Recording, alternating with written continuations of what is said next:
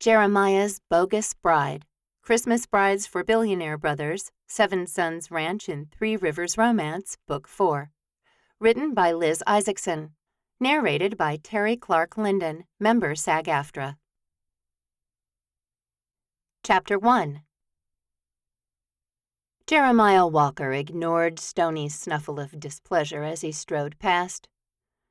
"I have to get to town, Stoney," he said over his shoulder, wondering when his life had been reduced to talking to horses.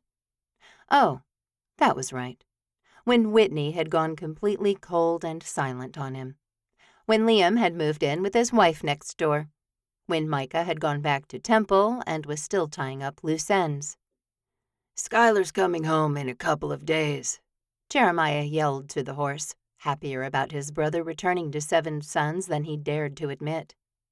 Wyatt had gone back to normal, and he still hadn't told anyone who he'd been sneaking off to see in the evenings. Jeremiah, of course, didn't ask.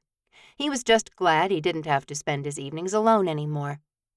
Those couple of weeks in January had been dark, dark days for him. But with Skylar home, and Wyatt, Jeremiah had something to look forward to again. Rhett and Evelyn had taken a springtime trip to the Texas Hill Country to see the wildflowers bloom, and they'd be home by the time Skylar was, too. Jeremiah had been planning a feast for the past week, and he needed to get to town to get the groceries. Orion and Dickie, Simon and Wallace would handle all the chores on Wednesday, and Jeremiah would spend the day in the kitchen. Excitement ran through him, another indicator that his life had reached a low point. Who was actually excited to spend the day laboring in the kitchen?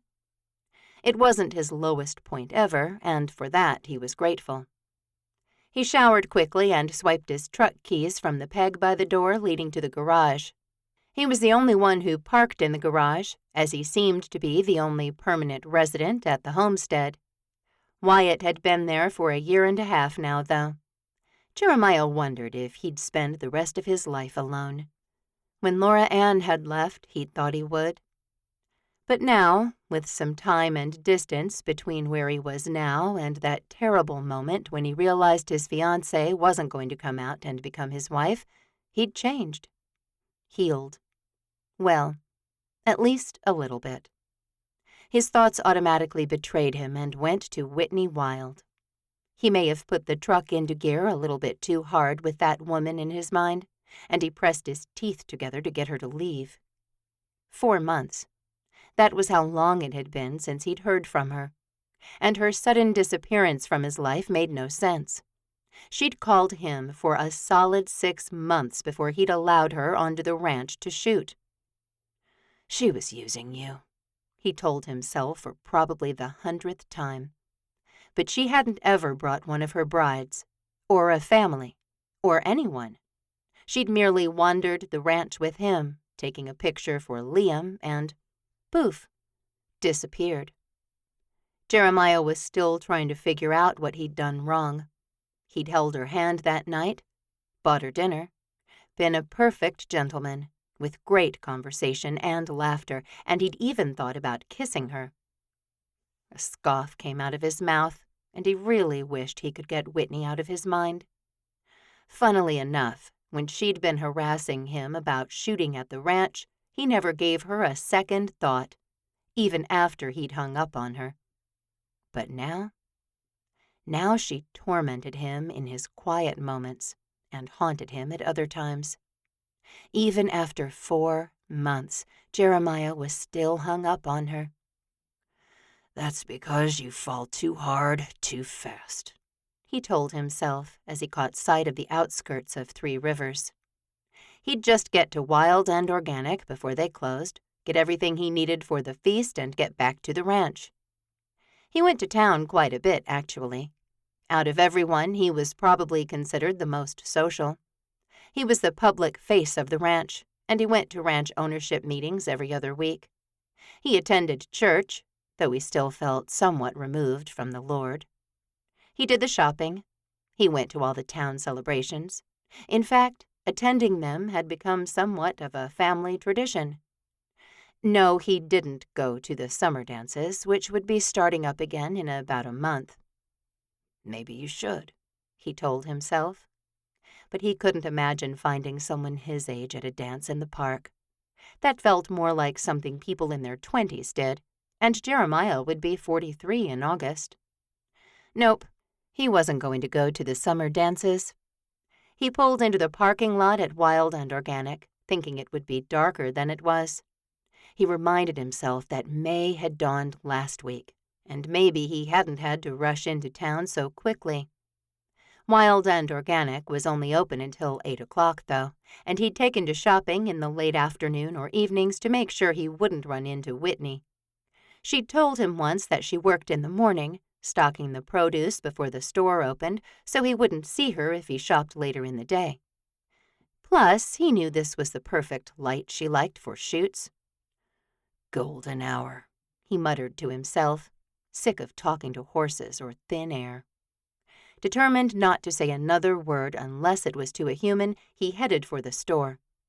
He had a long list that included premium cuts of meat and at least 20 produce items. He loved everything about Wild and Organic, and he wasn't surprised to see Molly, Whitney's mother, working the only register open. She didn't look toward Jeremiah, but she'd chat him up as she rang him out. He liked Molly a lot, and she hadn't acted differently toward Jeremiah in the last 4 months. Of course, no one had known about his relationship with Whitney, if it could even be classified as such. He selected his honey whole wheat bread, a round of sourdough, plenty of cheese and lunch meat, a huge rack of lamb, pounds and pounds of organic chicken and ground beef, and then moved over to the produce section. "Shoppers, Wild and Organic will be closing in 15 minutes. Please make your final selections and make your way to checkout 4. Jeremiah glanced up at the sound of the female voice, and he wondered how many people were still in the store. He hadn't seen many people, and he was the only one left in the produce section. Working quickly now, he finished up his list, adding a bottle of mayonnaise last and heading for the checkout. "Jeremiah," Molly said, that warm smile on her face. "How are you, darling?" "Just fine, ma'am." To his surprise, he found himself smiling. He supposed Molly couldn't control her daughter any more than Jeremiah could. "Looks like you're planning a big meal." "Yeah," Jeremiah said. "Skylar's coming home from college on Wednesday. Everyone's coming for dinner." "I hear you're a good cook," she said. "I'm decent," he said, though he knew he was a good cook. Movement caught his eye near the automatic doors. A dark-haired woman entered, and it took Jeremiah less than a blink to realize it was Whitney. He sucked in a breath. Molly said something, but he had no idea what. White noise sounded in his ears, and all he could do was stare. As if in slow motion, Whitney glanced in his direction. She didn't look long enough to truly see him, and she turned away a moment later, clearly not recognizing him. She set a basket on the ground and reached for a poster on the bulletin board near the exit. Somehow, without even knowing it, Jeremiah had walked away from Molly and toward Whitney. He breathed, and he got a nose full of Whitney's perfume. "Hey," he said. Whitney turned, barely looking at him. She jerked back to him, her eyes widening. "Jeremiah."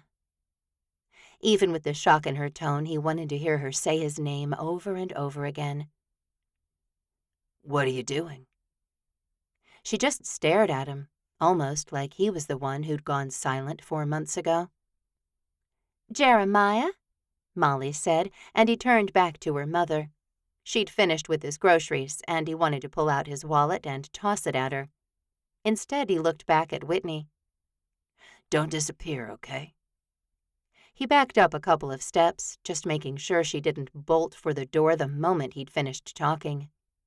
She didn't, and he returned to the checkout counter to pay for his cart full of groceries.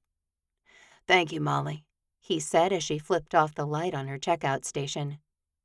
Jeremiah pushed his cart toward Whitney and watched as she stapled a new poster to the board. This one was the usual newborn picture. A darling, sleeping baby, probably only 5 or 6 days old. This one nestled among bright flowers. tulips, crocus, and bluebonnets, and tons of greenery. Vegetable greenery, kale, cabbage, and butter lettuce. "Do you know Lake Winters?" he asked, indicating the poster. Not well, she said evasively. "Why would anyone want a picture like that?" Whitney stood back and looked at the poster. She stepped down from the bulletin board a few feet and took down a flyer for a cooking class that had happened last weekend. If Jeremiah had known she'd be there, cleaning up the bulletin board, he wouldn't have come. Or maybe he would have made sure to come tonight. He honestly didn't know. I think they're sweet, she said. The baby photos. "I guess," Jeremiah said. "I think they're weird." He wished he could bite back the words. He didn't want to argue with her, or even disagree. He had so many questions for her, but he couldn't ask any of them with her mother only a few feet away and the store about to close. He pushed his cart behind her and leaned closer to her. "If I called, would you answer?" Before she could answer, the main lights in the store went out, leaving only the glowing light of emergency lights. You should go, she said, which wasn't the answer he wanted. He had so much more to say, but he simply did what she wanted.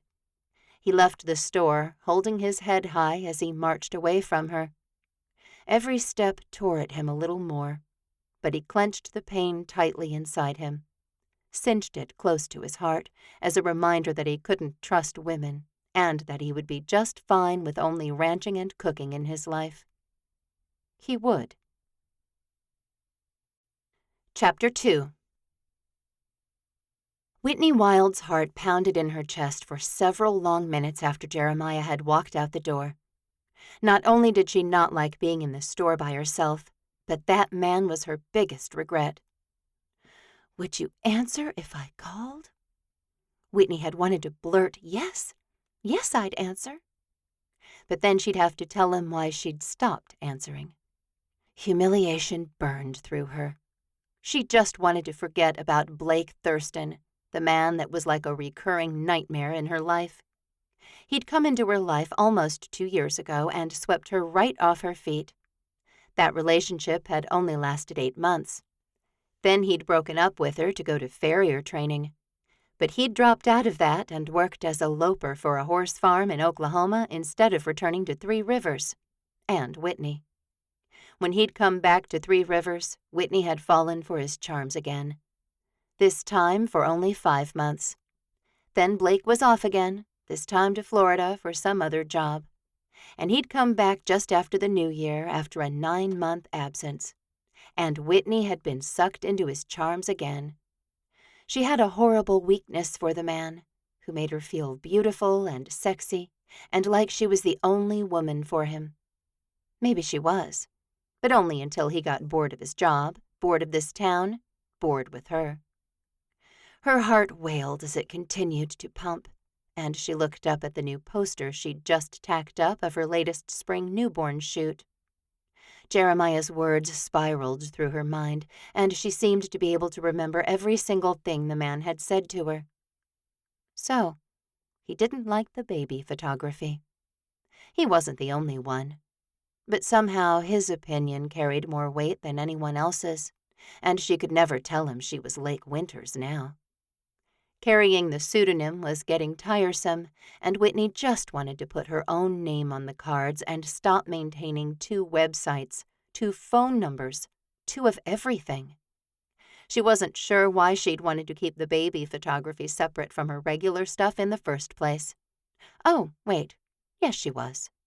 Blake had suggested it, and Whitney seemed to think everything the man said was made of pure magic. Whitney had done what he said. She wore what he liked. She laughed at everything he said. When he called, she answered. She hated the person she was when she was with Blake, and she was glad his time in Three Rivers had only lasted 11 weeks. Embarrassment and humiliation had kept her from texting Jeremiah, though she had a wedding that would be perfect if it were out at Seven Suns.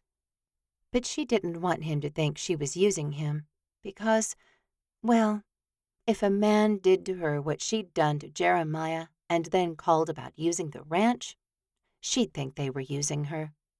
And Jeremiah was a smart man.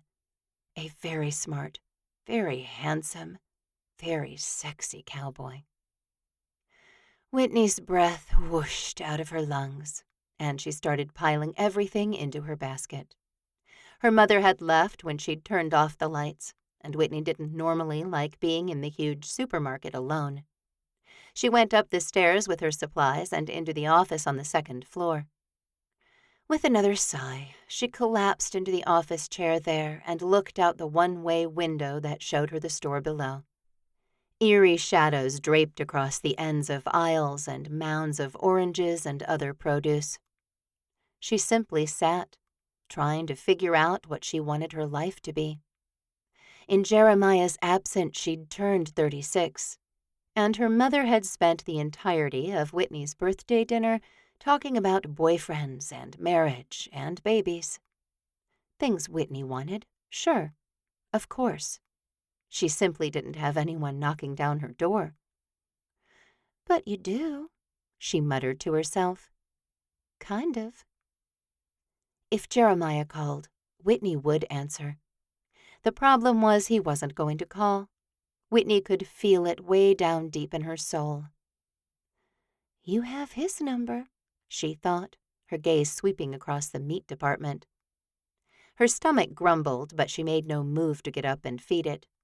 She didn't want to order another meal to be eaten alone, and she certainly wasn't going to cook tonight. She'd most likely drive through somewhere in town and eat it in her car, tossing the bag into the outside trash can on her way into the house. She'd sit in front of her computer and edit the senior picture she'd done yesterday. Exhaustion moved through her body because she'd booked 6 more seniors for that week alone. Tonight was the only night she didn't have anyone to shoot, and she had one in the morning on Saturday and one in the evening, too. She loved March, April, and most of May because she was so busy, but she hated them at the same time. Senior pictures and weddings paid her bills, though, and she didn't want to be ungrateful for the business the good Lord sent her. After all, if her photography couldn't pay the bills, she'd have to work at Wild and Organic full-time. While she loved her family, she sure didn't want to be here with her parents, her older sister, and one of her older brothers. No, thank you, Whitney thought.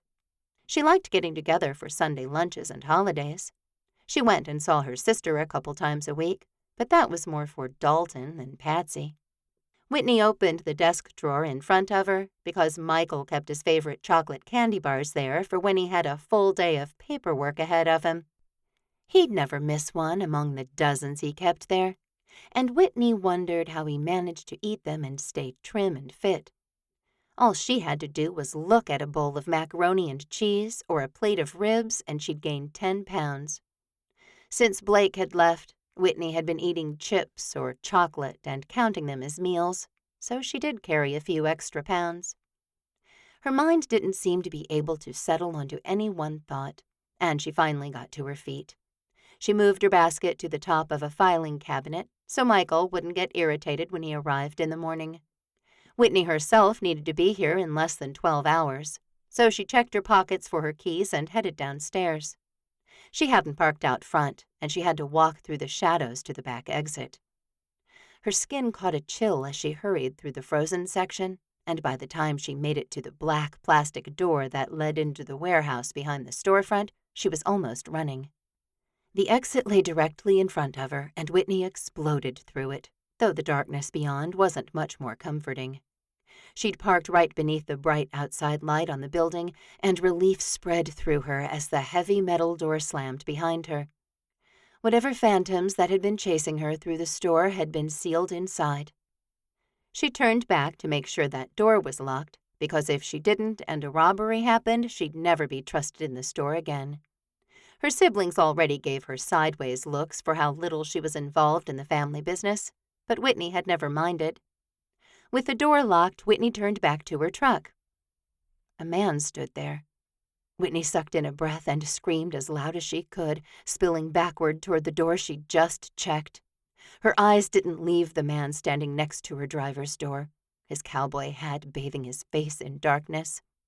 He lifted both hands and said, "Whoa, it's fine. It's just me." Even through her distress and the echoes of the screams, Whitney's brain connected the dots and, "Jeremiah?" came out of her mouth. "Sorry," he said. "Sorry." A nervous chuckle came out of his mouth. "You have no idea how long I sat in my truck, trying to decide if I should go on home or wait to talk to you." She pressed her palm against her chest and sagged against the door behind her. "Jeremiah," she said again, as if she needed to convince herself that it was him and not someone else. He hadn't taken a single step away from her truck, and a healthy distance remained between them. "I'm so sorry," he said. He closed his mouth and ducked his head in that adorable way he had, and Whitney straightened as a smile touched her mouth. Maybe her first smile in a long time, actually. "I'll let you get on home," he said. "I know you're busy right now." "How do you know I'm busy right now?" She took a step closer to him, then another one. It wasn't particularly cold outside, but she fought against a shiver. Maybe I spend too much time on social media." He raised his head and looked right at her. A thrill shot through her bloodstream with the sight of those beautiful, intense dark eyes holding onto hers. "You're right. I'm shooting a lot right now." "So if I maybe called during the day, it would be better?" "Did you circle the store and pull behind my truck to wait for me to ask me when you could call?" Whitney teased, glad when the ghost of a smile touched his lips. She'd never had the privilege of kissing that mouth, but oh, she wanted to. Thank goodness it was dark, and the light there threw shadows around because her face heated to a dangerous level. "You still stocking shelves here in the morning?" "I do the produce section," she said, stopping just out of reach from Jeremiah. Their whole relationship had been like that. He was always just out of her reach. But closer than he's been in a while, she thought. "I've told you that so many times," she said, shaking her head. "That's what I meant," he said. "What time do you finish filling up the produce section?" "Before we open," she said. "Daddy wants everything pristine for the very first customer. Michael has adopted that stance. With only a couple of other grocery stores in town, Wild and Organic didn't have a lot of competition, but her family wanted to provide the best experience. I usually have to work in the back a little bit before I'm really done." "So 10:30? "Closer to 11 before I leave here." Jeremiah leaned against her truck like he wasn't going anywhere. "Do you always come tearing out the back door, like the devil himself is chasing you?" Whitney heard all the flirtation in his voice, and if she could see those eyes more clearly, they'd be sparkling like pure diamonds. "Yes," she said simply. "Mm-hmm," Jeremiah said. "Well, maybe I'll call tomorrow then." He straightened and held her gaze for one more moment before circling toward the hood of her truck.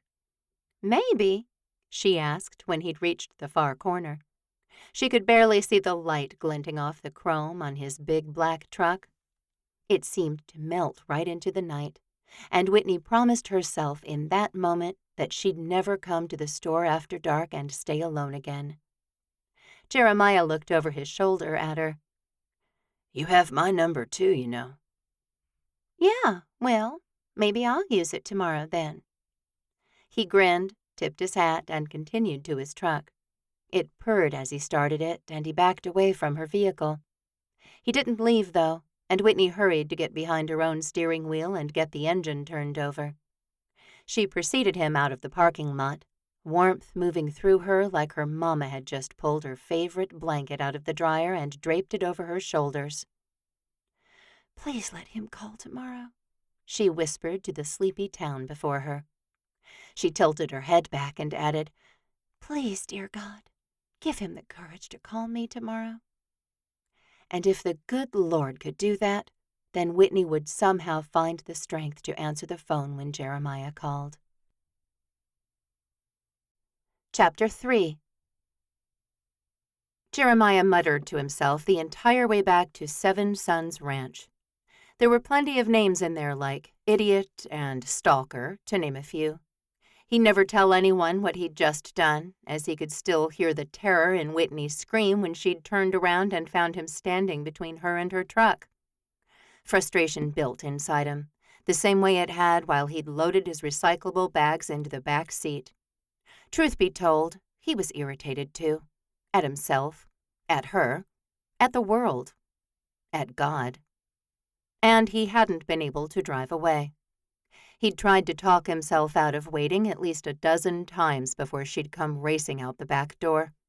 She'd stopped as suddenly as she'd appeared, and by the time she'd checked the lock on the door, Jeremiah had slid from his truck and rounded hers. I didn't even know she had a truck, he said to himself as he turned off the main highway. Of course, he hadn't spoken to the woman in almost 4 months, so there was probably a lot he didn't know. Like why she cut you out of her life, he said, and then sort of talked to you in the store, and then flirted with you in the parking lot. At least Jeremiah had thought Whitney had been flirting with him. He hadn't been in the dating pool for a while. In fact, he didn't even own a pair of swimming trunks to get near the pool. Whitney had been the only woman he'd even remotely felt anything for in years, and her disappearance from his life had set him all the way back to the day he'd been left at the altar. His thoughts had been circling so many damaging thoughts, and the stories he told himself about who he was and what he could be for someone else had turned dangerous. He'd started driving to town to meet with Tug Wagstaff, a counselor who'd helped Jeremiah start to change some of his damaging thought patterns. Broken ran through his mind as he eased his truck past Wyatt's. At least his brother was home tonight. He had never said where he'd disappeared to earlier this year, and as far as Jeremiah knew, Wyatt wasn't dating anyone. And Jeremiah didn't feel as broken as he had previously. He still wasn't sure God cared all that much about him, but he and Tug didn't base his mental health on his faith, something Jeremiah was actually grateful for. He still went to church with his brothers and their wives, those that had them. But Jeremiah simply wasn't sure if he'd ever be able to feel the calming influence of the Lord in his life again. Wyatt opened the garage door leading into the house before Jeremiah had even come out of the house. There you are. I was just about to call the police. You haven't even called me, Jeremiah said, grabbing his phone and glancing at it. Nope, no missed calls. He wondered what his pulse would do if the screen lit up and Whitney's name and picture sat there. He put the thoughts away because Dr. Wagstaff had encouraged him not to live inside of ifs. It was good advice for Jeremiah, because then he wouldn't have to think about what might happen if he allowed another woman into his life, into his heart, onto his ranch, which had become Jeremiah's sanctuary from the rest of the world. I was about to, Wyatt said. Liam called and said he's making toasted marshmallow ice cream, and we should head next door whenever we want. Help me with the groceries, Jeremiah said, and we'll go. He opened the back door and started handing his brother a couple of bags. Together they took everything inside, and Jeremiah automatically looked for Penny to come greet him. The cattle dog didn't. Rhett brought her out to the ranch most days, but she didn't live here anymore, and Jeremiah missed her. He'd known he missed the dog for months now, but he'd been so busy doing other things with his time and mental energy that he hadn't done anything about it. I'm going to head into town and get a dog tomorrow, Jeremiah said. You want to come? You want a dog tomorrow? I think it's time. Jeremiah pulled out the milk he'd bought. Well, go to the animal shelter if you want. Boone'll have something for you. But if you want, there's a cowboy out at 3 Rivers who has blue heeler puppies. He might have 1 or 2 left. A blue heeler? Jeremiah asked. Don't know anything about them. They're kettle dogs, Wyatt said. Love to run. Need to be working. We do plenty of that here. Yep. I'll talk to Bennett if you want. I don't know how much he's charging. Yeah, I might not be able to afford it, Jeremiah joked, shaking his head. Yeah, talk to him. I'll call him right now. Wyatt probably just didn't want to help put away the groceries. He got annoyed when Jeremiah moved where he put the pudding mix or when he put the cucumbers in the bottom drawer after Wyatt had put them in the top one. So, fair enough. Jeremiah liked things in a certain place, and he did do 99% of the cooking in the homestead. Wyatt stepped away while Jeremiah continued unpacking produce and meat. Hey, you Bennett, Wyatt said. My brother wants one of your pups. Do you have any left? Jeremiah kept one ear on the conversation as Wyatt said, A boy and a girl. I'll ask him. Both, Jeremiah said without thinking. You want them both? The surprise on Wyatt's face wasn't hard to find. Yes, Jeremiah said. If he'll let me have both of them, I'll take them. Wyatt went back to Bennett, and only 2 minutes later he said, Great, I'll bring you the money tomorrow. When can you pick them up? He gave Jeremiah a thumbs up. End of the month. Right. Thanks, Ben. He hung up and said, You got 'em both. He grinned at his brother. Look at you, getting 2 dogs. Wyatt chuckled and cocked his head. What happened in town? Nothing, Jeremiah said quickly. I went grocery shopping. Wyatt picked up a container of organic chicken stock Jeremiah bought from the butcher. It really was so much better than anything put in a can. Wild and organic. Interesting. I shop there every week, Jeremiah said, practically ripping the box of chicken stock from Wyatt's hands. Did you see anyone there tonight? It was late, he said. I was practically the only one in the store. I see. Jeremiah sucked in everything he wanted to say. He didn't want to argue with Wyatt, and he didn't want to extend the conversation. Skylar's leaving Amarillo about 10 on Wednesday, he said, clearly changing the topic. Which means it'll be closer to noon, Wyatt said with a chuckle. Yeah, probably. Even Jeremiah could laugh about his younger brother's tardiness. But I'm pretty sure he said he had to be out of his apartment by 10. Oh, he'll charm the checkout student and maybe give her $50 and then start throwing everything he owns in boxes. The two of them laughed heartily after that, and Jeremiah finished putting everything away. He hadn't eaten dinner yet, but it was already late, and he went with Wyatt over to the Shining Star Ranch where Liam lived with Callie now. The scent of fiery, toasty marshmallows filled the house, and Jeremiah took a deep breath as he walked through the front door. We're here, Wyatt called, and Jeremiah needed to remember to do that. He loved Callie and Liam, but he didn't need to walk in on them making out again. The first time had been enough, and he'd done it a few more times since. In the kitchen, Liam called, and Wyatt and Jeremiah walked past the office and formal living room at the front of the house. Happiness spread through Jeremiah when he arrived in the kitchen. The whole house had been remodeled only a few months ago, and Jeremiah had done a lot of the work. Rather, he'd overseen the work, which was just as hard as lifting a hammer. The island in the kitchen was covered with treats, from shredded coconut to hot fudge to graham cracker crumbles. Liam really was a genius with desserts. He didn't cook much, but he made a killer last course. I love you, Jeremiah said. Rough day? Callie stepped next to him, and he put his arm around her easily. A little, he said, because he was really trying to be truthful about how he felt. Another tactic from his therapist. He was also supposed to record how many hours he slept each night, and it was depressing to see the low numbers. Just tired. She leaned into and stepped away. Jeremiah didn't blame her. She was married to his brother after all. He harbored absolutely zero romantic feelings toward the woman, and he never had. But she had been his first friend in 3 Rivers, and they'd had a special friendship. But he would never do anything to hurt one of his brothers or Callie.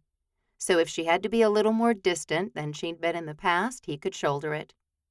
He was tired, and he didn't feel like talking, so gratitude streamed through him as Wyatt started up a story about something one of the Ackerman kids had done out at Three Rivers Ranch that day. Jeremiah could laugh as he ate a delicious bowl of ice cream that tasted just like the s'mores he'd enjoyed as a kid. By the time he got home, he was ready for the solace of the master suite in the homestead. It was a huge room, way more room than one man needed, but Jeremiah never felt like the room was too big for him.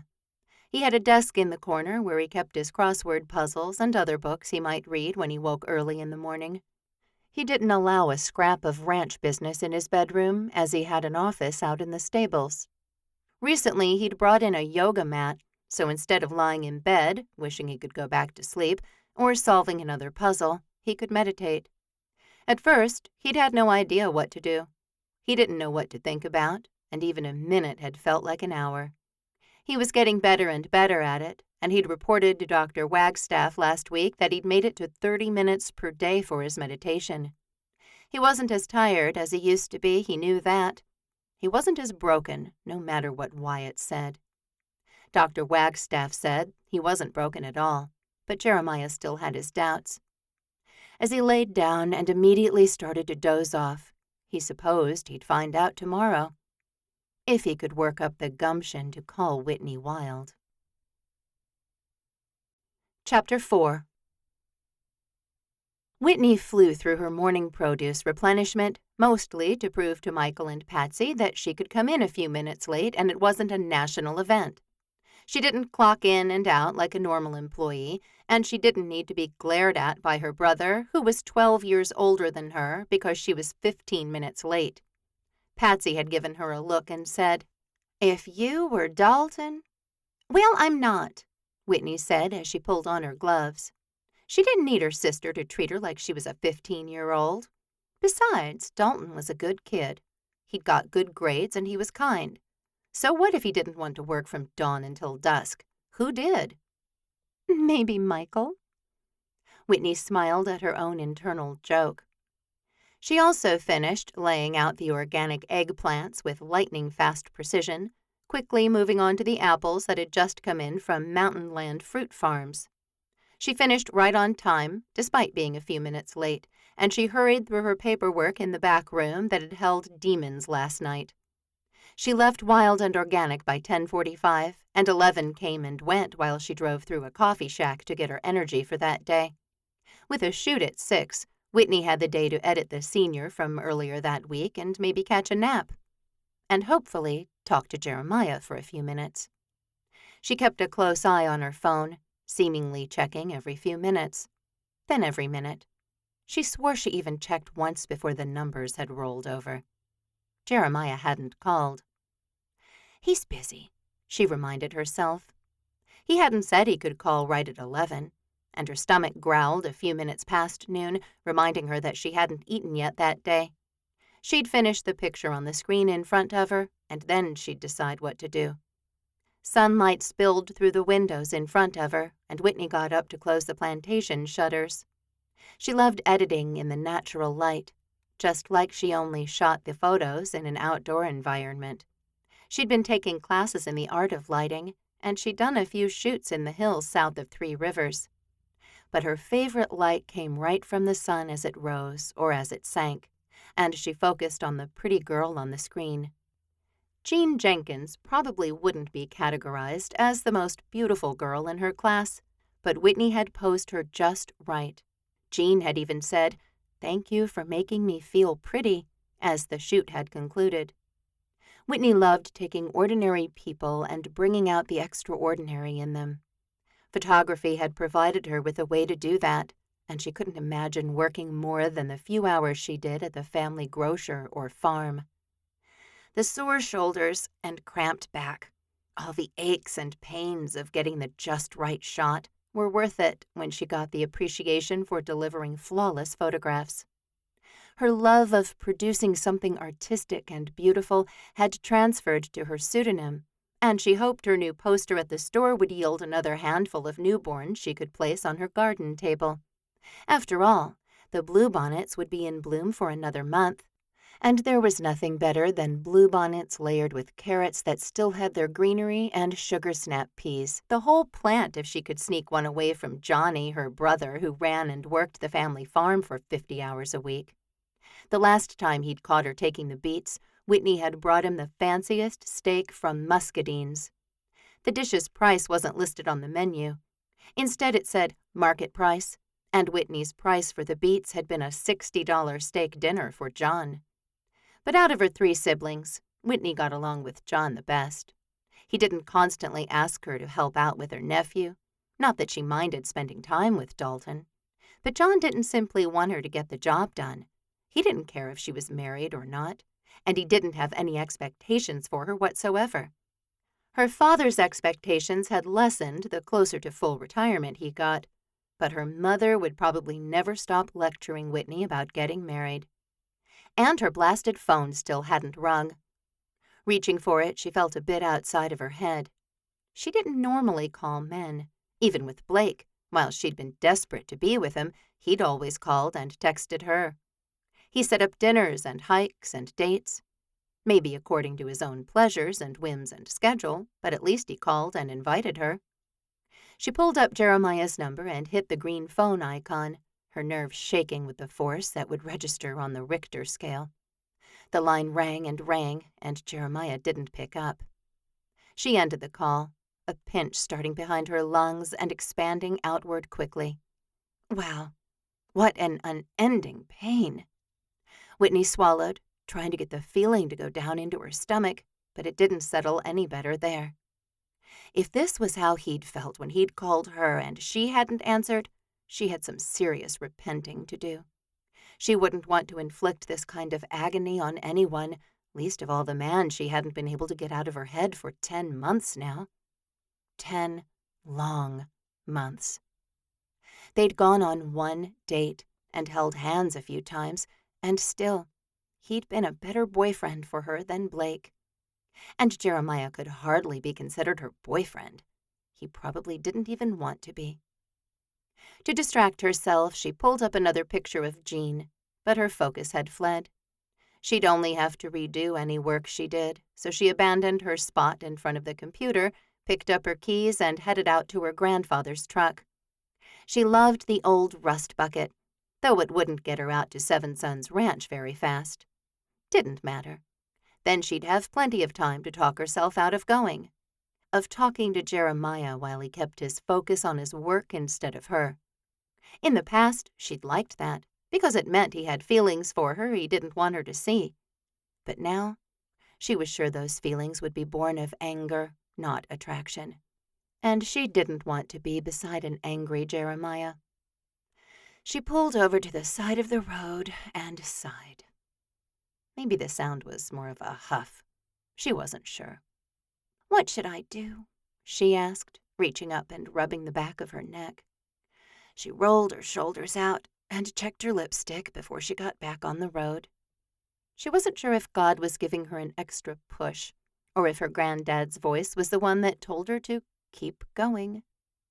The whisper that ran through her mind often sounded like his aged, raspy voice, and a keen sense of missing him hit her in the back of her throat. She tried to swallow it away, too, but it didn't even go down. So Whitney let herself remember the man who'd always loved her, who'd learned how to text so he could ask to see pictures of any newborn pictures she'd done lately. Granddad had been alone for a decade after Gran's death, and Whitney had gone to see him at least 4 times a week.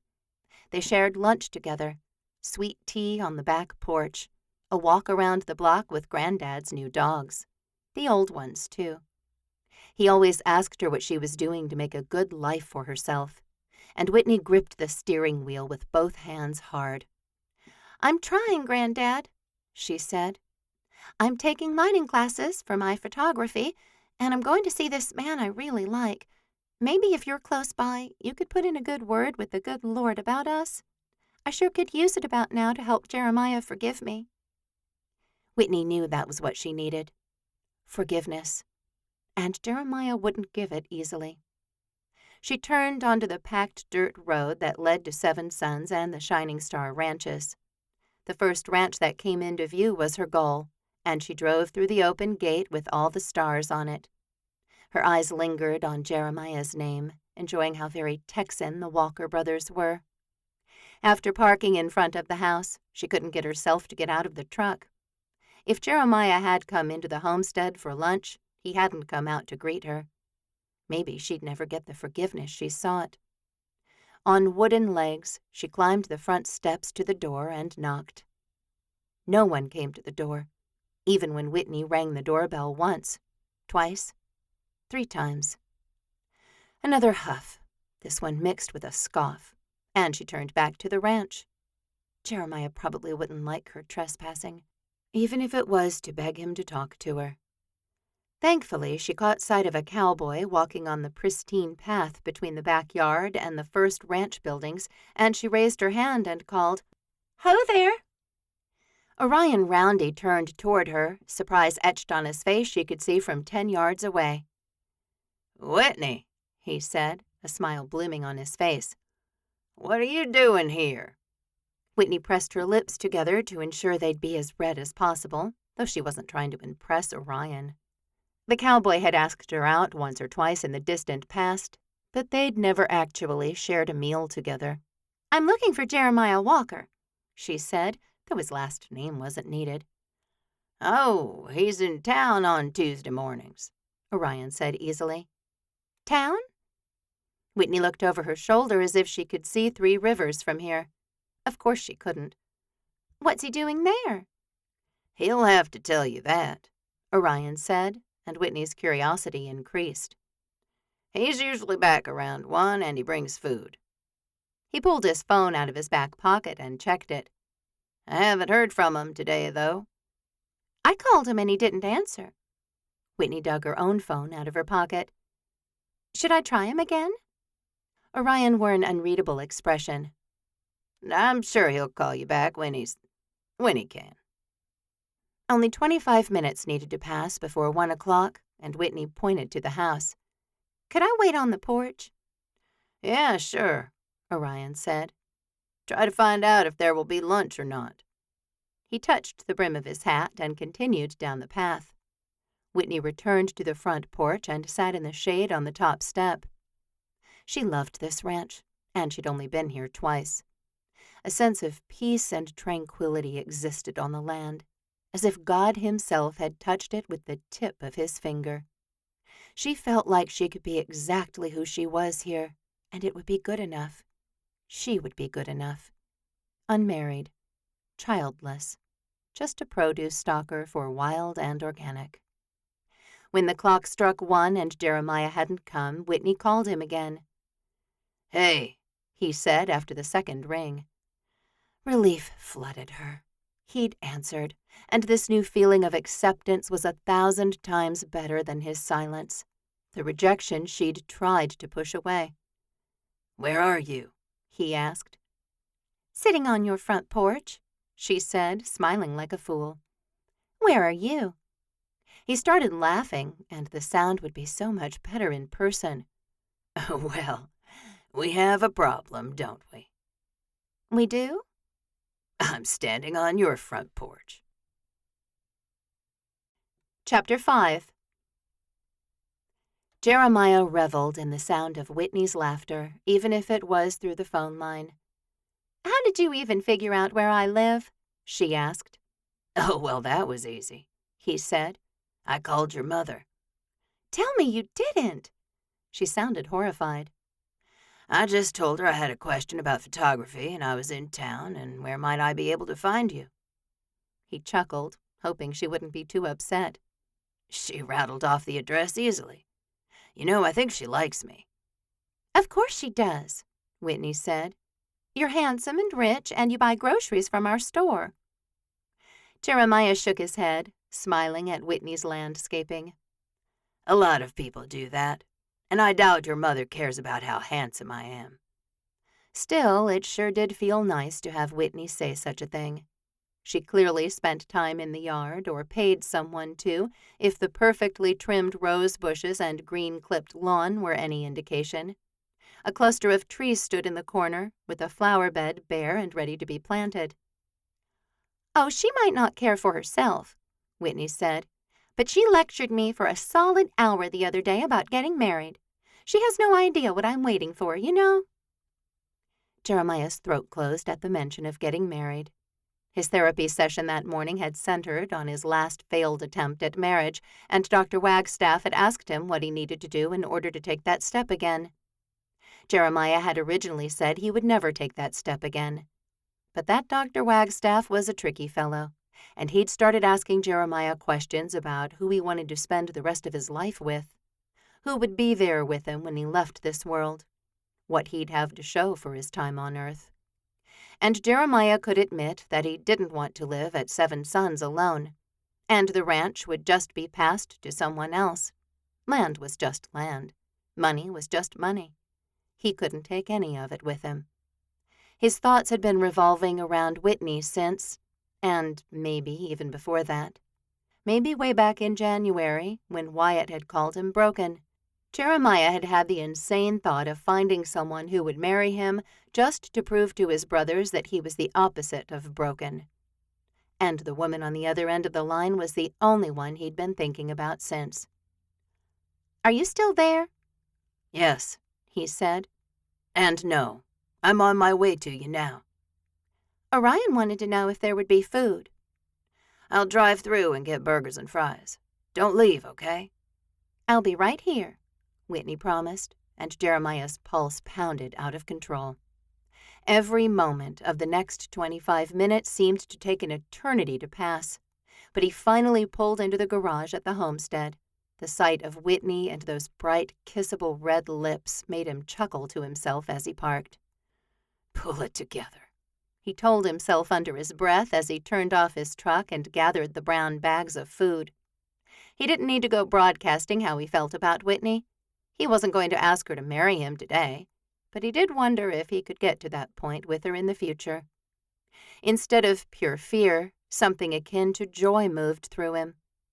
For the first time in almost 4 years, Jeremiah could see himself with a woman again, taking risks, learning to love all over again, becoming vulnerable.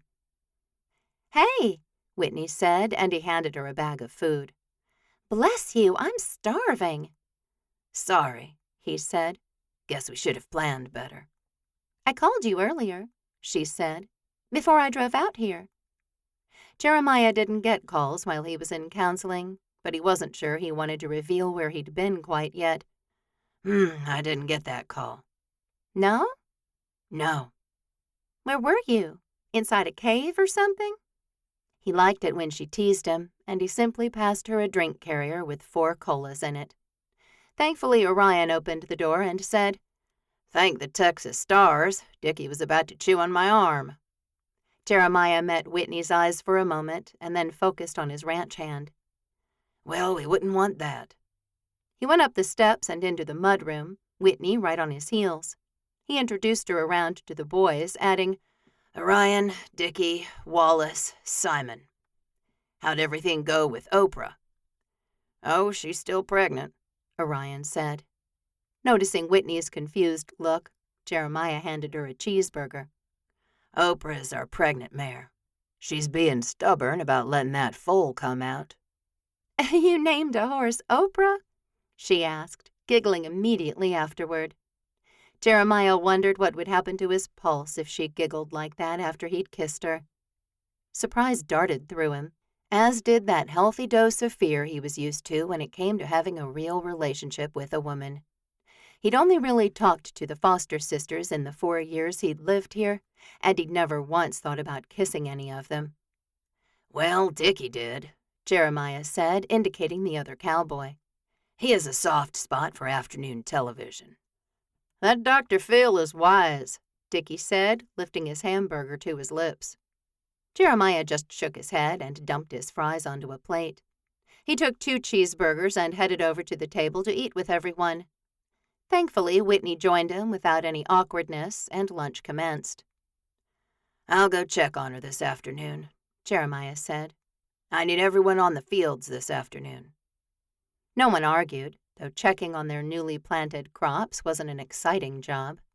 They needed to make sure their watering systems worked and things were growing properly and that the planting had gone as planned. "Just a couple more days," he said. "Then we'll be back to regular chores." He glanced at Whitney, who simply gazed at him like he was solving the world's hunger problems one cornfield at a time. He wasn't, but in that moment, Jeremiah felt like he could conquer the world. He looked away, and Wallace ate like he hadn't eaten in days, so he was finished. "I'm going now," he said. "Remember I have that thing tonight?" He met Jeremiah's eyes, who nodded. "Thing?" Orion asked. "That's so specific." "We all have things," Jeremiah said, switching his gaze to his foreman. He was the only one who knew where Jeremiah went on Tuesday mornings, and he wondered what Orion had told Whitney.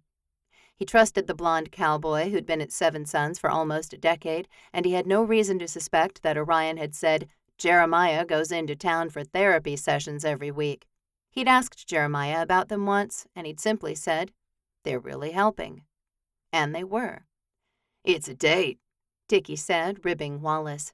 "with Molly Schuyler." "No," Orion said, his voice awed. "Is that true?" He looked at Wallace. "I mean, maybe." Wallace grinned, so his secret was definitely out. "Wow," Orion said, looking around at the other cowboys. "I'm impressed. She doesn't go out with anyone." "No," Wallace said. "She didn't want to go out with you." "Oh," Dickie said, laughing loudly. All the cowboys did, even Simon, who was a little more reserved than the other boys, and Jeremiah joined in as well. Lunch broke up then, though he'd only eaten one of his cheeseburgers. He watched the boys go out the back door, leaving him and Whitney alone. "They're fun," she said. "Are they?" Jeremiah unwrapped his burger, wondering what her definition of fun was. Sitting around while a few cowboys joked and teased each other didn't really seem like his version of fun, but he had enjoyed eating lunch with them on Tuesdays for the past few months. Anything where he got to have real adult interactions with other human beings was good for Jeremiah's soul, and once again toyed with the idea of going to the summer dances when they started up at the end of the month. One glance at Whitney, and that idea was out. Completely. "I like them," she said. "You like everyone and everything that's a bit special," he said. Her expression grew serious. "What does that mean?" "It means you have a good heart," he said, a measure of embarrassment slipping through him. "And you don't mind the oddballs." She ducked her head, smiling. "Maybe that's true." Several beats of silence passed, and Jeremiah finished his cheeseburger. "Look, I didn't mean to say anything about the baby photography," he said. "What?" "I mean, that lady who does the vegetables and babies. She must be a friend of yours." "She is." "I didn't mean to say anything mean about it. It's good photography." "Was that your photography question?" she asked, leaning forward onto her elbows, a flirtatious look dancing across her face now. He laughed and shook his head. "No, I didn't actually have a photography question. You knew that, right?" Whitney nodded, oh so slowly. "I need to apologize, too." "Yeah? For what?" "Not answering you." She swallowed, those big dark eyes almost swallowing his whole soul when they were mournful. "When I called you earlier and you didn't answer, wow." She shook her head, her dark hair swaying slightly. "That hurt, and I'm sorry if I made you feel like that." Jeremiah experienced the tightness in his chest, the helplessness, the anger that had come when Whitney hadn't picked up his calls or answered his texts. He nodded, the only acceptance of her apology he could muster. He got up and picked up her plate, then his. He slid the trash into the garbage can and set the plates in the sink, his mind telling him to confide in her about where he'd been that morning, but his heart screaming out a warning to keep his secrets. Secrets. How he hated those. "How about a deal?" he asked. "A deal?" Whitney got up and joined him, the island separating them. You want to walk around to the ranch? See what spring is like out here? He rounded the island and extended his hand toward her. She put her fingers through his, and all the things in Jeremiah's life that had been skewed suddenly aligned. A sigh physically passed through him, and he couldn't help smiling. Here's the deal, he said when they got to the back door. The air outside wasn't superheated today the way it would be in July, August, and September, and for that Jeremiah was grateful. I'll tell you why I didn't answer this morning, if you'll tell me why you disappeared in January. Whitney stayed silent as they crossed the deck and went down the steps to the lawn. She said nothing as they left the homestead behind and stepped onto the ranch. "All right," she said. "You have yourself a deal." She looked at him. "You go first." Jeremiah suddenly needed a lot of steps to find the right words for her. He took her out to the horse pasture where Lightfoot and Stony snacked on grass. All right. I couldn't answer because I actually put my phone in a locker during my counseling sessions. It's a device-free zone. He looked at her. So many things now laid open, at least for him. Your turn. She blinked, clearly not expecting him to say that. My turn? You're in counseling? Yes, he said simply. For what? Oh, she didn't get to know about Laura Ann and the failed wedding yet. That wasn't part of the deal. Will I get to find out? Depends on how long you stick around this time, he said, not intending to be unkind. He still saw her face fall. Sorry, he muttered. No, she said, her voice pitched a bit high. No, I deserve that. He took a butterscotch candy out of his pocket and unwrapped it, waiting for Whitney to take her turn and tell him why she'd cut him out of her life 4 months ago. She took a deep breath, as if she'd start talking, but then she didn't. Whenever you're ready, he said, withdrawing another candy for Lightfoot, who'd been slower than Stony in coming over to the fence for a sweet. Chapter 6. Whitney wanted one of the treats from Jeremiah's pocket. She reached over, palm up, and he placed a wrapped peppermint in her hand without comment. He really was too good for her. And what would he think when she told him the truth? She thought about making something up, but her brain spun, unable to land on any one story that sounded reasonable. Plus, she didn't want to lie to him. She knew from experience that good relationships weren't formed on a foundation of untruths. There's this guy, she started, wishing she'd chosen any other way to begin. My former boyfriend, I guess. He seems to come in and out of my life whenever he wants, and... She shrugged. For some reason, I let him. Jeremiah said nothing, and when Whitney dared to look at him, she found him studying the horizon.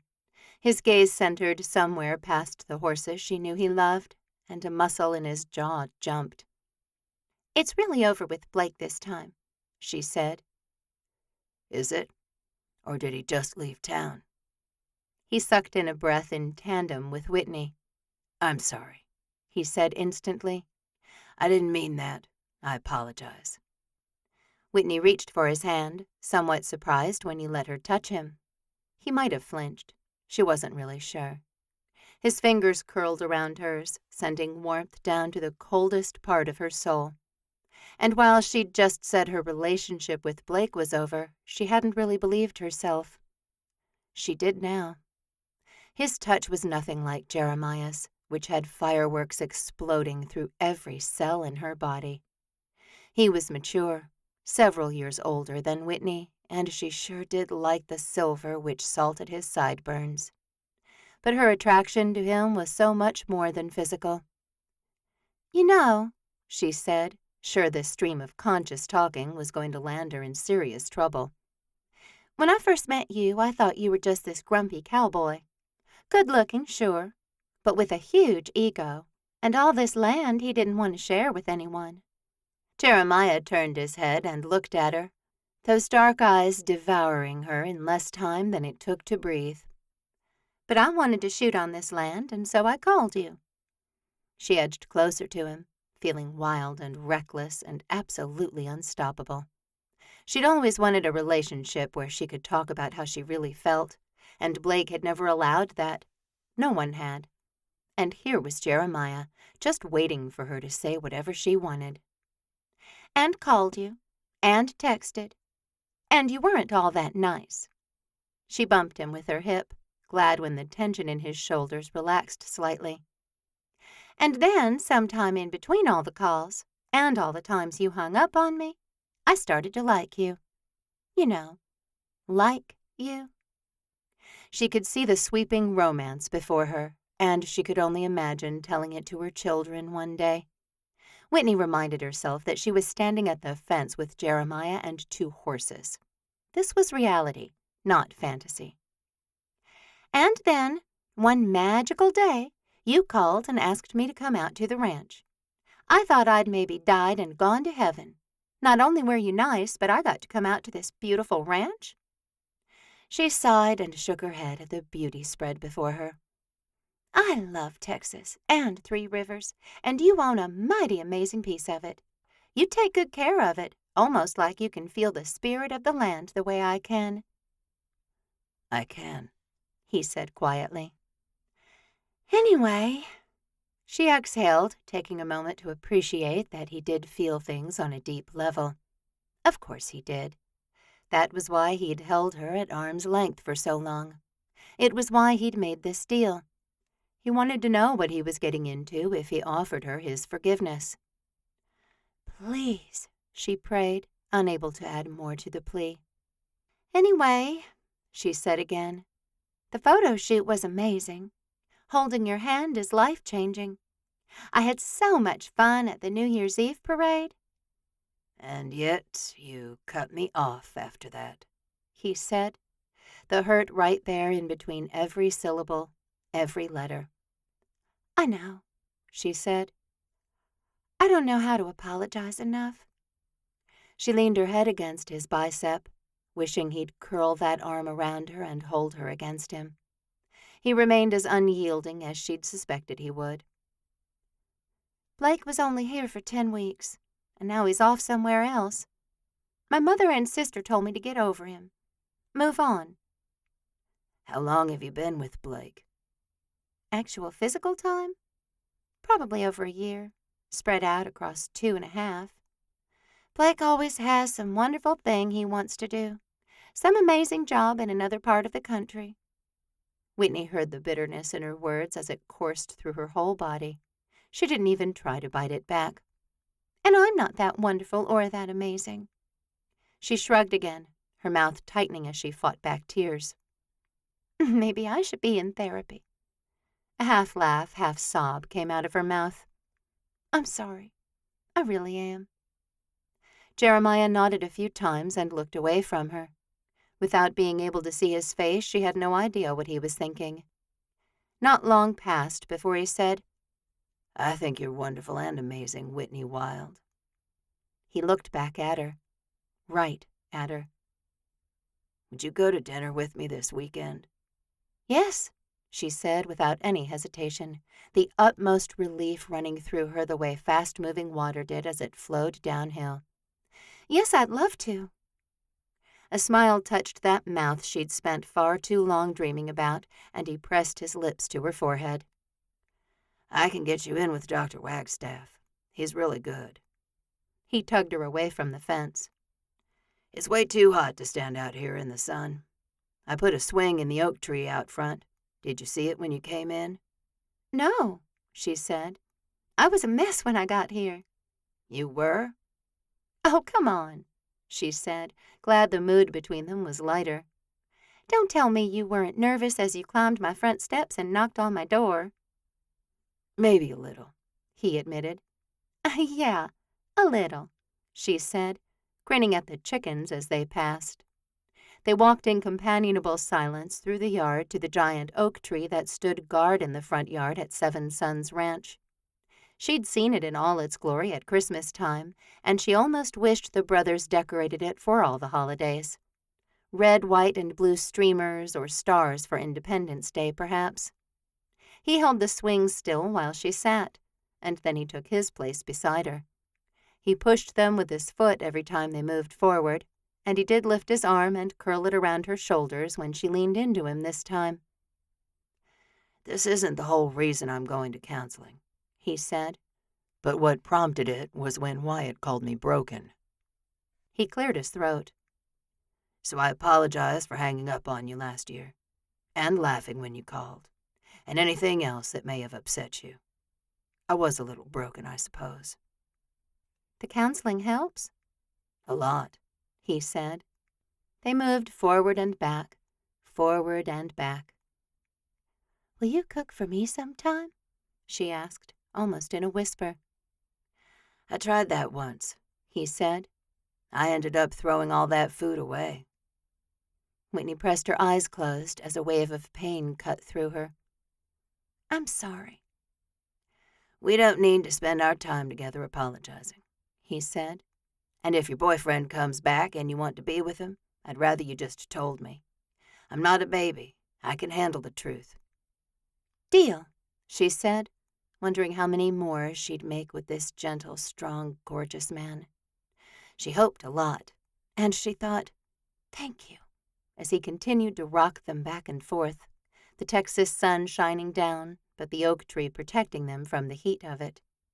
And inside the circle of Jeremiah Walker's arms, Whitney felt protected from everything that could possibly go wrong, ever. She felt safe. She felt cherished. And it had been a long, long time that she'd felt any of those things. "Hey, Dalt," Whitney said as she walked into her sister's house. "Where you at?" "He's in the backyard," Billy said from her spot in the giant beanbag. She held a screen in front of her face and didn't look at Whitney as she walked by. "Heya, Bill," she said. "Oh, wait, Aunt Whitney?" She launched herself out of the beanbag, an earnest look on her face. "Yeah?" Whitney paused before entering the kitchen, where she'd continue to the backyard. She should have gone straight there in the first place. She knew Dalton hated being in the house when his mother was home. Whitney wasn't too happy with Patsy at the moment either, so she understood how her nephew felt. "Mama said I should ask you to come take some pictures at youth group next week." Of course she did, Whitney thought. "What for?" she asked, keeping all the weariness out of her voice. People were forever asking her to take pictures for this or that or the other. "Just for group," Billy said. "Headshots? It'd be an hour." "Plus editing."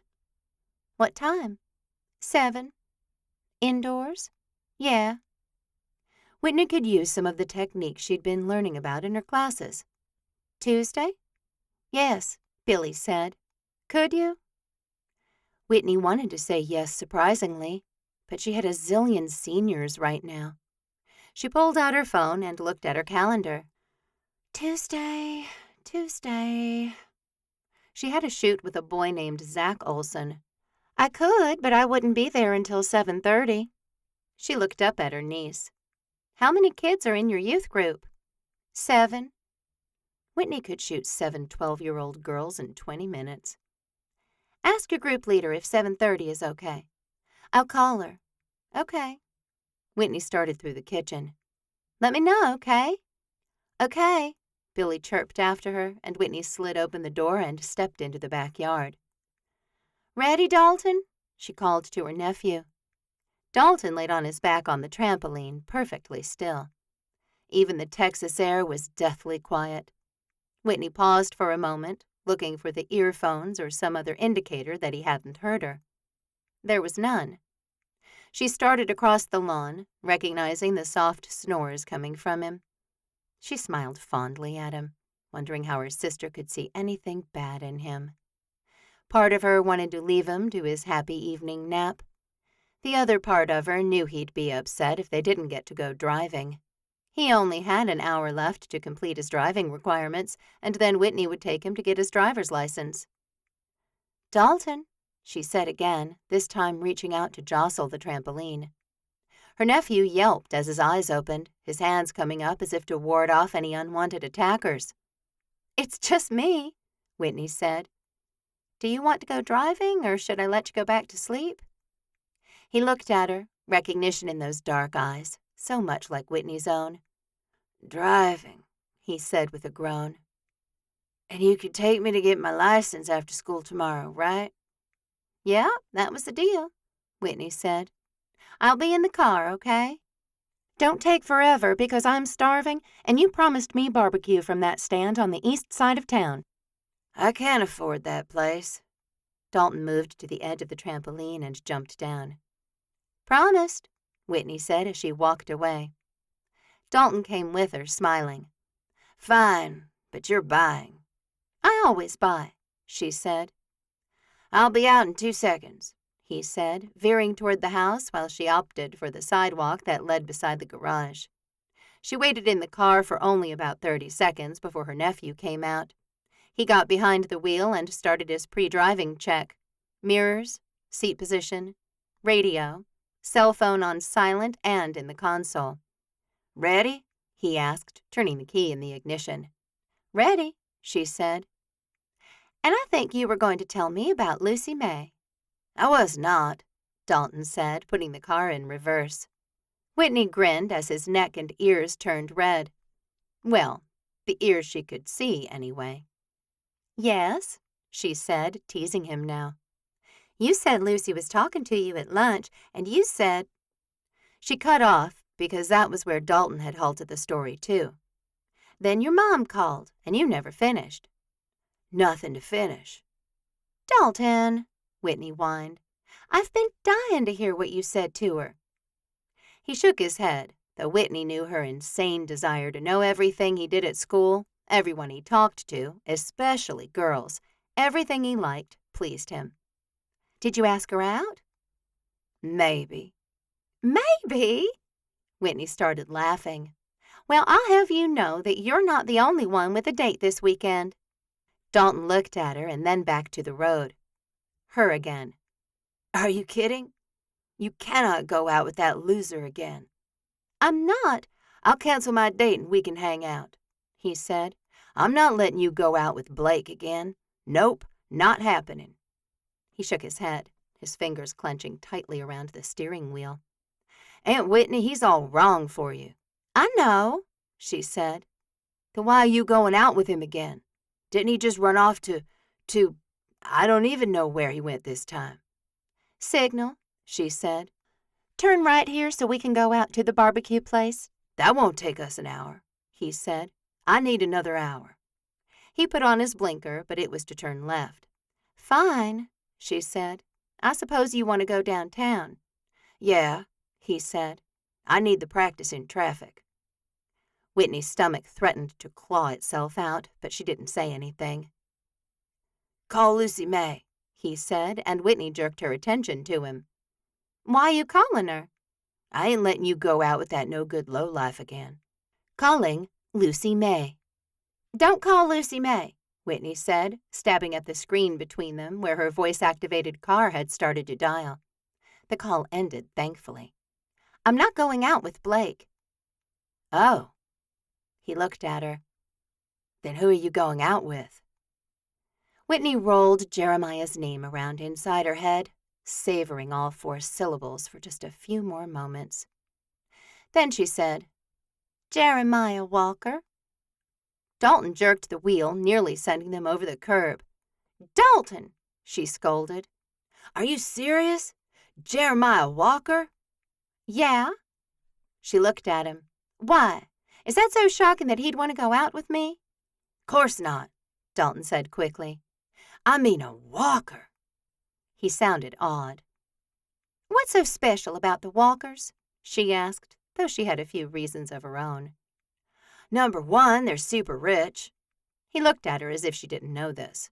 "Number 2, Wyatt Walker is like the ultimate cowboy. Did you know he's won more rodeo championships than anyone ever? In roping, bronc riding, and bull riding? He's like a legend." "I said Jeremiah," she said. "Not Wyatt, though I could probably introduce you to him." "Really?" Dalton nearly careened into oncoming traffic this time. "Could you? Don't kill us," she said.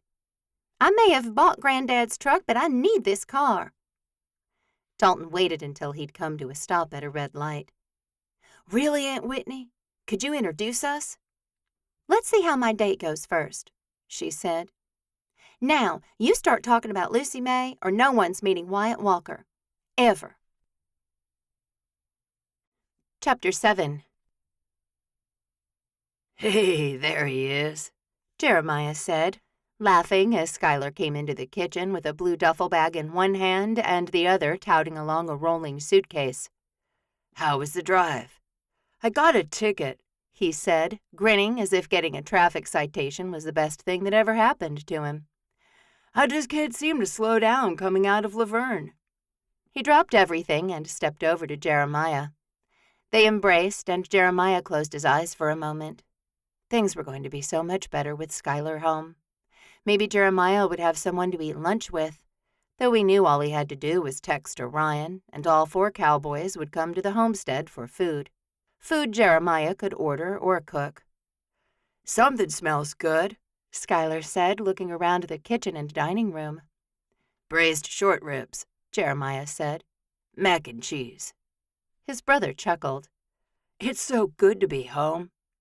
He did look relieved, and Jeremiah wondered if college life wasn't everything Schuyler wanted it to be. He'd only been gone for 1 semester, but he certainly had enough money to eat well. He didn't have to be the starving student most others were. "How are things going?" he asked, watching Schuyler's face. "With school and stuff." "Good," he said, putting a smile on his face. "Fine." He didn't look directly at Jeremiah, though, which meant something was definitely off. "You seeing anyone in Amarillo?" Jeremiah asked. Schuyler's face took on a completely new glow. "Tons of people." Jeremiah rolled his eyes and shook his head. "Forget I asked." Schuyler let loose with a loud laugh. "Hey, it's good to be single among so many younger women." "Do they know you're 35 years old?" In Jeremiah's opinion, that was way too old for a 21-year-old. Heck, some of those women were only 18. They were girls. "Don't ask, don't tell," he said with a wicked grin. "You're ridiculous," Jeremiah said, honestly not understanding Schuyler at all. How could he not be serious about who he went out with? Why was it a party to him? Jeremiah turned away from his brother and said, "Want help unloading?" "Yeah, sure." Before they could go back out to Schuyler's truck, the back door opened. Rhett and Liam walked through it, and another chorus of "You're back" and "It's so good to see you" filled the kitchen. Jeremiah hugged Rhett, too, who'd been away for a few weeks as he and Evelyn went on one last trip before their baby came. "How was the hill country?" "Spectacular," Rhett said. "I'm thinking of buying something down there." "Something?" Jeremiah asked. "Like a small something or a big something?" "A big something," he said. "There are entire ranches full of miniature horses. The land is beautiful. Gorgeous. You'd love it there." "I'm not going to the hill country," Jeremiah said, his voice maybe on the barky side of things. Rhett simply grinned at him. "Oh, me either. I'm just saying." What was he saying? Jeremiah honestly didn't know. "Let's go help Schuyler get unloaded," he said, and the work was easy with 4 of them instead of just 2. Jeremiah put his suitcases and boxes in the room he'd been in before, when he'd lived here for only a month. "Micah's not here?" he asked, glancing at the empty room in the quad that took up the entire west wing of the homestead. The twins' room was likewise empty now that Liam and Callie were married, and Tripp had that big estate on the east side of town. Rhett had been gone for a long time, and Wyatt and Jeremiah had bedrooms kitty-corner from one another. "No," Jeremiah said, a pull of sadness moving through him. "He said he had some loose ends to tie up in Temple. I just don't think he knew how loose." "What's the problem?" Liam asked. "It's a who," Jeremiah said. Her name is Stephanie." "Oh, boy," Rhett said. "Maybe I should call him," Liam said. "I mean, I had a hard time leaving Austin because of a woman." "You do that," Jeremiah said. "He doesn't listen to me." "Like he's going to listen to me," Liam said with a scoff. "Rhett should call. He's the oldest." "And say what?" "Whatever," Jeremiah said. But if he were Rhett, he wouldn't call either. Micah was a good man, a fine brother, but he'd always marched to a different beat. He did what he wanted, when he wanted to do it. Their mother had often said, "Oh, it's just Micah. He'll come around to my way of thinking soon enough." And that was that. Everything had to be his idea or it wasn't worth doing. "Wyatt should do it," Rhett said. "They're the closest." The brothers continued squabbling as they went back into the kitchen. Jeremiah began to make coffee, enjoying the new life that had entered the homestead the moment another Walker had. He grinned around at everyone so much that Liam finally asked, "What is wrong with you?" "Nothing," he said quickly, straightening and bringing his coffee mug to his lips to hide the smile. Liam glared and cocked his head, his eyes narrowing. "How's your project?" Jeremiah asked. "Something's going on." Liam ignored his question entirely.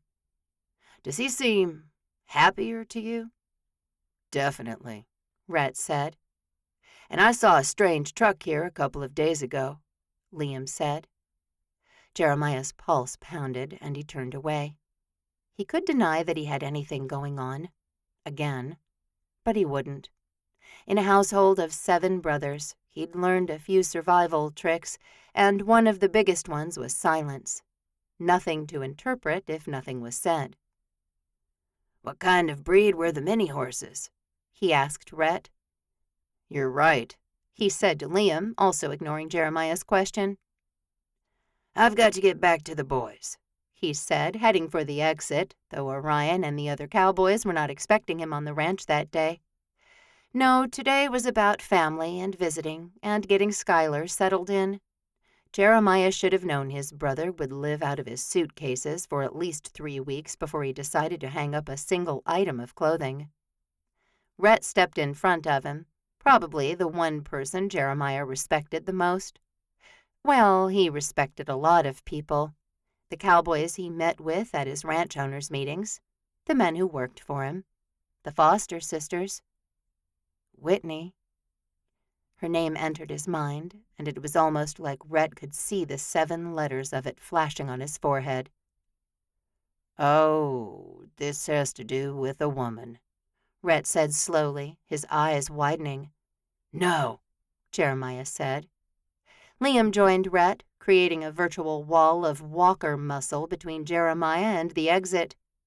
His insides tightened, tensed, while he tried to figure out if he should flee or fight. "Whitney?" Liam asked. "Was that her truck here the other day?" "It was just yesterday," Jeremiah practically growled. Rhett hooted, the laughter coming soon afterward. Liam just stood there and watched Jeremiah. "What?" he asked. "You're going out, or what?" "Yes," he said coolly. "We're going out this weekend." "When?" "I don't know." Liam cocked both eyebrows. "Where?" "Unclear." "So you don't have a date with her?" Rhett looked a bit perplexed, too. "I asked her out," Jeremiah said stiffly, with a glance at Skylar. He watched Jeremiah, too, but his expression carried more amusement. Rhett seemed worried, and Liam simply looked resigned? Disinterested? He sure was staring a lot for someone who didn't care if Jeremiah went out with the gorgeous photographer or not. "She said yes," he finished. "That's it." Broken echoed through his mind, only amplified when Liam said, "Wow, are you ready for that?" The truth was, Jeremiah didn't know. He wanted to be ready. He wanted to spend time with Whitney, a lot of time. He wanted to know everything about her and see if he could tell her precious things about him, too. He'd dreamt of kissing her, getting that red lipstick all over his mouth, too. His face heated, and broken ran through his mind again. "I'm capable of dating," he said stiffly. "I didn't say you weren't," Liam shot back. "Whoa, okay." Rhett held up his hands and made a triangle with the three of them instead of a face-off. Skylar edged around him, and Rhett backed up to make room for him. "Jeremiah, we just want to support you. Do we need to have a family meeting? Then you could tell us what's going on." "Nothing's going on," he said. "I'm going to text her and set something up for Friday or Saturday. I'm allowed to date." "I'm just shocked you want to," Rhett said. "Who's Whitney?" He looked at Liam. "Dark hair, bright red lips. He held her hand at the New Year's Eve parade." "Oh, of course." Rhett looked back at Jeremiah. "I thought she ghosted you." Jeremiah winced, the words so sharp and so raw, and so true. His pulse accelerated, his flight mode fully employed. After all, that was what Jeremiah was good at, running away, hiding in the homestead, away from the prying eyes of everyone in town, keeping everyone except his brothers at double arm's length. He didn't trust anyone he wasn't related to, except Callie. He didn't feel anything for anyone except his blood relatives. "Well?" Liam asked. "I guess she did ghost me," Jeremiah said. "But I ran into her, and the old boyfriend isn't in the picture anymore, and—" "Whoa, whoa, whoa." Rhett actually held up his hand.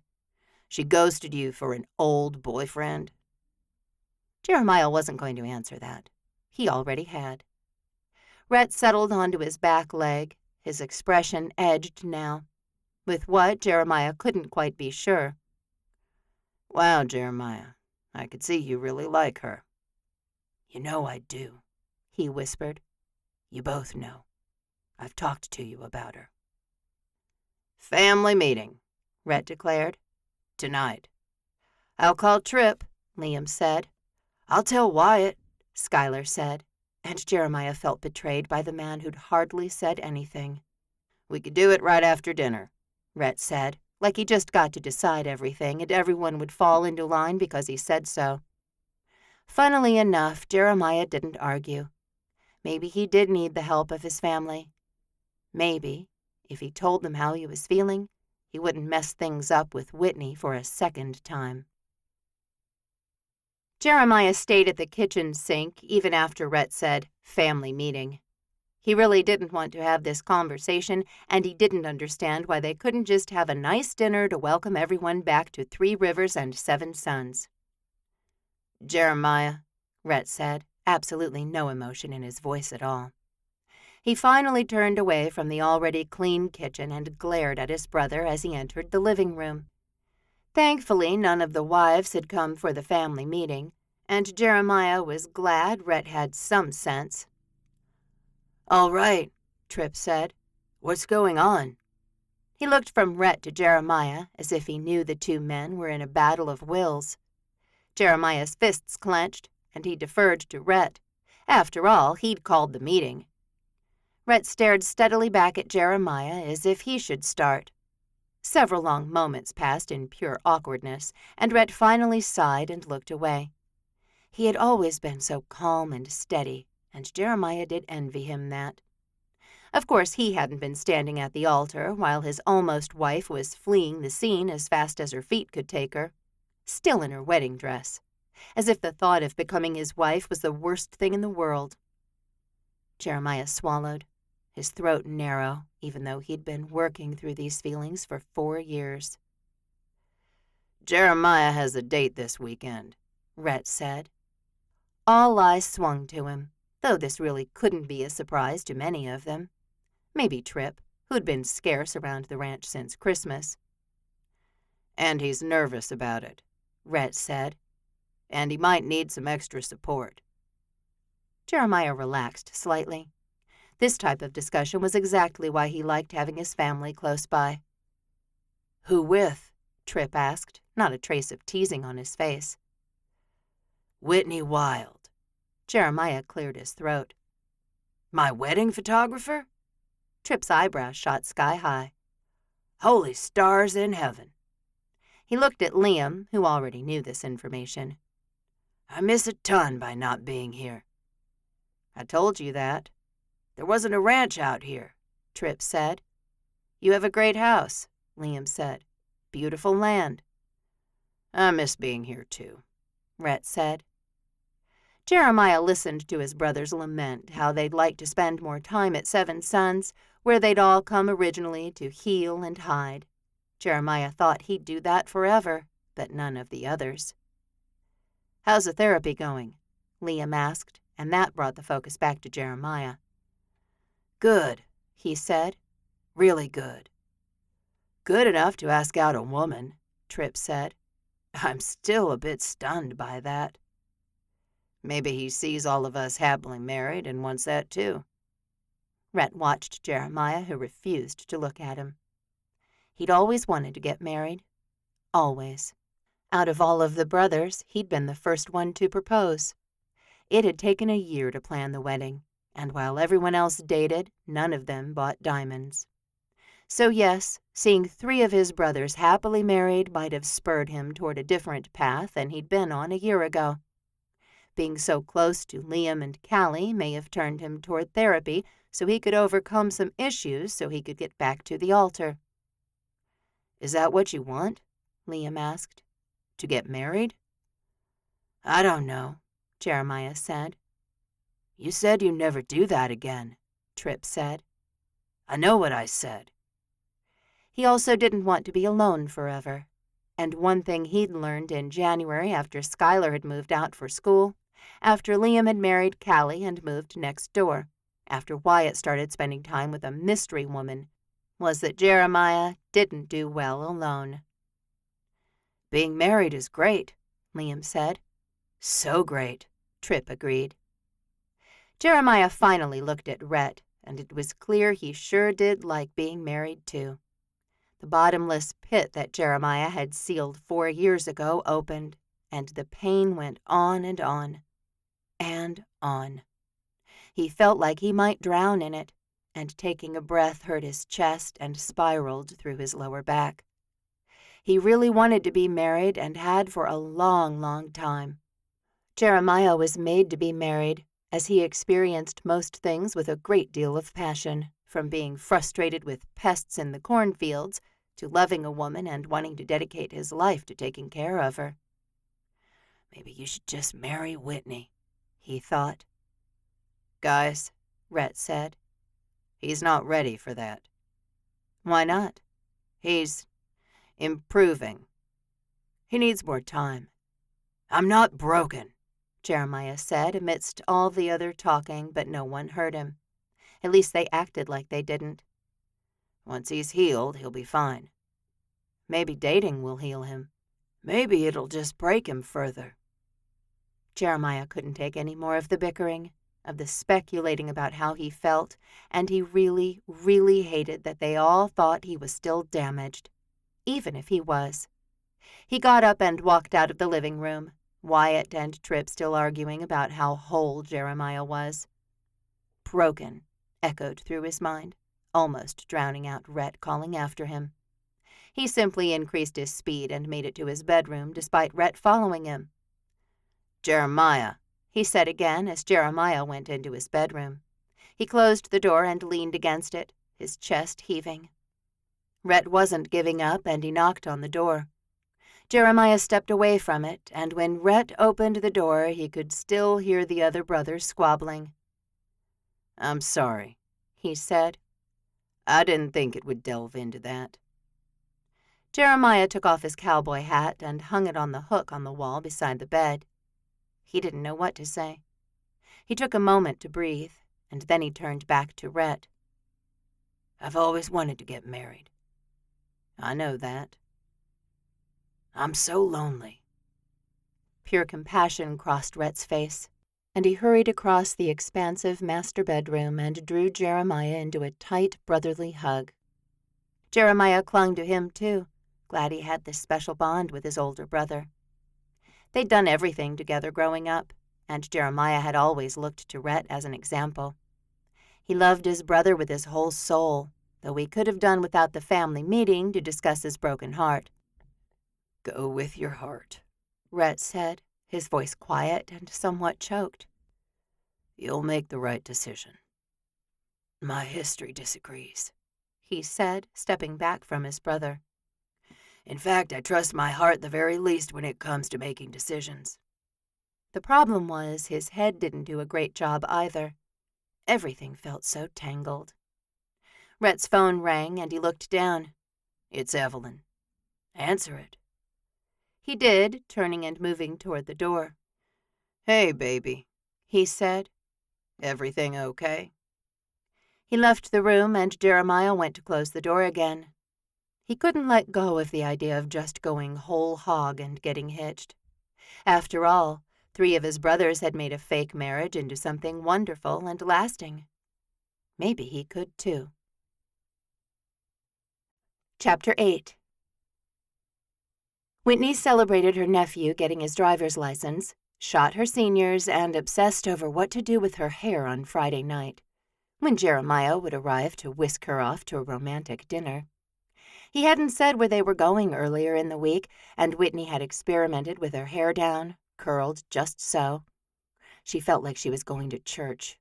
So she'd pulled it up on top of her head and made the ponytail straight as a stick. But she felt too much like a cheerleader, and that wasn't working for her. She'd bunned it and twirled it and sculpted it messily, but that all felt like she was trying too hard. Jeremiah had called and said he'd like to take her to Savano's, a super upscale restaurant in the newer part of Three Rivers' Main Street. Whitney had changed her outfit 4 times since that phone call, and she'd texted nonstop with Jeremiah the previous night to find out what he would be wearing. "Clothes?" he'd answered, and Whitney had panicked as she stared at the phone. "Now is not the time for your teasing," she'd said. "I'm not teasing," he'd responded. "So like jeans and a shirt? My cowboy hat?" Of course, men had things so much easier than women when it came to things like this. Whitney wanted to know what color his shirt would be, and he'd said he'd just pull out the cleanest one. But she needed to know. She could then decide if she wanted to match him or if she wanted to go with a contrasting color. But he wouldn't tell her. She looked good in pink and red, what with her tan complexion and dark hair, and her bright red lips. She added the final touch of that and checked to make sure her bright pink blouse lay flat in all the right places. She thought for a moment of Dalton getting ready for his date too and quickly tapped out a "good luck tonight" message to him. "You too," he sent back. "Details over lunch tomorrow?" Whitney smiled and answered with, "If I don't have another date," adding a winking emoji to her text before sending it. She tugged on the end of her black skirt so it would brush the tops of her knees. She stepped into the tasteful pair of black heels, no pantyhose, and drew in a long breath before pushing it all out again. "All right," she said to her empty house. "I'm ready." Not 2 seconds later, her doorbell rang. As if he was a guard cat with the ferocity of a tiger, Jones meowed and looked over his shoulder at her. "Go get it," she told the cat, who of course did no such thing. Whitney had to answer the door herself, which she did to find Jeremiah standing there with a dashing smile on his face. She couldn't move. He really was the most handsome man in the entire world, with those broad shoulders covered in a red, white, and blue plaid shirt. The sleeves were short, and his biceps strained against the fabric. His cowboy hat had been switched from the normal dark charcoal one he wore around the ranch to a pristine white one that looked amazing against his tan face. The silver in his sideburns made her fingers twitch to touch it, and she let her eyes travel down his jean-clad legs to a pretty pair of cowboy boots with white and yellow stitching on them. "Wow," she said, only realizing after she'd spoken that she'd actually vocalized anything. "No kidding," he said. "Look at you, Miss Whitney." Oh, you're going to pull out the Texas accent, she said, flirting shamelessly. And the manners. I see how it is. My mama would be mortified if I abandoned my manners now. He offered her his arm, not even trying to come inside her house, and Whitney grabbed her purse from the couch beside her.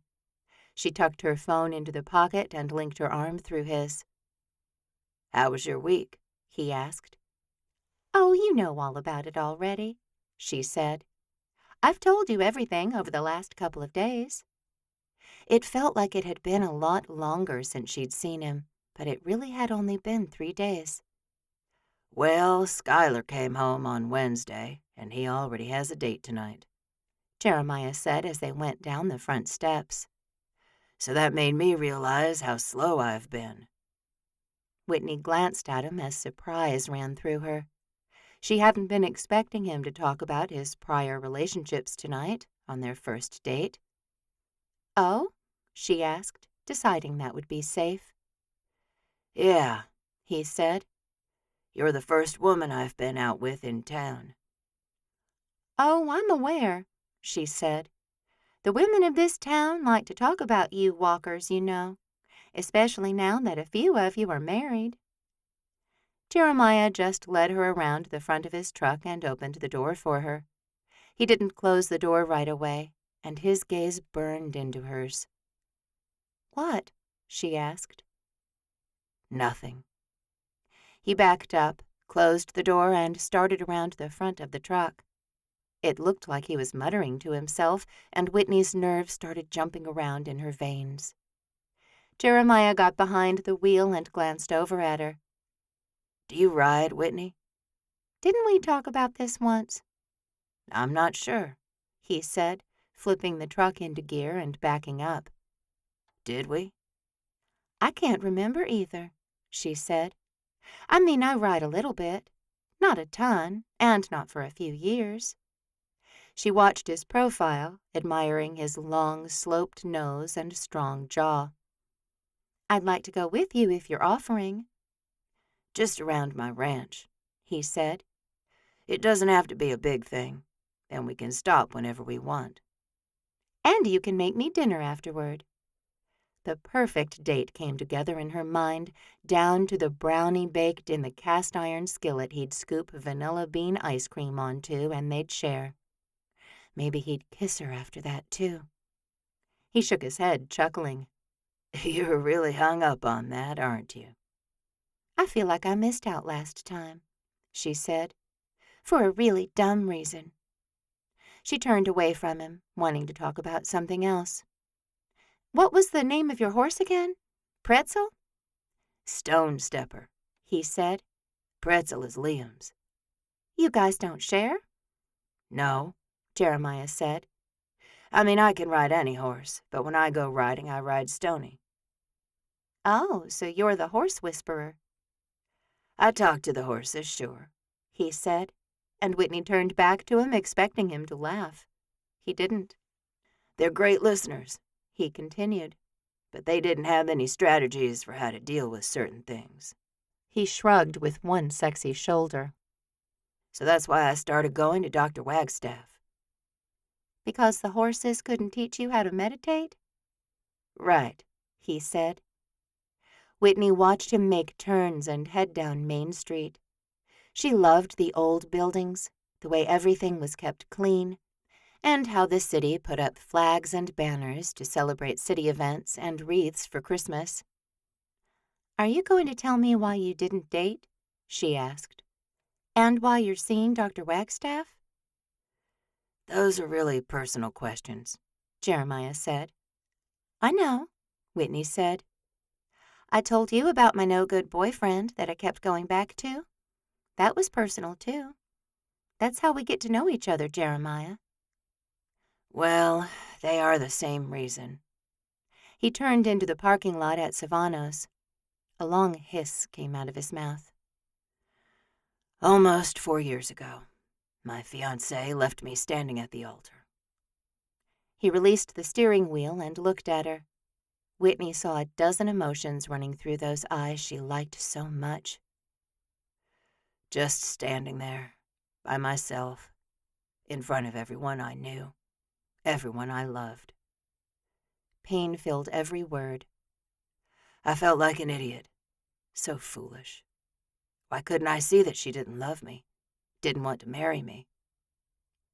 "I'm so sorry," Whitney said, because she couldn't imagine not being able to walk down the aisle toward Jeremiah. He called to every one of her cells, and they were all screaming at her to lean a little closer, take a little deeper breath, commit every single thing about him to memory. Jeremiah shook his head, breaking their eye contact.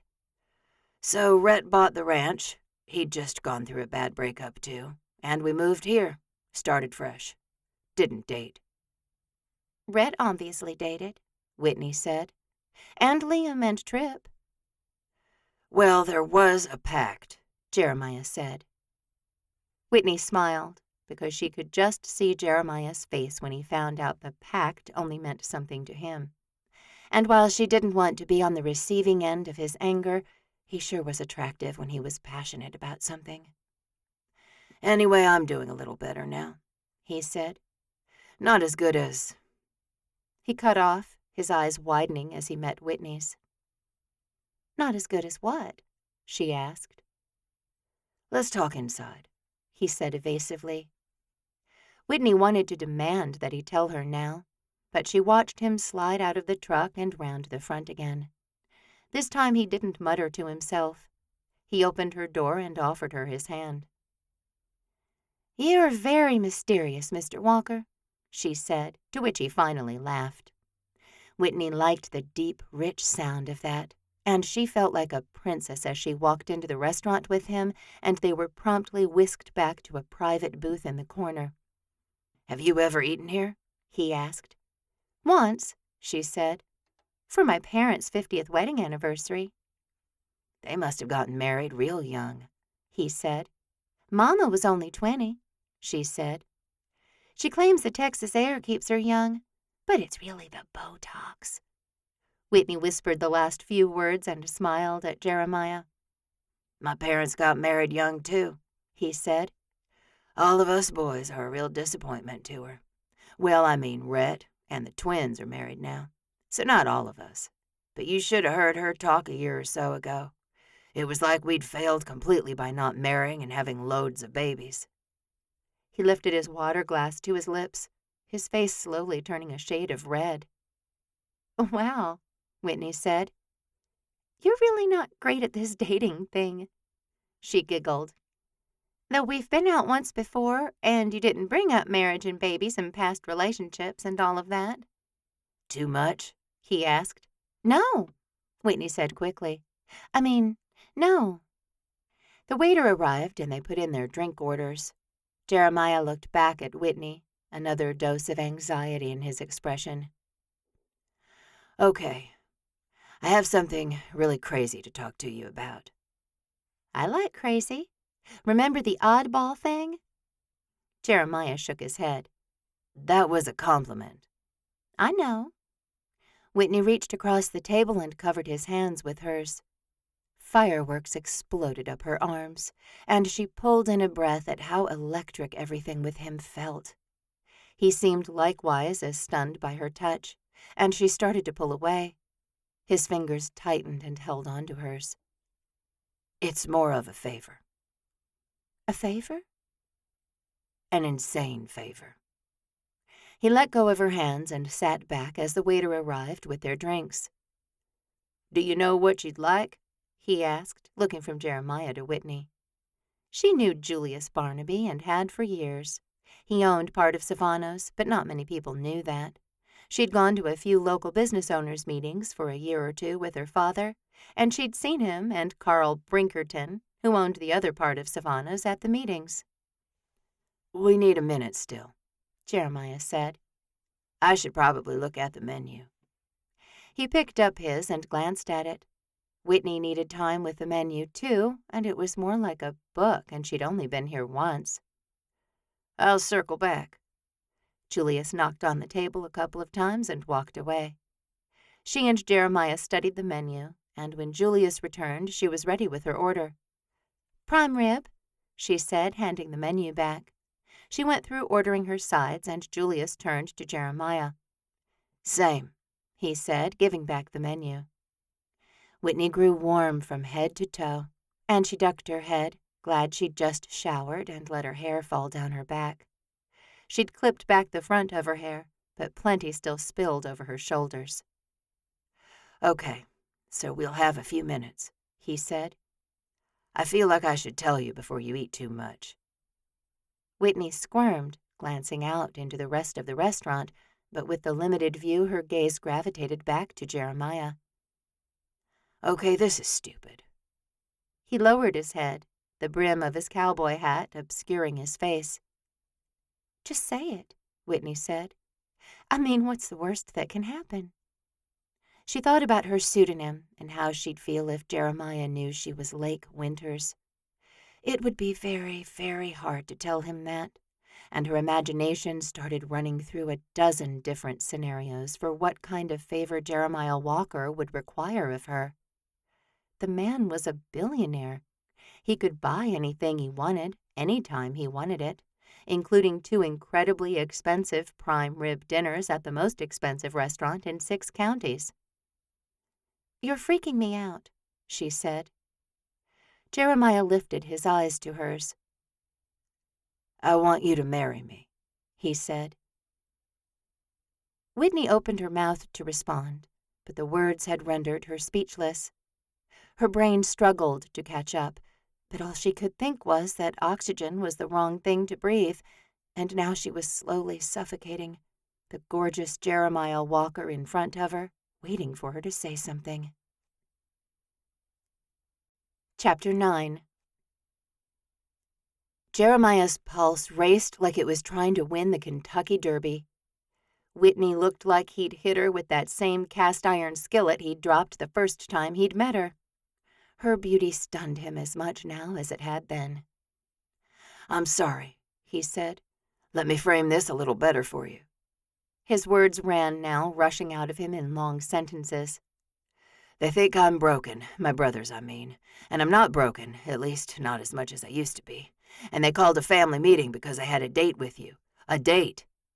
He scoffed and shook his head, realizing that Whitney's eyes continued to search his face, looking for answers he couldn't give, might never be able to give. It wouldn't be real, he said, but you could live at the ranch, shoot all you want there, and I could show them I'm over Laura Ann. He took a big breath and glanced around, but no one sat anywhere near them. He'd specifically asked for the most private booth in the restaurant, and it seemed like he'd gotten it. Whitney scoffed, folded her arms, and leaned back into the booth behind her. I... You have no words, he said. And I am over Laura Ann. I am. I'm ready to be dating again. I really am. I just want to accelerate things a little. I'll say, Whitney said. She couldn't seem to look anywhere but at him, and Jeremiah sure did like that. What are you going to tell your brothers? They know we haven't been dating. We can plan it for a few months, he said weakly, hearing how stupid his plan sounded. He'd been thinking about Whitney and marriage and how their wedding would solve a lot of problems. Rhett, Liam, and Tripp would back off. Wyatt wouldn't call him broken anymore. His mother would be thrilled, and Jeremiah wouldn't be alone at the homestead once fall arrived. He was getting a whole lot out of the arrangement, and he knew that. He'd offered for her to shoot at the ranch, but she hadn't jumped at the chance to be his bogus bride in exchange for access to shooting at 7 Sons. Idiot, he chastised himself. But he hadn't been able to think of anything else in the 2 days since the family meeting. In fact, he'd been dreaming of Whitney in a long white dress every time he slept. You want to plan our wedding to take place in a few months? Whitney asked. It won't be real, Jeremiah said. And how long does it need to be? She asked.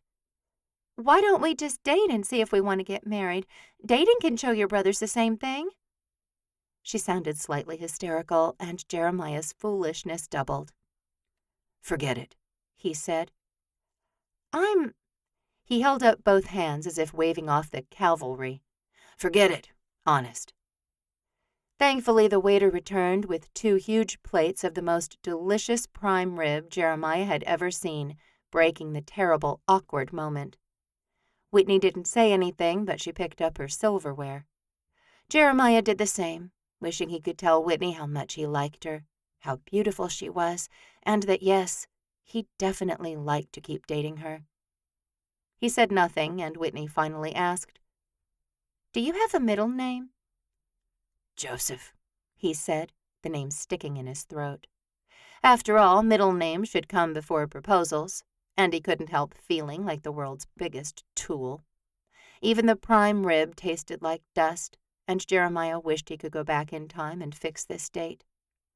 But if that were possible, he'd go back 5 years and break up with Laura Ann instead of asking her to marry him. "Did people ever call you JJ?" Jeremiah had gone to bed an hour before the text came in. He kept his phone on at night, though, especially now that Evelyn was within a month of her due date. Sometimes Orion had a horse he slept in the stables with, and he might need to get in touch with Jeremiah. Maybe that was why he didn't sleep very deeply, though he knew it was because he was afraid to dream. Of course he still dreamt, because even he couldn't go all the time. He caught cat naps in the hayloft that could be an hour, and he sometimes slept for 30 minutes after lunch. No matter what, he was easily roused from sleep when his phone notified him of a new text, and he puzzled over the one from Whitney. "JJ. Why would they call me that?" A slip of relief comforted him that she'd texted him.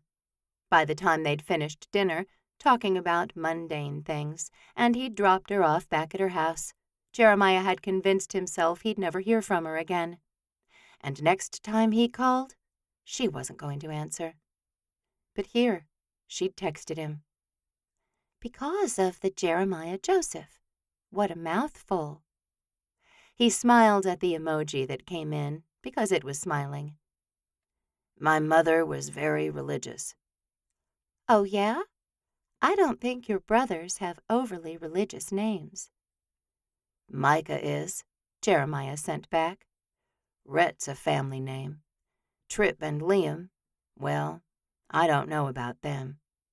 My daddy always wanted a son named Wyatt, it being so cowboyish and all. And Schuyler is named after my uncle that died a couple of months before he was born." He rolled his shoulders and laid back on the pillows. Why had he said all of that? Whitney didn't care about his brothers' names. A sigh slipped out of his mouth and his eyes drifted closed. "You have no idea what you're doing," he muttered to himself. "A little help would be nice," he said to God. "I've messed up royally. Would it have killed you to let me know the idea was terrible before I proposed?" He sat straight up, horror moving through him. "Oh, my word. I proposed to her." A moan started somewhere down in his gut and rose through his chest. He didn't understand how he'd gotten himself into this situation. He was almost 43 years old, for crying out loud. He should know better, so much better. His phone chimed rapidly a few times in a row, but he took his time lifting the device so he could look at the screen. "Wow, great stories," Whitney said. "I'm not named after anything that I know of. Anyway, I know it's late and you get up early. We'll talk tomorrow." Jeremiah read the texts again and then again. He wanted to ask her to lunch tomorrow. Maybe he couldn't screw up lunch, and she'd said they could talk, which was also comforting. Feeling like he had nothing left to lose, he tapped out a quick message. "Lunch tomorrow?" Then, thinking quickly, he added, "I promise I won't propose again." "Ha ha. Maybe next time you could at least get down on one knee. Good night." Jeremiah chuckled slightly, then pulled in a breath. "Wait," he said. "Next time." He'd never get to sleep now, but he plugged in his phone and laid back down. Surprisingly, he did fall asleep faster than he ever had, and he dreamt of Whitney Wild and those pretty red lips as she walked down the aisle toward him, wearing a vibrant white wedding dress. The following day he drove to town again. He parked in Whitney's driveway. He walked up to her front steps.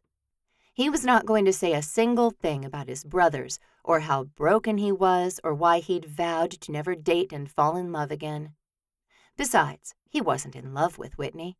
He had feelings for her, sure, but that was a lot different than being in love and attempting to build a life and a house and a family together. No wonder she'd looked at him like he'd grown 4 heads. He hadn't lifted his hand to knock yet when the door opened. Whitney held on to the door and smiled at him. "You lost, cowboy?" Jeremiah simply stared at her. Was she really going to just move past his blunder last night? Act like it hadn't happened? Why couldn't he do that as easily as she did? "A little," he finally said. "See, I was looking for this place that has the best mac and cheese sliders in town. You heard of it?" "I sure have." She reached for something and came up with her purse. "Let's go. I'll show you the way." She grinned with those lips and walked right by him, practically skipping down the steps. Jeremiah turned and watched her, wondering if he could just move on too. Dr. Wagstaff seemed to think so, but something inside him told him to talk to Whitney and clear things up.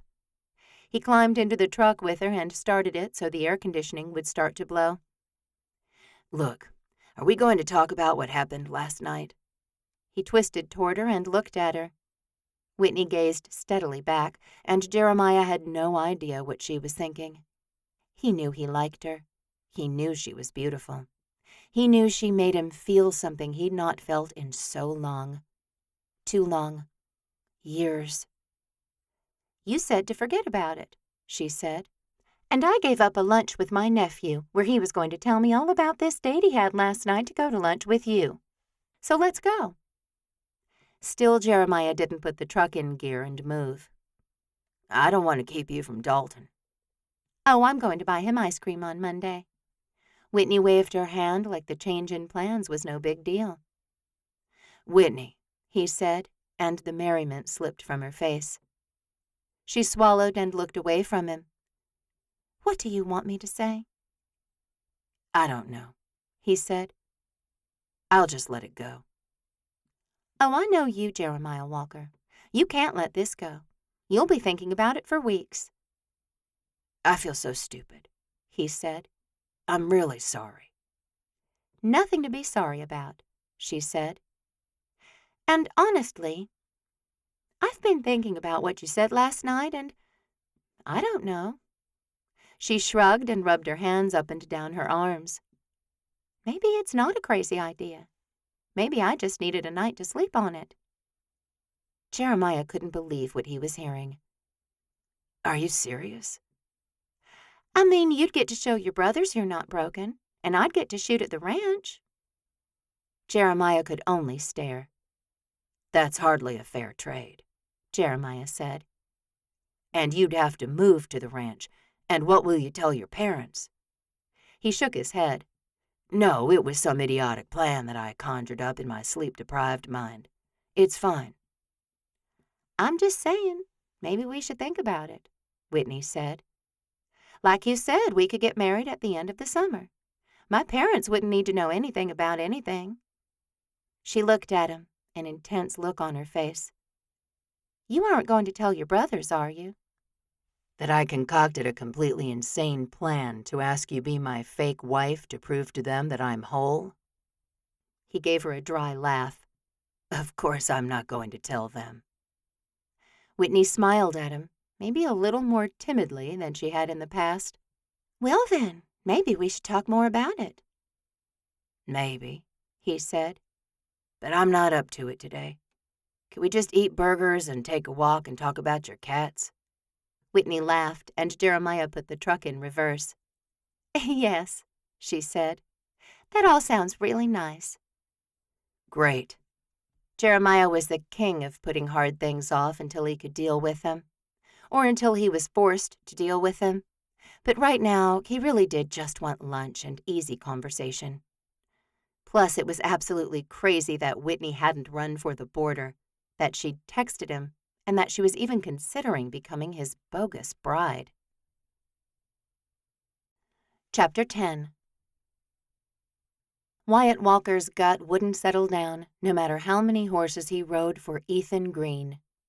This went on for days before he finally turned right off River Road instead of continuing straight to go back to Seven Sons.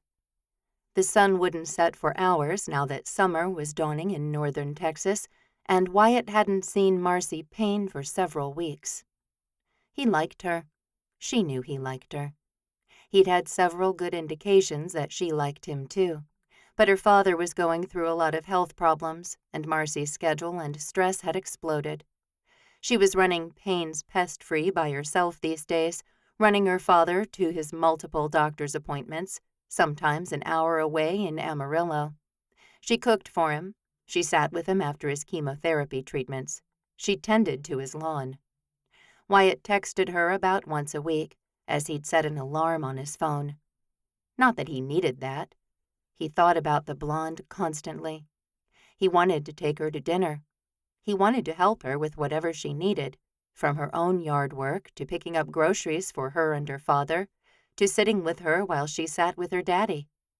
He wanted to hold her hand. He wanted to kiss her. He wanted her in his life. But he was willing to wait. He'd spent a couple of weeks with her in January, with nightly visits and dinners and laughter. Then she'd tearfully told him about her father's colon cancer and that she wouldn't be able to see him in the evenings anymore, and maybe once she could sleep more than a few hours at night, they could spend more time together. He drove without thought, turning on the dirt road that led out to Marcy's hangar, knowing she'd be there. She didn't go to her father's until about 7, she'd said, because she had the workload of 2 people she was managing herself. Wyatt had offered to help her, but she'd challenged him with a single word. How? He hadn't known what to say. She claimed not to have the money to hire someone else, and where would she find a good pilot anyway? Wyatt couldn't fly a crop duster, though he'd watched a few internet videos as if he could learn that way. He'd watched his brothers offer money to the women in their lives, and while Liam and Callie had made things work between them, there had been quite a few rocky months. And Wyatt didn't know Marcy quite as well as Liam had known Callie Foster at the time he'd offered to buy her ranch, but let her keep it. So Wyatt hadn't offered Marcy a dime, though he had plenty of money to put someone on her payroll. He realized he'd been sitting in his idling truck when Marcy opened the door and stepped outside.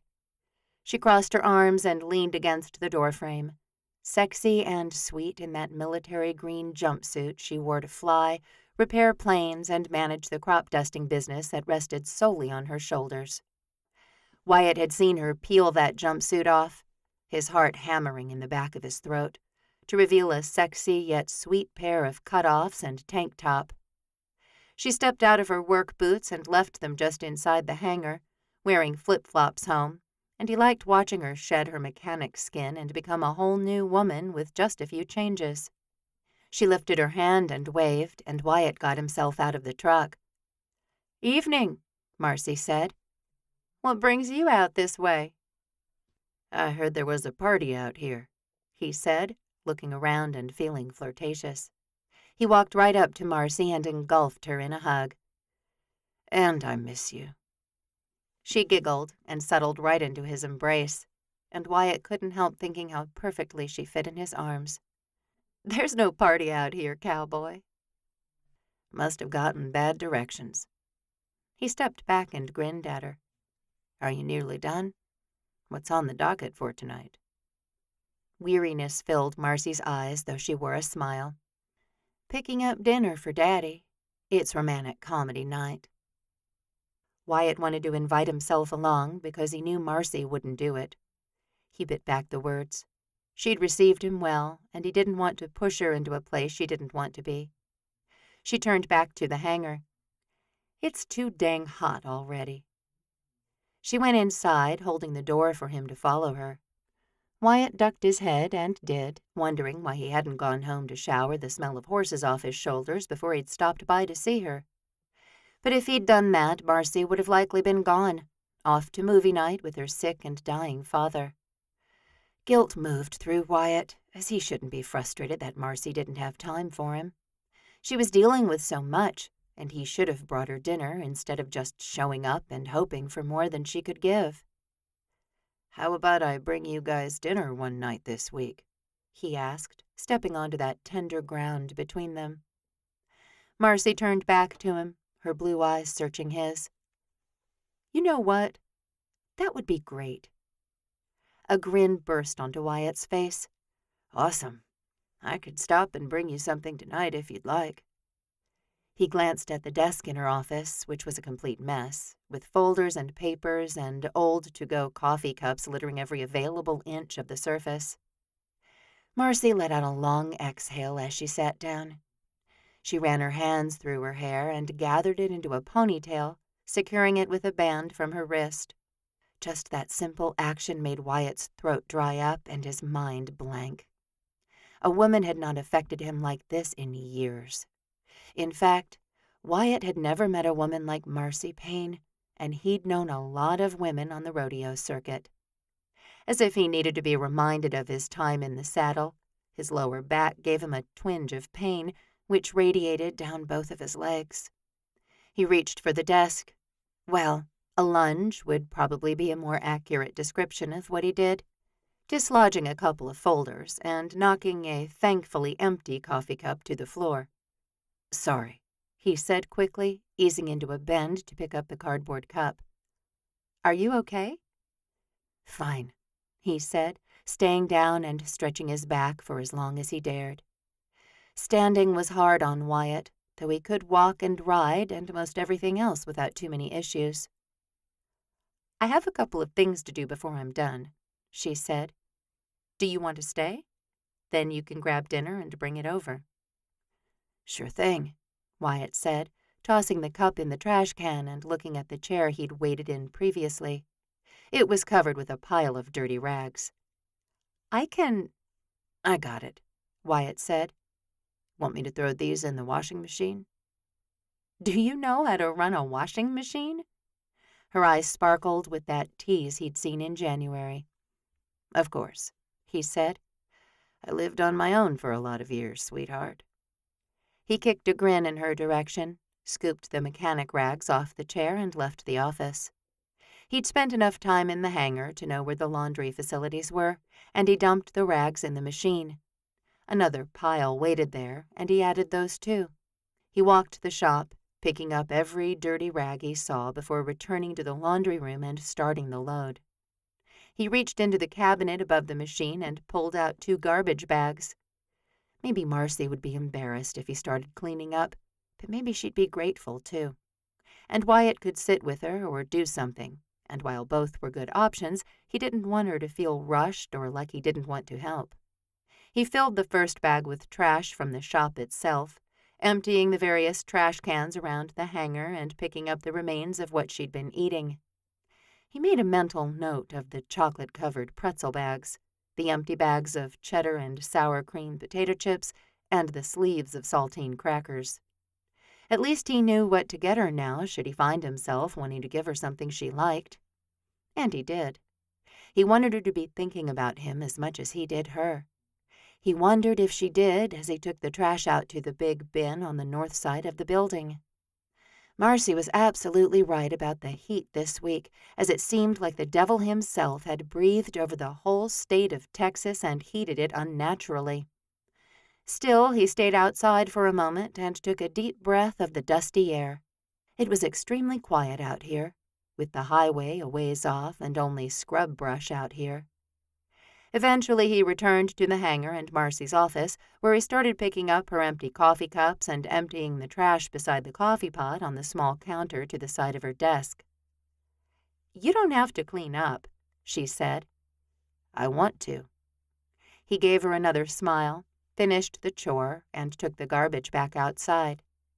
By then the rags were done, and he moved them into the dryer. Satisfied, he returned to Marcy's office and eased himself into the chair in front of her desk. A sigh came out of his mouth, and his back and shoulders tightened to a point past comfortable, and then relaxed. He looked up, his eyes immediately finding Marcy's. She saw something in his movement he knew, but she didn't ask if he was okay again. "Thanks for cleaning up." "I said I'd help you any way I could," he said. "How are things going?"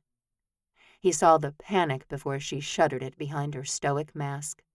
He wished he had a magic button that would erase that look from her eyes, that feeling from her life. "Things are going," she said. "Is it business? Or your daddy?" "Things here are good," she said. "Great." She closed a folder and tossed it on top of a nearby pile. "It's Daddy." That was all she said. Wyatt didn't ask anything else. Marcy's hurt and pain radiated through the room, and the only sound in the room was her sniffing and reaching for a tissue.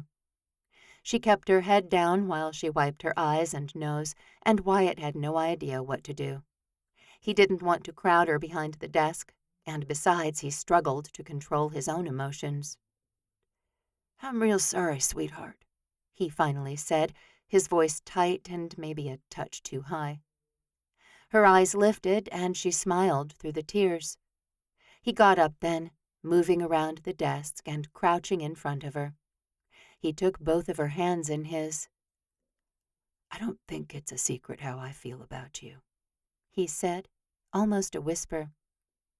"You call me, say what you need, and I'll do it." "I know."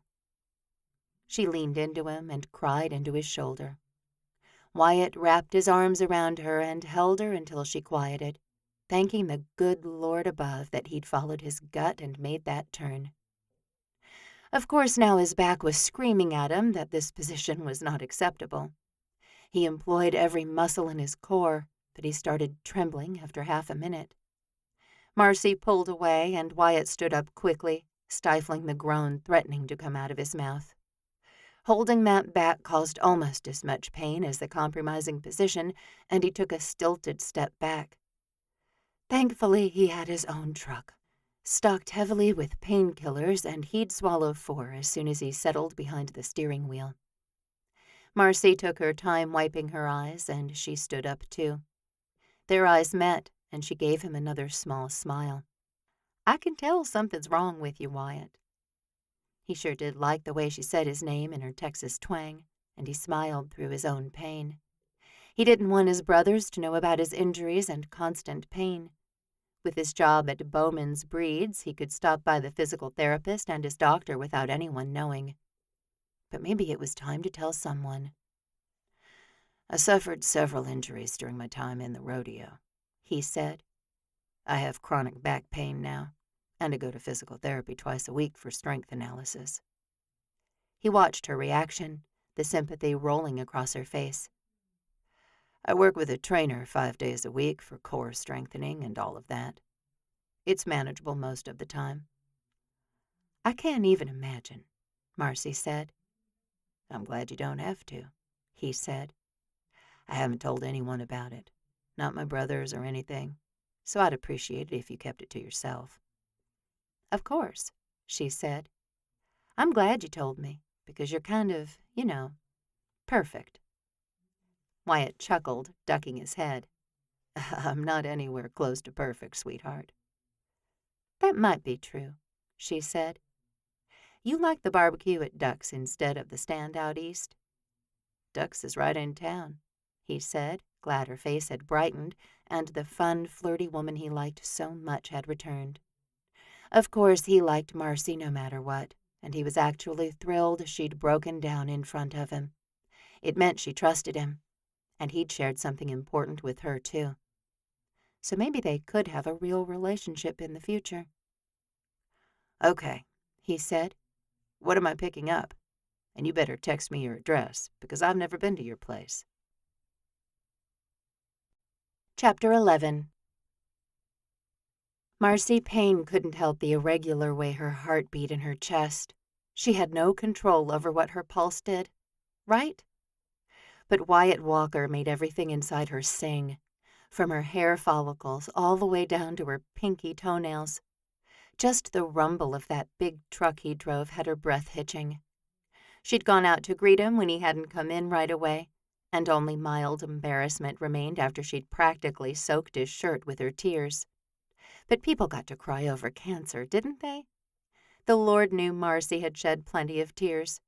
She was the oldest Payne sibling and cousin in the Three Rivers area, and she was expected to hold everything together. She only wet her pillow in the middle of the night when there was no one else around to see the carnage. Well, no one except Robot, at least. And her hamster didn't care if she cried or not. She pulled onto the highway first, Wyatt's beast of a truck behind her.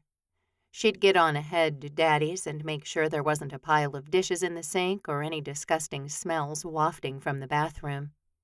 Wyatt would be several minutes behind her with the Italian food she'd ordered on her phone. Marcy had come to rely on so many things she'd never even heard of since her father's diagnosis. Grocery delivery, online shopping, and meal delivery. Of everything she'd done, tapping a few times and having dinner show up 20 minutes later was the most magical. Tonight she'd tapped the carry-out button as Wyatt would stop by for the food. Sudden nerves hit her, and she glanced in her rearview mirror. The man had never met her father. This could be a bad idea, she muttered to herself. She had plenty of cousins to help with Daddy, and a couple of them might actually be at the house. She picked up her phone, though she normally had a firm commitment to driving hands-free. Desperate times and all that. She swiped and tapped without swerving off the highway, tucking the phone against her ear a moment later and listening to the line ring. "Hey, you Mars," her cousin said. "Alyssa, hey," she drawled. "Listen, where are you right now?" "Sitting with LJ," she said. "We're waiting for Remy to be done with swimming lessons." "So you're not at my dad's?" "No, I left Savannah there, but she had to get to work by 6. Relief cascaded through Marcy with more force than she thought possible. "Is he okay?" Alyssa asked. "Oh, yeah," Marcy said. "Yes, sorry, I should have led with that." "My heart might be thumping a little right now," Alyssa said, the line on her end scratching just a bit. "Just a minute, baby, Mama's on the phone." "I'll let you go," Marcy said, not wanting to be drawn into a long conversation with her cousin. "I'll see you later." "Helen and Gertie from down the street brought y'all a pie," Alyssa said. "I hope your daddy saved you some." She laughed, and Marcy put in the obligatory chuckle. "Okay, thanks, Alyssa." "And that other widderer down the street, he stopped by earlier, too. Something about turning on the irrigation water." "Daddy knows how," Marcy said, working hard to keep the impatience out of her voice. "Do you think he's strong enough?" "If he's not, I'll have someone come do it." Marcy thought of the impressive muscles in the man currently following her back into town. Wyatt Walker could easily get the irrigation water running again for them, and Marcy would like to see those muscles in action. Heat filled her face, and she cleared her throat. "I'm pulling up now, Liz. I have to go." A tiny fib. Surely the Lord understood and excused little lies in trying times, didn't he? She should have known better than to call her cousin anyway. In the past, she'd have known when the swimming lessons were, who was playing soccer at what time and in what park. She'd have known Alyssa had taken the morning shift and Savannah would be over in the afternoon. But Marcy now operated on whatever fire was burning the brightest and the most out of control. She worked on putting that one out before it turned everything to ash, and then she focused on the next issue. At least she could still work, which honestly had been her saving grace these past 4 months. That, and Wyatt Walker, if she was going to be completely honest. And after that little lie about pulling up to Daddy's when she'd just passed the city limit sign, Marcy figured she might as well be totally truthful. Wyatt had seemed to know exactly when to text her, exactly when to show up outside the hangar, usually with a box of donuts or her favorite coconut diet cola, ice cold, and that cowboy swagger. That sexy smile. His friendship and support. Marcy had learned a lot about swallowing her pride in the last several weeks as well. She'd made some mistakes in her work, and it was much easier and quicker to say, "I'm sorry, Mr. Reinhold. I'll get that fixed right away, sir," than it was to argue, get angry, or try to figure out why she'd dusted the wrong field when she'd been doing it right for 5 years.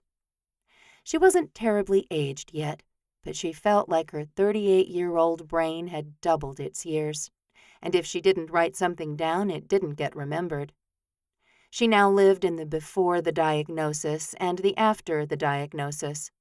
Before she was fun, carefree, flying planes all over the panhandle, making sure every farm and ranch that had hired her got exactly what they'd paid for. Fertilizers in the spring, pest control all summer and fall. She got to work on airplanes when she wasn't flying them, and fry potatoes while her father tried to get her to dance in the kitchen and laugh when her younger brothers brought their wives and girlfriends to watch the Thursday night comedy they all loved. After, on Thursdays, they all settled down to watch television together, but only those who hadn't had a sniffle or a scratchy throat in over a week. They laughed, sure, but it didn't have the same joy in it. After, Daddy wasn't dancing anywhere. Sometimes he was so sick right after a chemotherapy treatment that he couldn't make it to the bathroom on time. After, Marcy had gained 10 pounds with her lack of dancing and cooking, coupled with the stress of running the crop dusting business completely on her own and providing for Daddy's health needs. The plan had always been for her to take over Payne's Pest Free, but she'd only just begun learning what she needed to know when Daddy had been diagnosed. But that was in the before, and she lived in the after now. Marcy knew it did no good to wish for the life she'd had before. Wishing never really worked anyway, not for her, and not in this situation. She pulled into her father's driveway, noting the black cat with white paws had been left outside. Or maybe she'd escaped. No matter what, Tails had come back, and Marcy reached down to pick up the cat as she walked by. "Daddy," she said upon entering the house. "I'm home." She wasn't sure why she felt like she needed to announce her arrival, as he sat only a few feet away and had known she was home the moment the door opened. Maybe earlier, as her ancient truck had quite the growly motor. "Baby doll," he said, his voice weak and hoarse. He still wore a smile, though, and the fiercest wave of love sang through her. "How are the planes?" "Still fine," she said, their little way of saying everything was fine at work. Everything was fine with Marcy. "My friend stopped by tonight, and I sent him to get dinner. He should be here with it in a few minutes." Daddy said nothing, just kept rocking himself back and forth, back and forth. Marcy ducked into the kitchen at the back of the house and washed her hands, running her still wet hands over her face and through her hair. There were dishes here, but nothing to be embarrassed about. She picked up the mail and leafed through it. Nothing interesting. She dashed down the hall to check on the toilet paper situation in the bathroom. Check. Everything here was fine, good, fit for company. "Gertie brought a pie," her dad said as she re-entered the living room. "I saw it," Marcy said, though she'd actually missed the pie in the kitchen. "Savannah told me I couldn't eat any. Too much sugar." "Well, she's right," Marcy said, bending to drop a kiss on her father's forehead. "And you should tell your girlfriend to stop bringing you sugary, fatty foods. Doesn't she know you have cancer?" She giggled because laughter, while it didn't cure everything, definitely helped keep both of their spirits high. Daddy laughed too, shaking his head. "If she wants to bring us pecan pie, I'm not going to tell her no." He also didn't deny that widowed Gertrude Morris was his girlfriend. In fact, he had taken her out a time or two, in the before. "I'm not giving you any," Marcy said, "no matter how many times you ask." She kicked off her flip-flops and sank onto the couch, a sigh leaking from her mouth before she could pull it back in. She enjoyed 10 seconds of relaxation before the doorbell rang, causing her to shoot right back to her feet. "That'll be Wyatt. You be nice now, you hear?" She didn't wait for Daddy to answer before she opened the door. The scent of marinara sauce and garlic bread hit her nose, and her mouth watered. Or maybe that was from the sight of the delectable man carrying the 2 bags of food. "Come on in," she managed to say, glad she could interact with Wyatt without making a fool of herself. He stepped inside, where Marcy took one of the bags of food. The one with the bread, she thought, as the warm, yeasty scent of it tantalized her. "Daddy, this is my friend Wyatt Walker. Wyatt, my father, Martin Payne." Wyatt said, "Nice to meet you, sir." He reached out his free hand for Daddy to shake. He couldn't quite lift his arm that high, and Wyatt had to bend lower. Awkwardness descended on the room, and Marcy dealt with it by walking into the kitchen. Male voices met her ears, but she busied herself with getting out plates and silverware. A few moments later, Wyatt joined her. They worked together to get the food out and on plates, and Marcy took her dad's to him in the living room, getting the TV tray situated and everything nice and steady in its place. "Water, Daddy?" she asked. "Sweet tea?" "Both, please," he rasped, and Marcy took an extra moment to look at him.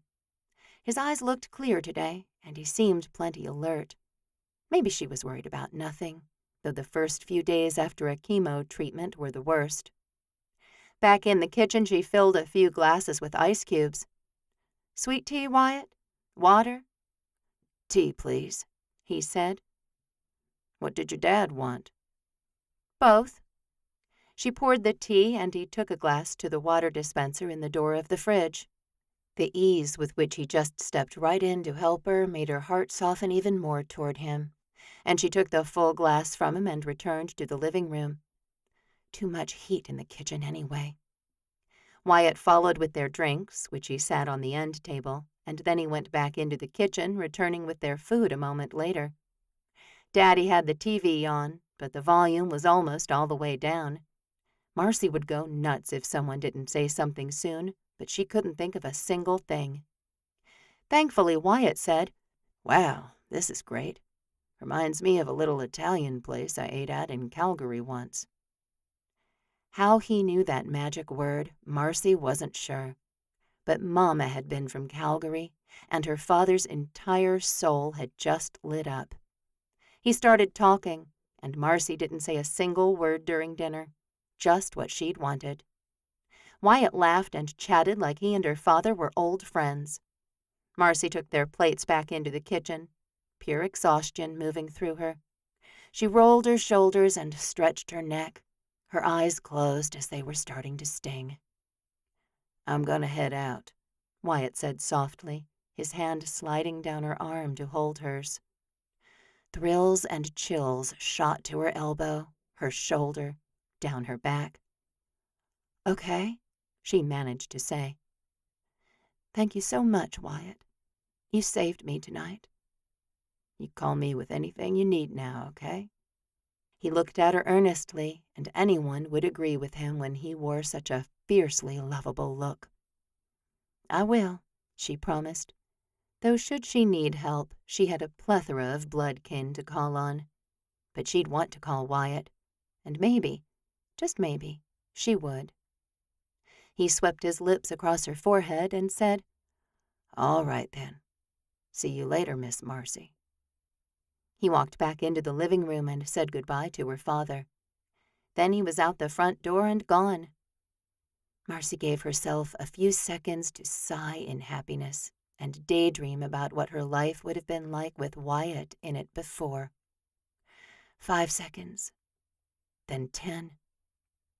Then she shut down the thoughts because she needed to focus on what was happening right here, right now, and no amount of daydreaming about a handsome rodeo cowboy was going to erase her situation at hand. "Sugar?" Daddy called. "What about that pie?" Chapter 12. Schuyler Walker flew from the saddle, barely feeling the hard earth beneath his cowboy boots as he ran toward the calf he'd just roped. In the back of his ears, he could hear Wyatt yelling at him, but the words were nonsense. He wrapped his arms around the cow and hefted him right up into the air, then down. Rope out, wrap, tie, hands up. Schuyler stood up, his grin splitting the whole world around him. Wyatt whistled through his teeth, and Schuyler turned toward his older brother. "Time?" 6.3, the rodeo champion said. He bent to release the calf, who ran off immediately. He gathered the reins of his horse and walked toward Wyatt. I so could have made it. Schuyler's heart bobbed against the back of his tongue, his adrenaline clear up in the stratosphere. It's a good time, Wyatt said. I mean, it's not championship time, but it's real good for someone who hasn't ridden in 5 months. I ride an Amarillo, Schuyler said, climbing up on the fence and sitting next to his brother. Phew, it sure is hot, ain't it? That it is. Wyatt gazed out across the corral he and Schuyler had been running rodeo trials in, a faraway look on his face. He blinked, his attention coming back to Schuyler, who was starting to feel more relaxed after that last run. Do you like college? You know what? It's not bad, he said. I mean, I'm not living in a dorm with a bunch of other people, and I eat a lot better than everyone there. He chuckled, glad he'd missed that phase of life where he counted every penny and ate only boxed pasta and wheat crackers. Lots of girls. Oh, boy. Wyatt rolled his eyes. Do they know you're 35 years old? You know, age doesn't come up as much as you might think it does. You have gray hair. I'm distinguished, he said, laughing. After all, that was Schuyler's solution to everything. Laugh, make a joke, stand out, but keep the spotlight on someone else. Then he didn't have to share anything real with anyone, even his brothers. He didn't have to talk about how deeply his complete failure as a mechanic and business owner had scarred him. He didn't even have to think about it. He danced and laughed and bought fresh fruit smoothies for everyone.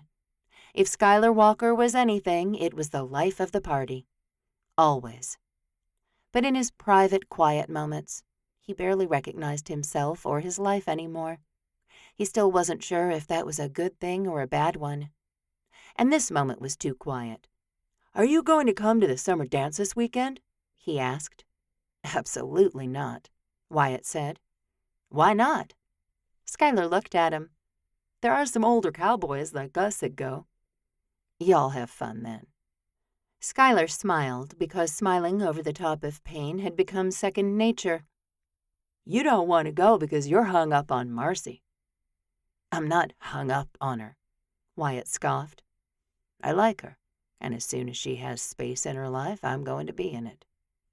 You sound awfully sure of that. I am sure of that, he said, looking at Schuyler. Don't tell me you don't have one woman in Amarillo you thought seriously about. Maybe one or two, Schuyler said with a shrug. He didn't want to get married, and he was fine without a steady girlfriend. He knew how to get invited to the parties and events, and he knew he had a certain charm and charisma that drew people to him. After a couple of weeks, his place was the place to be, and he didn't even have to leave the apartment. He didn't have to clean up afterward either, because he had plenty of money for a housekeeper, for food, for replacement dishes if his got broken. Not that he was throwing keggers out of the apartment he'd rented in Amarillo, but he rolled out of bed 30 minutes before class, brushed his teeth, and left the mess to Geraldine. Done.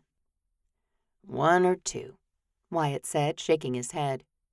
Did you date them at the same time? I don't date anyone, Schuyler said. A date here and one there isn't dating. Well, at least we agree on that. Hey, listening to you and Jeremiah pine after your women is enough for me. I do not pine, Wyatt said. And Jeremiah says nothing. Why do you think that is? Schuyler looked at Wyatt, moving into his serious mode. When it came to his brothers, he was fiercely protective, and he'd do anything for them. How's he really doing? He's dating Whitney Wild, and he sure does like her. He doesn't bring her around the ranch. Would you? Wyatt chuckled. I mean, I'm planning to keep Marcy away for as long as possible, especially when everyone is here.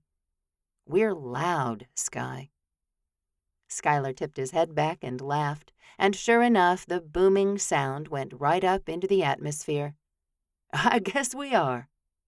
Plus, he works a ton. Less now, I think, Schuyler said. He actually does seem like he's making some good progress now that he's seeing that counselor. He sure does. Schuyler let the conversation lull again because he'd been toying with the idea of contacting the same doctor Jeremiah had been seeing. Maybe he could move past some of the emotional blocks he felt in his soul, too. Or maybe they were fine. His phone rang and he pulled it from his back pocket. "It's Bennett."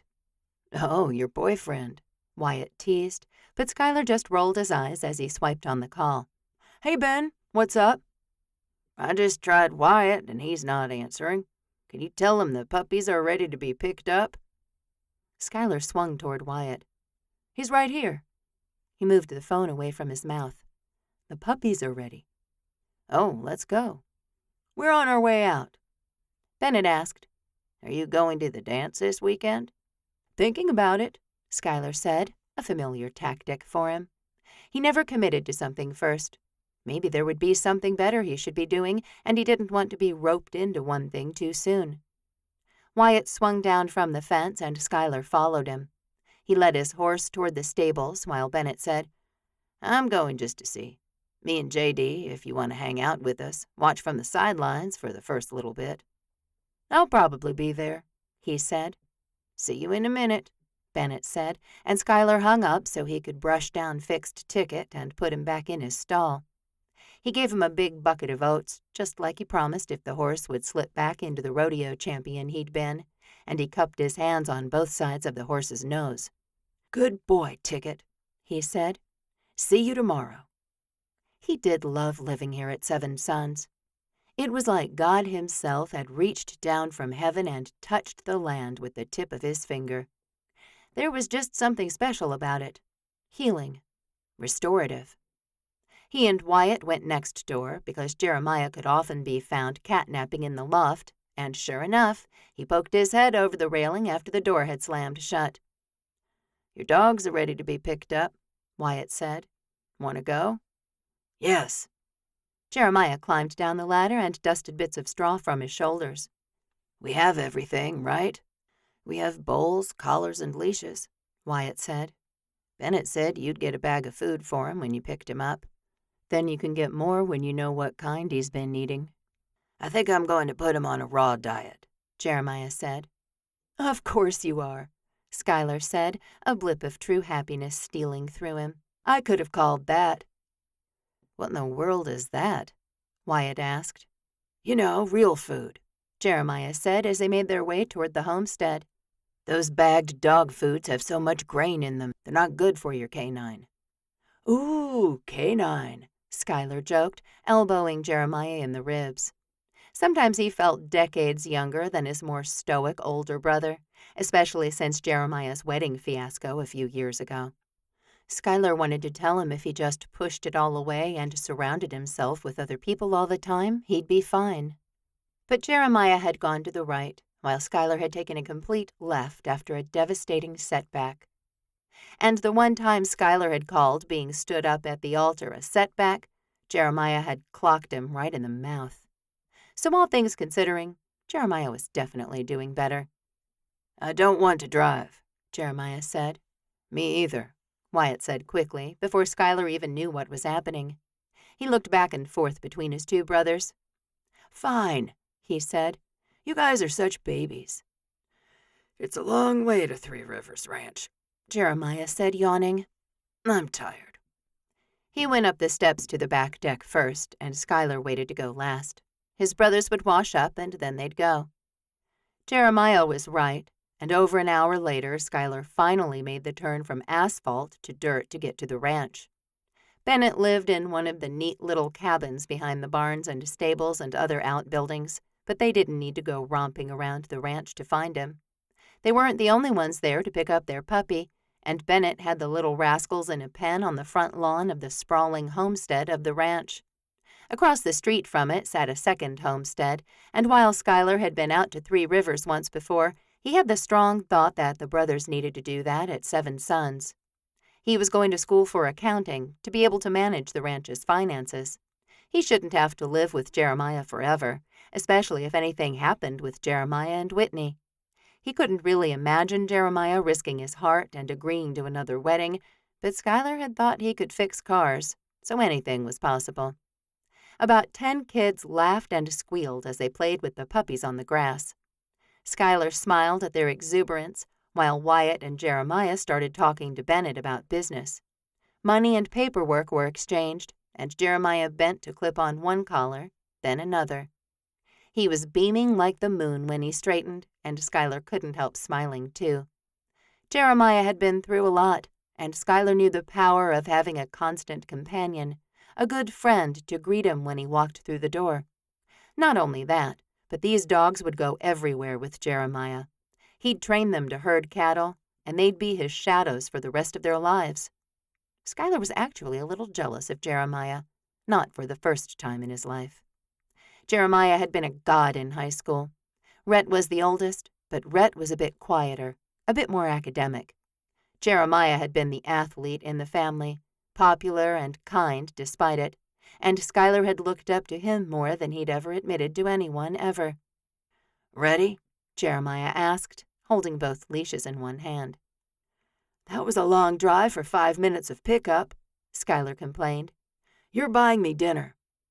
"Pick the place," Jeremiah said. "as long as we can order now and pick up when we get there, or drive through somewhere."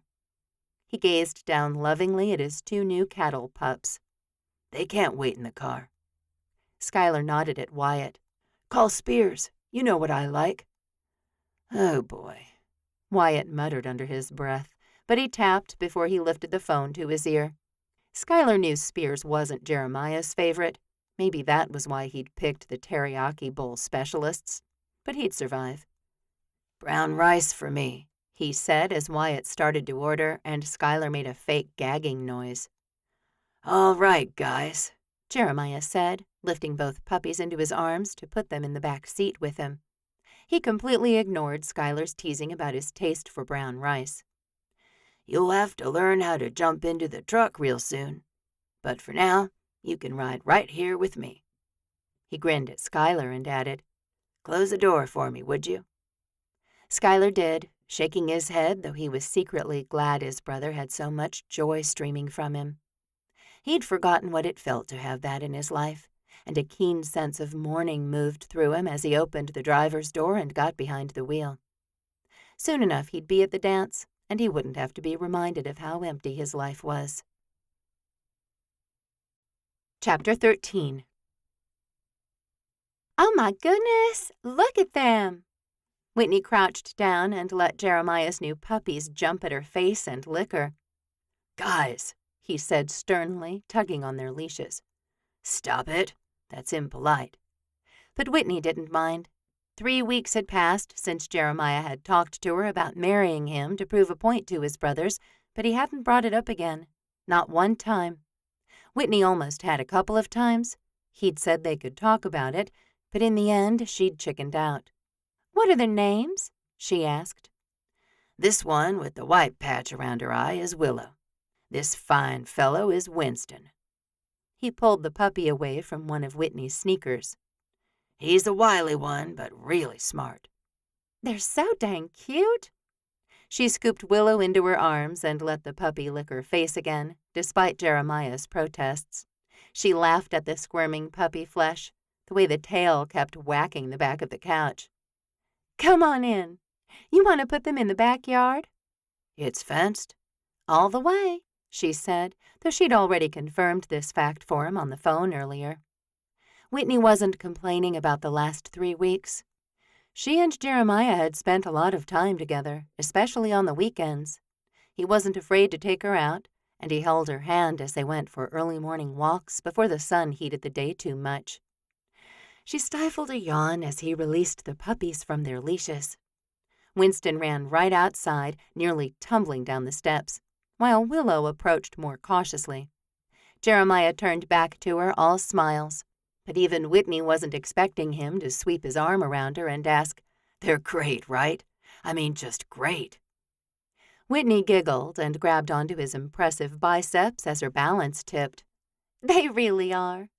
I give you a week before they can shake, roll over, speak, and herd a couple thousand head of cattle." She liked the way the heat of his body melted into hers. And wow, he smelled like pine trees and spicy soap, with maybe a hint of mint. Her eyes automatically dropped to his mouth, and she forced them upward again, only to find Jeremiah looking at her lips, too. And suddenly, she wanted to kiss him very, very badly. Well, maybe she'd been thinking about doing that for at least a couple of weeks now, but while they spent a lot of time together, not much of it was in complete privacy. Jeremiah cleared his throat and stepped back, releasing her and turning to face the backyard. Are we still going hiking? Yes, she said. Yeah.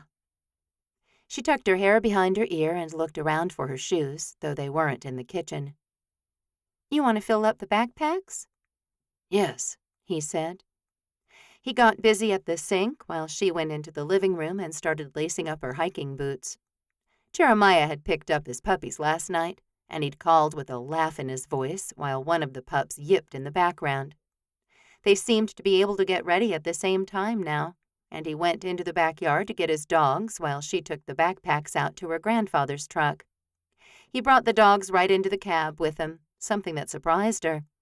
You don't make them ride in the back? I'm scared one of them will fall out, he admitted. I'm going to wait until they're a little older. She fired up the engine and backed out of the driveway. So, are we ever going to talk about, the proposal thing? Why don't you talk about it? He asked. Okay, so it's almost June, she said. We've been dating for a month. Have we? Whitney whipped her attention to him. We haven't? Are you seeing someone else? No, he said. No, nothing like that. Then why wouldn't we be seeing each other? I don't know, he muttered, focusing out his window. I just hadn't thought about it. You're a bad liar, she said. You think more than any person I know. She made a turn to go east into the hillier parts of the Panhandle, if any of it could be considered hilly. She and Jeremiah had hiked out here for several mornings, but one of the trails didn't allow dogs. She drove on to the second one, expecting Jeremiah to say something. She'd parked before he said, I've thought a lot about it. And? And honestly, I think it's still a good idea. He got out of the truck and focused on clipping the leashes to the dogs' collars. Down, he said. Come on, guys, down. Both dogs did what he said, and Jeremiah closed the door and stepped to the back of the truck. Whitney got out and put her water pack on, too, watching Jeremiah the whole time. He seemed perfectly relaxed, which was a bit different than she'd seen in the past. She could always tell how he really felt by the tenseness in his jaw, but now, no tension. He glanced over at her, and Whitney quickly ducked her head. You want me to take one of them? She asked. No, I want them to walk on the leash together. He shouldered his pack, too, and went to the end of the tailgate. He extended his hand toward her, and she easily slipped her fingers into his. I'd do it, Whitney said. And not just because I booked a wedding that would be perfect at 7 Sons. Jeremiah chuckled, his hand tightening against hers. That's the deal, and I won't even question you about it. I might bring in fake corn stalks and stuff. It's an October wedding. Love, we'll have plenty of corn stalks in October. Pumpkins? I've already planted them. Whitney thought about what kind of baby shoots she could do on the ranch, but that would require divulging her secret, and she wasn't sure she wanted to do that. Let's talk about specifics. I'd live at the ranch. Don't you have 2 brothers who live there? My bedroom is massive, he said. Like huge. You could sleep in the closet and be fine. Alarm pulled through Whitney. The closet? It's huge, he said. I think huge is a subjective word, she said. I'll need to see this room and this closet. It's a suite, he said. I mean, I could put a second bed in it and still have tons of space. And then we'd have to tell Wyatt and Skylar why there are 2 beds in the master suite. She enunciated the T heavily, but she didn't dare look at Jeremiah. His dogs trotted along at his side, though every few feet one tried to slow down and stop or rush ahead. He kept a steady hand on them, bringing them along with him right where he wanted them. First off, Skylar will be back at college by the time we get married. And Wyatt, well, Wyatt minds his own business. Doesn't mean he's stupid. No, he is not stupid, Jeremiah mused, his head down. Walk, he said to the dogs, and they obeyed him. For a moment, at least. He repeated it a few times as they continued up the trail. How long do you think we need to be married? She asked. I don't know, he said. Whitney swallowed. She could sleep in a bed in Jeremiah's room if she had to. She'd only been inside the homestead at Seven Sons a time or two, and she certainly had no idea what lay down the hallway that veered left just before the kitchen. Maybe there was another bedroom there she could slip into after Wyatt thought she and Jeremiah had gone to bed. There's a place for my computer? She asked. Big office at the front of the house. You'll let me bring my cats? Of course. I can keep my house, for you know, after all of this ends? Whitney tried to see the end of this. Would they break up? Was she going to marry him and then what? She asked herself. She'd been asking the same thing of the Lord, but she hadn't gotten an answer. Well, she had, but she didn't dare admit to herself or anyone else that she could actually have a real relationship with Jeremiah. A real marriage. One that didn't have to end. And one where she could then sell her house and become a permanent part of Seven Sons Ranch. Such thoughts were dangerous, and Whitney didn't dwell on them for long. Yes, he said quietly. Keep your house. I can shoot on the ranch? That's part of the deal. She stepped in front of him, needing to see his eyes when she asked this next thing. And us, Jeremiah? Us? She squeezed his hand with both of hers. What happens to us? What's the end of this? She looked around, but she couldn't enjoy the splendor of these hills. Mania rose within her, and she half laughed and half scoffed. I mean, what do you see happening to us? Me and you. She swallowed, her mouth so dry. I like you. I like you too, he said, not bothering to correct his dogs as they strained against their leashes. I don't know what will happen with us, honestly. I don't like that answer. I don't have another one. He exhaled and shook his head. It's a crazy plan. I don't know all the steps. I don't know the end from the beginning. Whitney couldn't help hoping that they could fall in love for real. She did like Jeremiah, and other than Blake, he was the only man in the past decade that had intrigued her at all. But he didn't know about Lake Winters, and she wasn't anywhere near ready to tell him. He'd keep your secret, she told herself, but she still didn't open her mouth to tell him. No, when she opened her mouth again, she said, So we'll sleep in the same room, but we'll not be sleeping together. Do I have that right? Yes, he said, his voice tight and low. I'm not going to take advantage of you. I'm not even sure I'm ready to kiss you.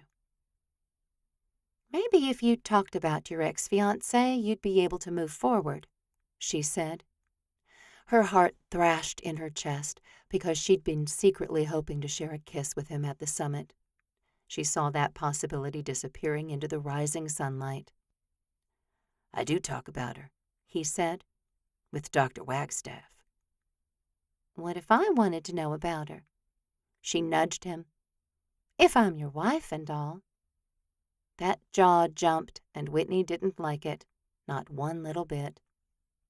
She didn't push Jeremiah because she'd learned that he'd talk eventually. This time it took him all the way until they'd reached the top of the little hill before he said, Her name was Laura Ann Palmer. We were together for 3 years, the last one of that engaged. He let go of her hand and took the dogs over to the edge of the trail, his breath lifting his shoulders up and down, up and down. I loved her, he said. I loved her so much. I wanted to be married so badly."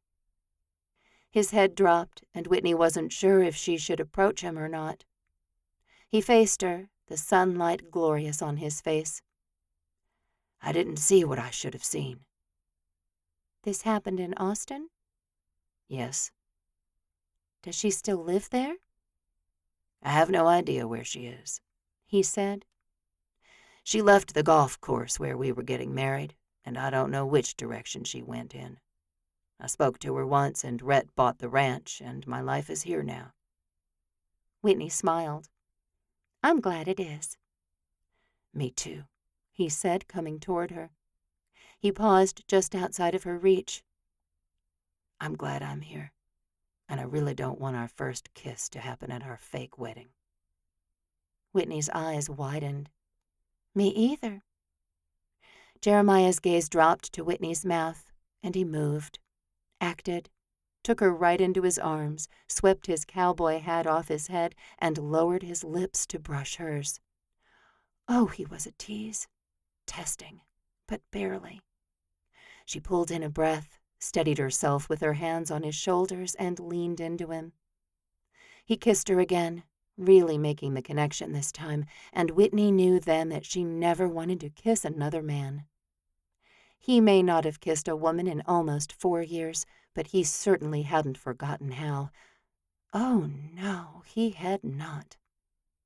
Whitney could not get enough of him, could not get close enough, could not stop kissing him. Chapter 14.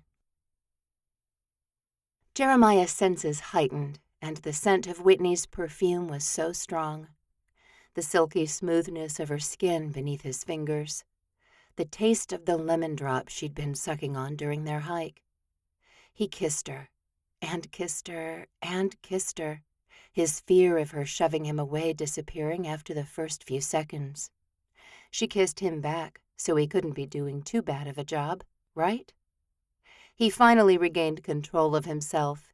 It had been a long time since he'd kissed a woman, and he'd forgotten how wonderful it could be, and pulled away.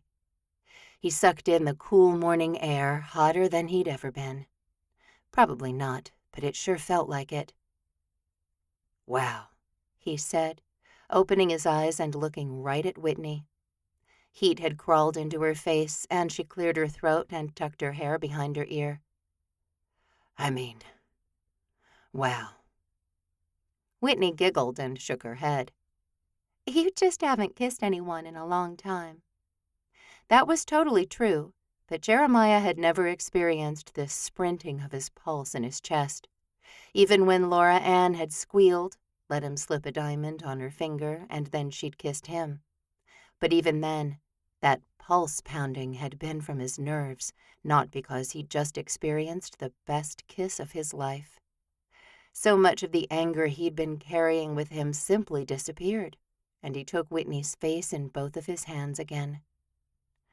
"I guess maybe I better kiss you again, just to be sure." He touched his lips to hers again, more sure this time. But his passion didn't accelerate so fast he felt thrown out of his own mind, and he was able to go slower, explore deeper.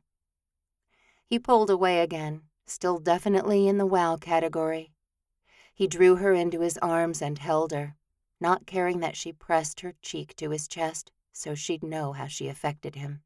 Eventually, the sun's rays touched the top of the hill where they stood, and Whitney stepped away from him. He had so many other things to say, lots they needed to talk about, but he didn't know where to start. "If we go now," she said, "we'll have time for a quick breakfast." Whitney's eyebrows lifted. "You in?" "Breakfast with you? Always."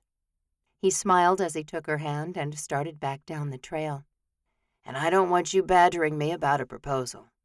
A man likes things to be special." A peal of laughter filled the sky, and Jeremiah chuckled too. He whistled for the puppies to come to him, which surprisingly they did. He stooped to pick up the leashes, then recentered his hand in hers. "Just because this might not be entirely real doesn't mean it can't look like it," he said. "What do you mean?" Do you want to tell your parents that you're marrying me to prove to my brothers I'm not broken?" The sting of what Wyatt had said months ago barely shocked Jeremiah anymore. Kissing Whitney had healed him much more than he'd been able to anticipate. "No," Whitney said. "Yeah, because when they ask you why you do that, I don't think so I can shoot at the ranch when I want to would go over very well with them." Whitney nodded, her eyes trained on the ground as they navigated a rocky patch in the path. "So it looks real on the outside." "It has to look real on the outside," he confirmed. "And in that case, maybe I'll just wait another couple of weeks, propose, and say we want a fast wedding. Then my brothers don't have to know. The secret is really a secret." "Our secret," Whitney said. "That way it's easier to tell the same lie to everyone." Lie. Jeremiah didn't like the sound of that. No, he hadn't exactly been on his knees a whole lot over the past few years, but he didn't want to lie either. That certainly wouldn't get him into God's good graces.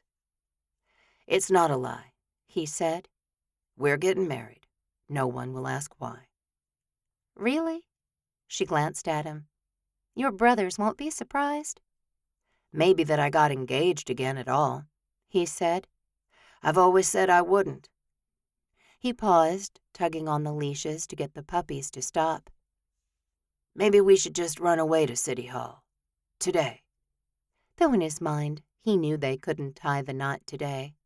Liam had told him he'd had to wait 72 hours from the time he got a marriage license to when the I-do's could happen. "My mother will go ballistic," Whitney said. She pulled on his hand now. "Keep moving, cowboy. Daylight is burning, and I'm already going to be late." "We don't have to go to breakfast," he said as he got his feet moving again. "Yes, we do," she said. "We need to keep talking about the engagement and the wedding and the after the wedding." "Oh?" Whitney gave him a look out of the corner of her eye. "How long did it take Laura Ann to plan your wedding?" Jeremiah sucked in a breath. "We were engaged for a little over a year," he finally said. "And you want to wait a couple more weeks to propose and then get married in August? You're talking 6 weeks." "We'll say that the only way I agreed to an engagement at all was to have it be really short." He liked the sound of that, but he couldn't believe he was talking about this. "My mom will still go nuts," she said. "I'll help with whatever," Jeremiah said. "Money, planning, food, whatever." Maybe I should text her right now and give her the heads up. She actually let go of his hand and slid her backpack off her shoulders, taking her phone out of the pocket while she kept pace with him. Their conversation stalled, and Whitney didn't speak until they got back to her truck. Then she lifted her eyes from her device and asked, "What date are we looking at?" Jeremiah's whole life flashed before his eyes in that moment, and he could not believe he was even considering getting married again. Especially because this one was fake. Fake. Why put himself through the trouble? "How about August 4th?" she asked. "That's a Saturday, and then I can have the next couple of weeks off during the busiest time for produce." She smiled as she said it, her dark eyes twinkling at him. "Will you still be expected to work at the store after we're married?" he asked. "Probably," Whitney said.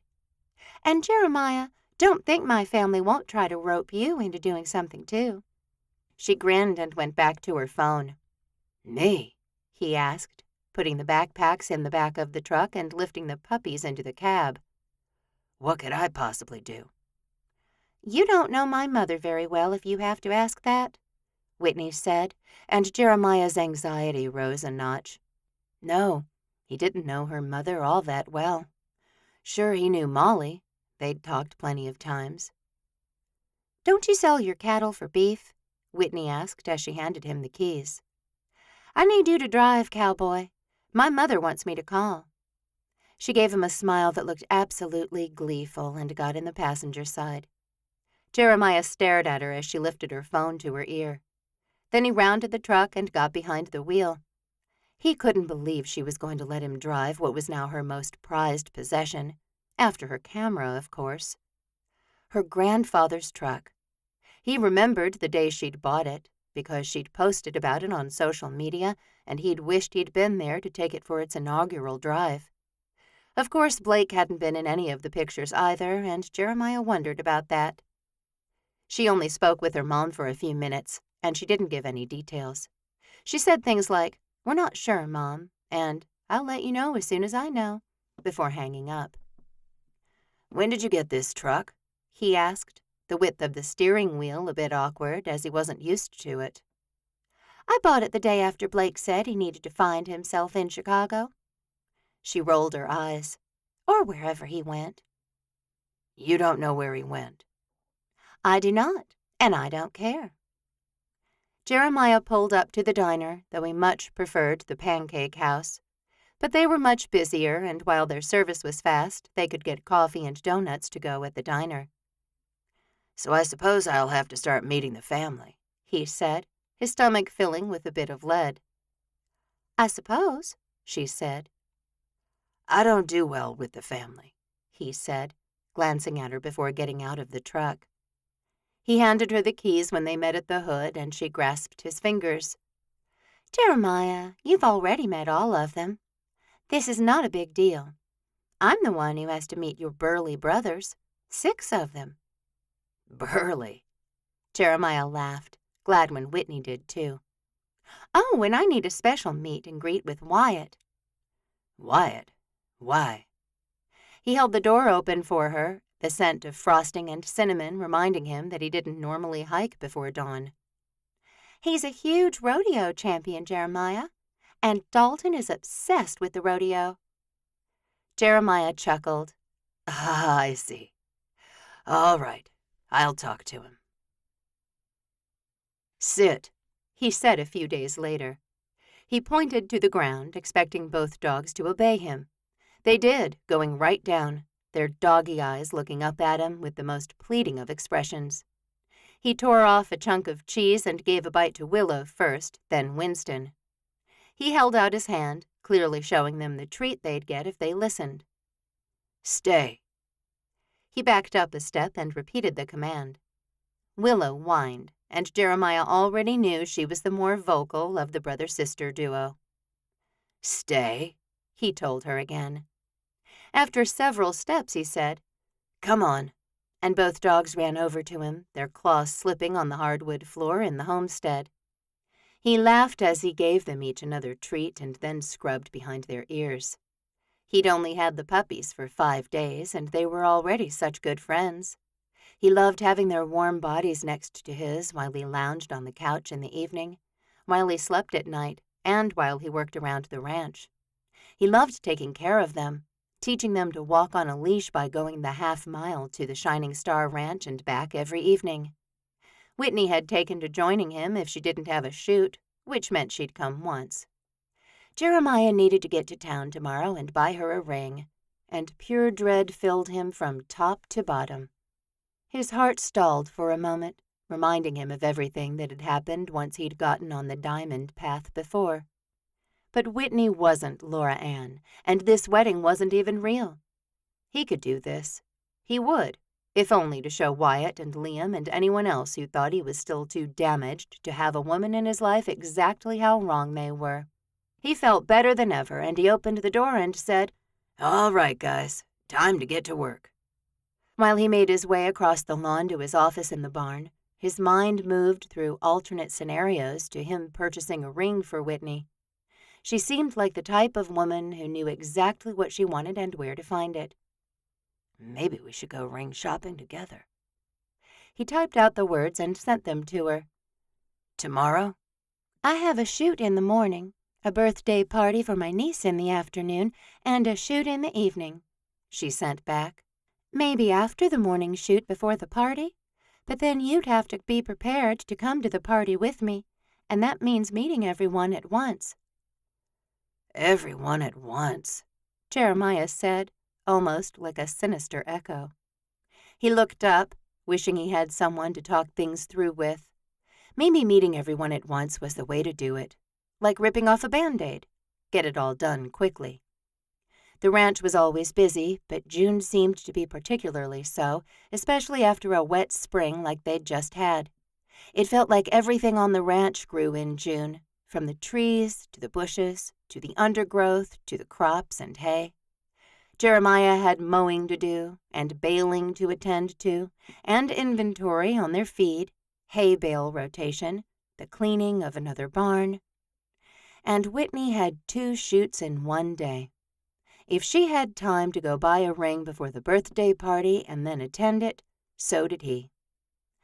"Tell me what time and where to pick you up," he said, "and I'll be there." "I'm shooting downtown in the morning," she said. "I can meet you at TRJ." He puzzled over the letters, even going so far as to search for their meaning online. A horse snuffled on the other side of the wall, and Jeremiah knew he needed to pocket his phone and get to work. "Oh, of course," he said when the internet spat out the answer he needed. 3 Rivers Jewelers. His chest seized.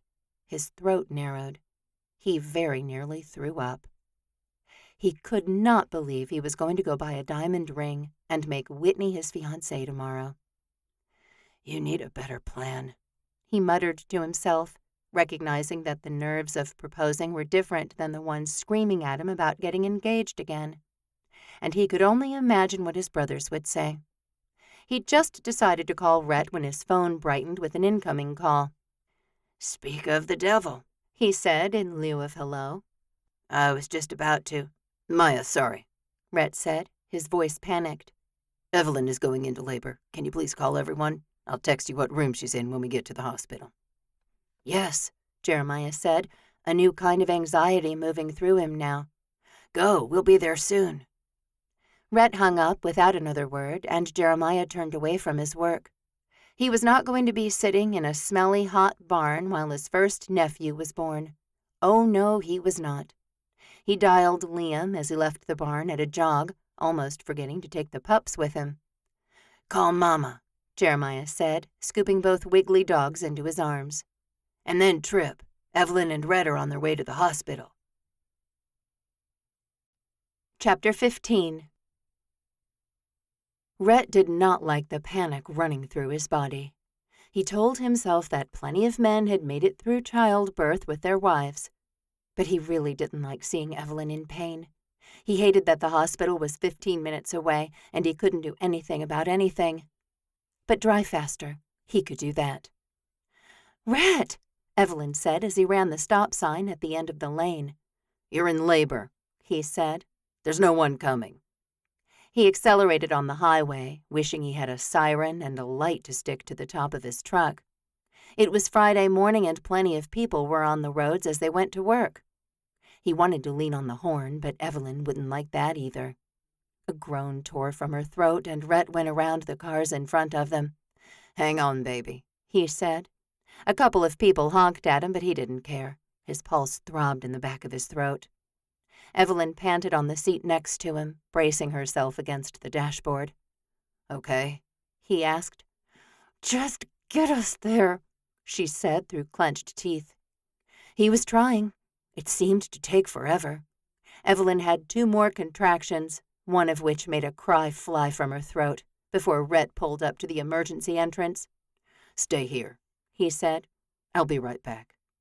He dashed toward the entrance where a row of empty wheelchairs waited. He grabbed one and hurried back outside where he helped Evelyn out of the high truck and into the wheelchair. She kept both hands on her stomach as if she could hold back the pain that way. Another contraction hit her as Rhett wheeled her inside, and thankfully someone had seen his mad grab of the wheelchair because a man wearing a blue set of scrubs met him. "My wife," Rhett said, his voice filled with air. "How far apart are the contractions?" the man asked, taking over behind the chair. Rhett matched him stride for stride as they went through a set of double-wide doors. "Name and birth date?" "Evelyn Walker," Rhett said. "Birthday is February 9th. His mind blanked on the year, and thankfully Evelyn filled it in for him. "And the contractions were 4 minutes apart when we left the house 20 minutes ago." "They're 3 minutes, 10 seconds, Evelyn gasped out. "And they last for just over a minute." She held up her phone. I have an app I've been using to track it."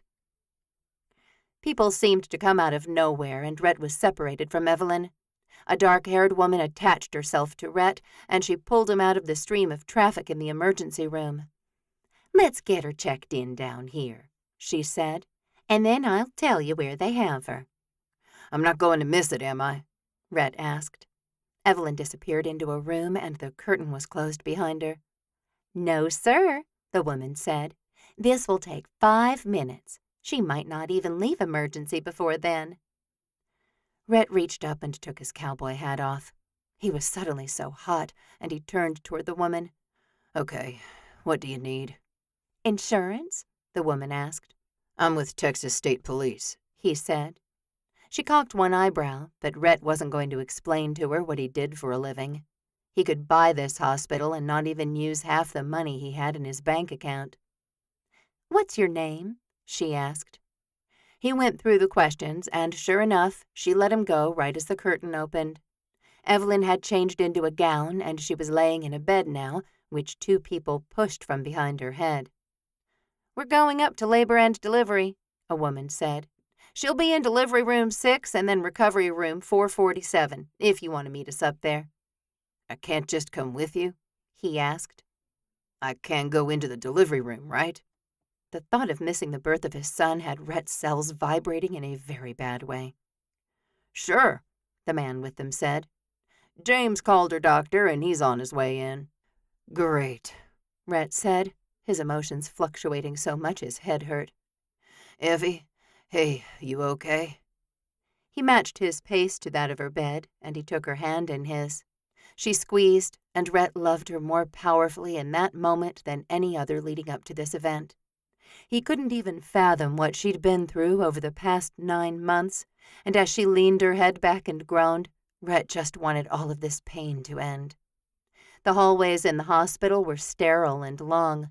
The elevators smelled like lighter fluid and bleach, and when Rhett stepped onto the 4th floor, he immediately wanted to leave. The cry of a baby reached his ears, and pure joy filled him. "Almost there, Effie." She got pushed into delivery room 6, and all kinds of things happened. She got hooked up to an IV and a pulse monitor. The emergency nurses left, and 2 women in pink scrubs entered the room. Jeannie and Deb introduced themselves, and they were much calmer with Evelyn. They took her blood pressure and temperature, and one of them took her phone and recorded the information from the app. Another contraction came, and Deb leaned over Evelyn. "Are you doing an epidural?" "Yes," Evelyn said. The nurse nodded and stepped over to the phone. Rhett took her place, taking her hand so she'd know she wasn't alone. "You're doing great, baby," he said. "The doctors are going to be here real soon." He sent up a prayer that what he'd said would actually come true, and relief filled him when Dr. Partridge walked in, a huge smile on his face.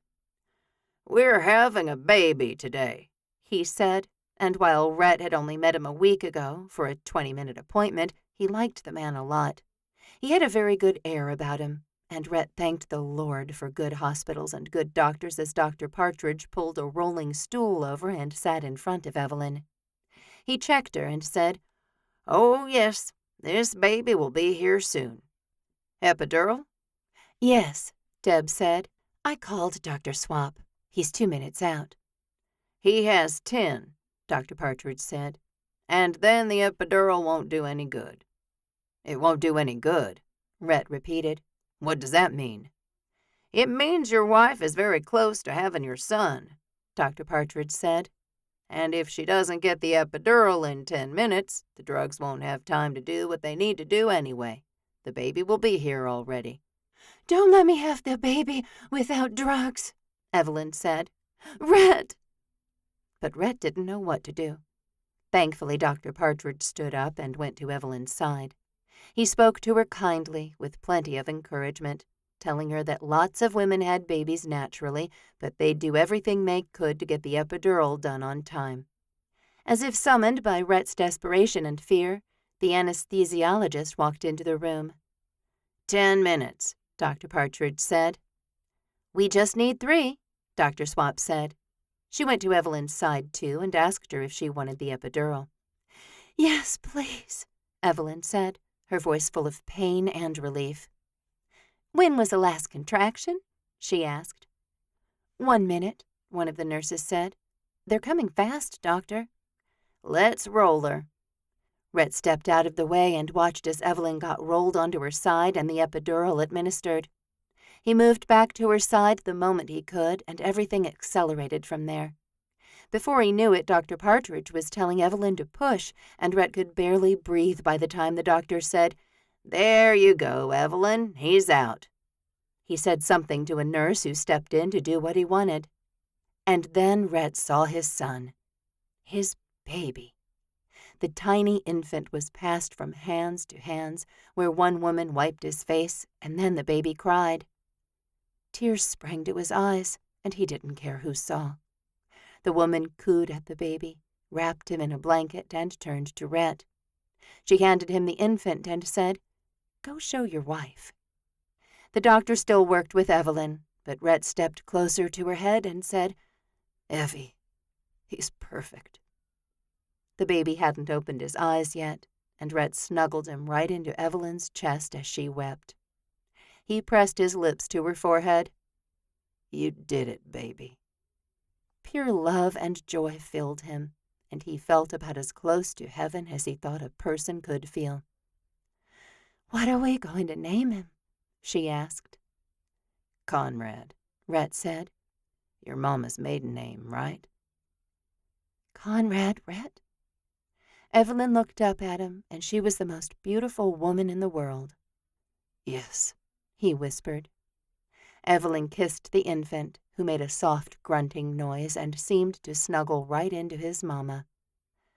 "I'm sure the waiting room is full. You better go talk to them." Rhett turned toward the door, and a nurse caught his eye.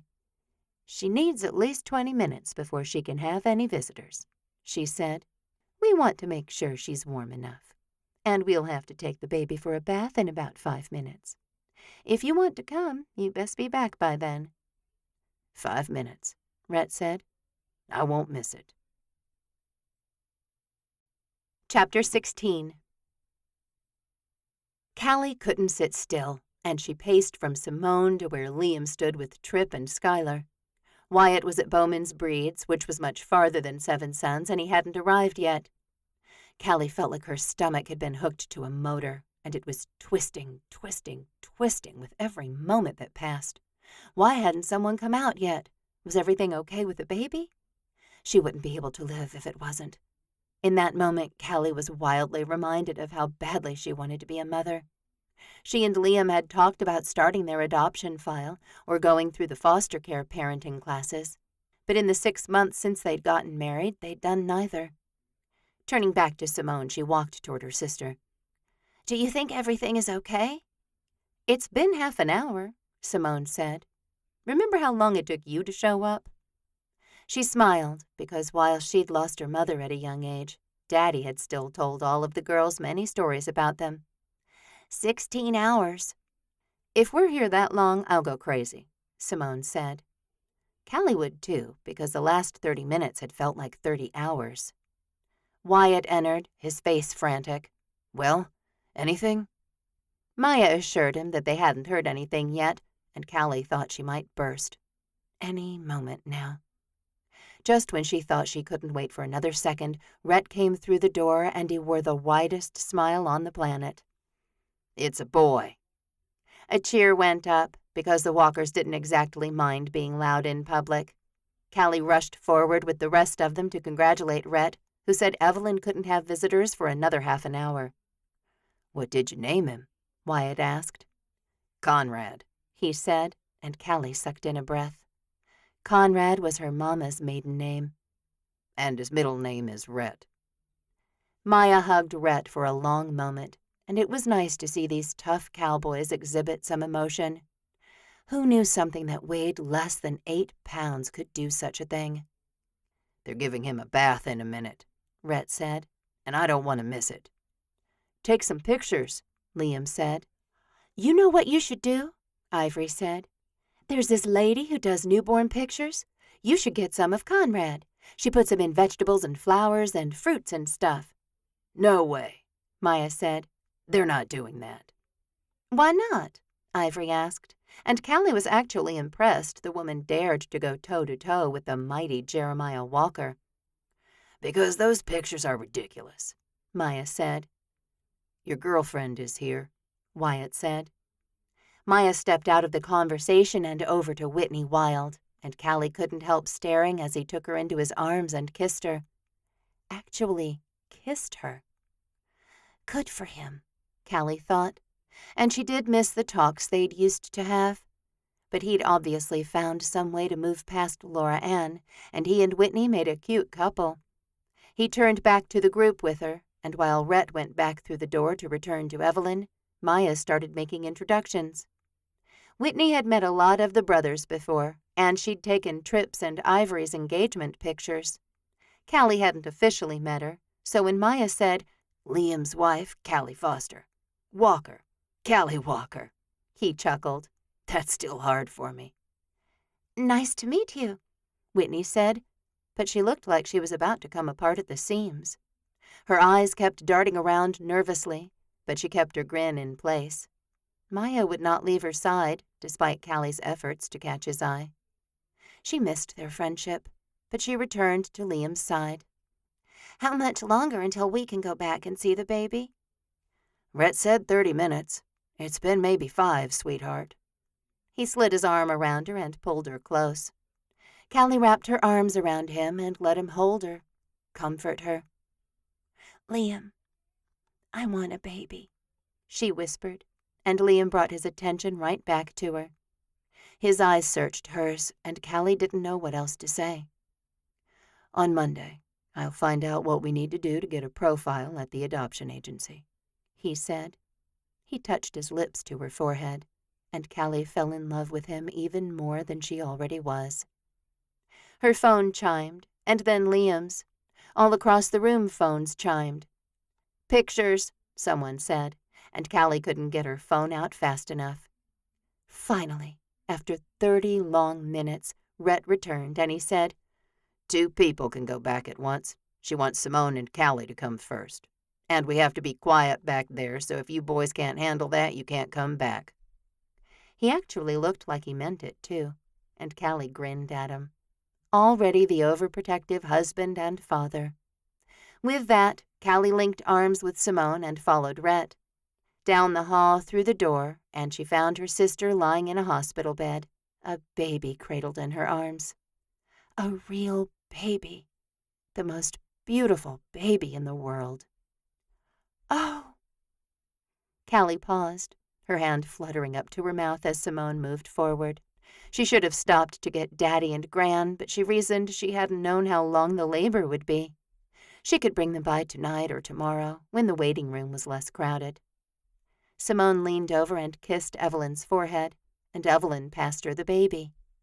Simone wore a light that filled her whole face, and Callie knew exactly how she felt. She crossed the room and leaned over to hug Evelyn.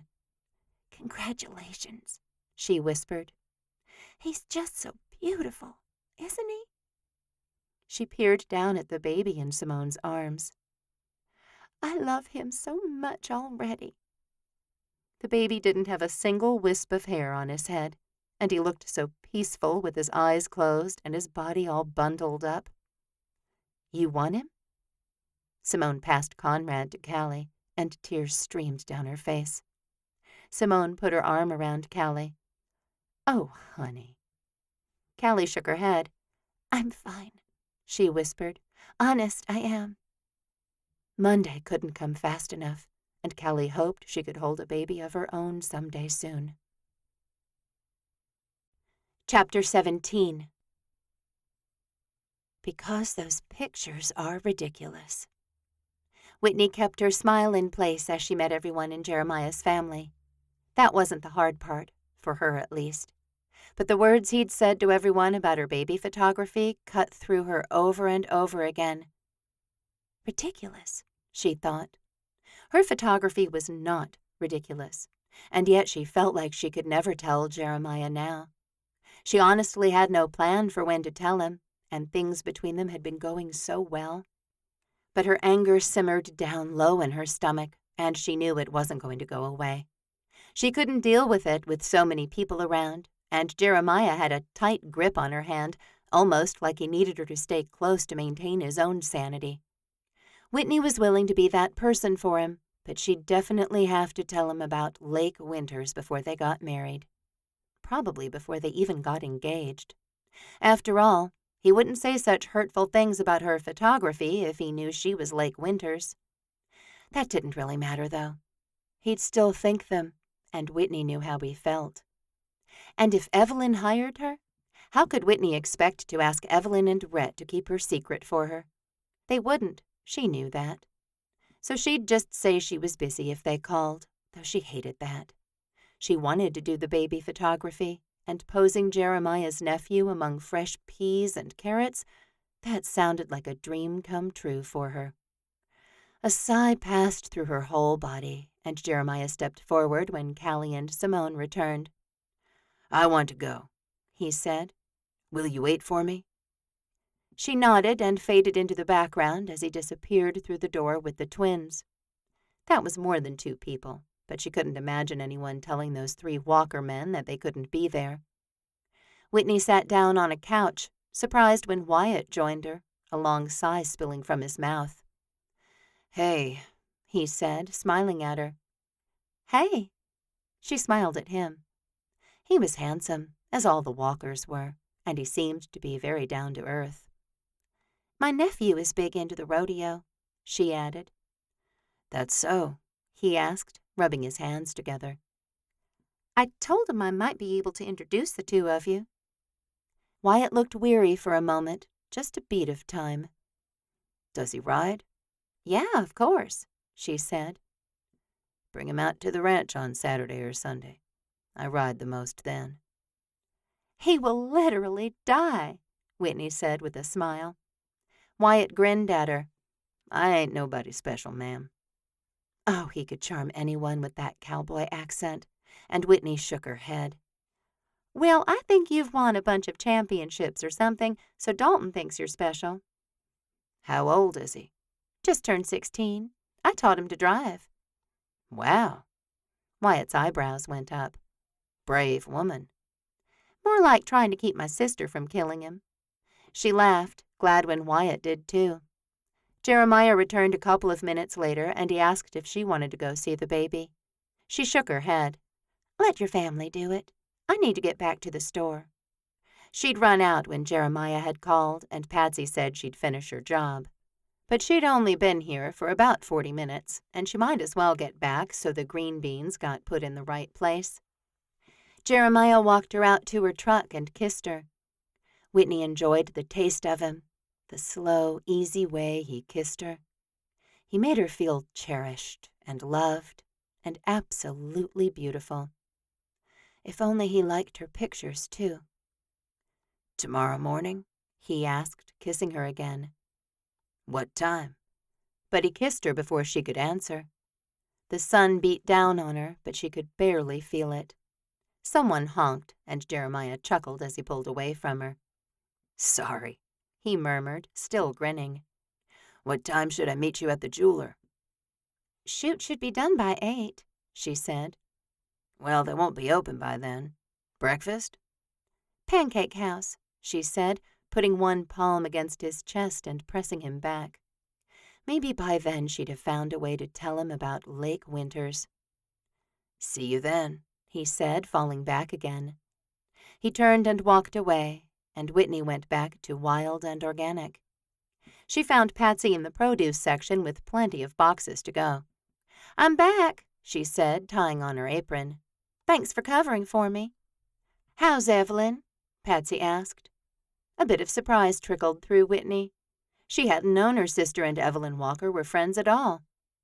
"I didn't see her," she said, "but the report is that everyone did great, and the baby is super cute." Whitney smiled, pulled on her gloves, and opened a box of cabbage. She wanted baby so badly, and she couldn't believe she'd wasted so much time on a man like Blake. He didn't really know her, and he'd never really supported her dreams. "Kind of like how Jeremiah thinks your baby photography is ridiculous." The annoying voice in her head wouldn't go away, and Whitney grew more agitated with every head of cabbage she stacked. "How are things with you and Jeremiah?" Patsy asked. Whitney blinked, trying to focus on the conversation and the work. Those thoughts were so dang loud in her head. "Okay," she said. "Just okay?" She glanced over to Patsy and then around the store, but they were still closed and no one could overhear. "He hates the baby photography." Patsy stalled in her arrangement of the tomatillos. "He said that to your face?" "He doesn't know it's me." "You haven't told him?" No wonder Dalton didn't like talking to his mother. Everything was a question, and it was said in such a way that made Whitney feel like she'd never be able to do anything right. "No," she said. "When we got back together, I was hanging my spring photo up, and he made a comment about how weird it was, so I didn't say anything." She shrugged, broke down the box, and moved to the purple cauliflower. "I thought I'd, eventually tell him. Today he made another comment about how ridiculous it was when someone suggested Evelyn and Rhett hire me for newborn pictures." "Oh, wow." Patsy wore a look of sympathy on her face. "What are you going to do?" "I don't know." She stared at the vegetables and kept her hands busy to get them all in the right places. "I sure do like him." "I can see that." Patsy nudged her, and Whitney found a smile on her face. "Maybe pray about it? See what you feel like is best." That was Patsy's answer for everything. Pray about it. Whitney didn't hate the advice, and she placed the last head of purple cauliflower on top of the pile and closed her eyes. What should I do about Jeremiah? That was a very broad question, and Whitney would like a checklist, please and thank you. But no loud voices boomed through the store, no soft ones either. No impressions, no feelings. She opened her eyes and moved down to the yellow squash. She didn't have time for prayer right now anyway. The store would be open in 20 minutes, and she and Patsy would be lucky to have the produce section ready in time. The next morning, Whitney tucked her camera into the protective bag and put it in the trunk of her car. She'd invested thousands in her photography gear, and she always took great care with it. She double-checked to make sure she'd taken off her strap and put her light meter in the back seat before she locked the car and crossed the street. Jeremiah looked up from the bench in front of the pancake house as she approached, a smile blooming across his handsome face. Maybe his thoughts and opinions about the baby photography didn't matter. Maybe she'd never have to tell him. Don't be stupid, she told herself. She was going to marry this man. Maybe it wouldn't be real at first, but what if the relationship could be? Would she have to constantly look over her shoulder to make sure he didn't see her editing the newborns? Lie to him about where she was going and who she was shooting? Yeah, she couldn't keep the secret for forever. But as Jeremiah chuckled and swept her into his arms, she thought she certainly didn't need to tell him today. She accepted his kiss, not caring that they stood in front of the busiest place in town on a Saturday morning. "I'm starving," he said. "I don't usually eat breakfast so late." "It's barely after 8, she said. "Yeah, and a lot of work on the ranch is done by dawn," he said. "It's so hot during the day." Whitney just shook her head and climbed the steps to the pancake house with him. "I want to stop by the bakery after this, too," she said. "I need to take something for my niece's party." "I never say no to stopping at the bakery," he said. He held up 2 fingers for the hostess, who promptly grabbed menus and said, "Follow me." They'd only made it a few steps when Jeremiah stopped. "Squire," he said, glancing around at all the cowboys in the booth. He dropped Whitney's hand as the other cowboy rose to shake his. "You brought the whole crew." "Just a few," the other cowboy said. He was easily as old as Jeremiah, maybe a couple of years older. Whitney knew who he was, of course. Retired military hero. Ran the biggest ranch in town. Everyone knew who the Ackermans were. "I don't see you out on the weekends," Squire said, moving his gaze to Whitney. "Yeah, well, I lose track of the days in the summer," Jeremiah said, grinning. "This is my girlfriend, Whitney Wild." My pleasure, ma'am, Squire said, reaching for her hand. Nice to meet you, too. Nerves fluttered through Whitney's stomach.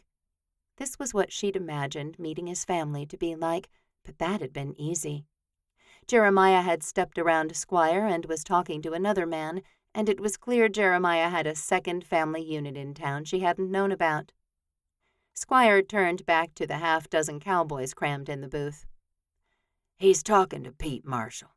He runs Courage Reigns out at the ranch, and we brought along some of our boys that have been working real hard this spring. He nodded to them and started rattling off names. Whitney knew a couple of them, but not all of them. They tipped their hats and said, "Ma'am," over and over. She knew Bennett Lancaster the best, as they were the same age and had gone to high school together.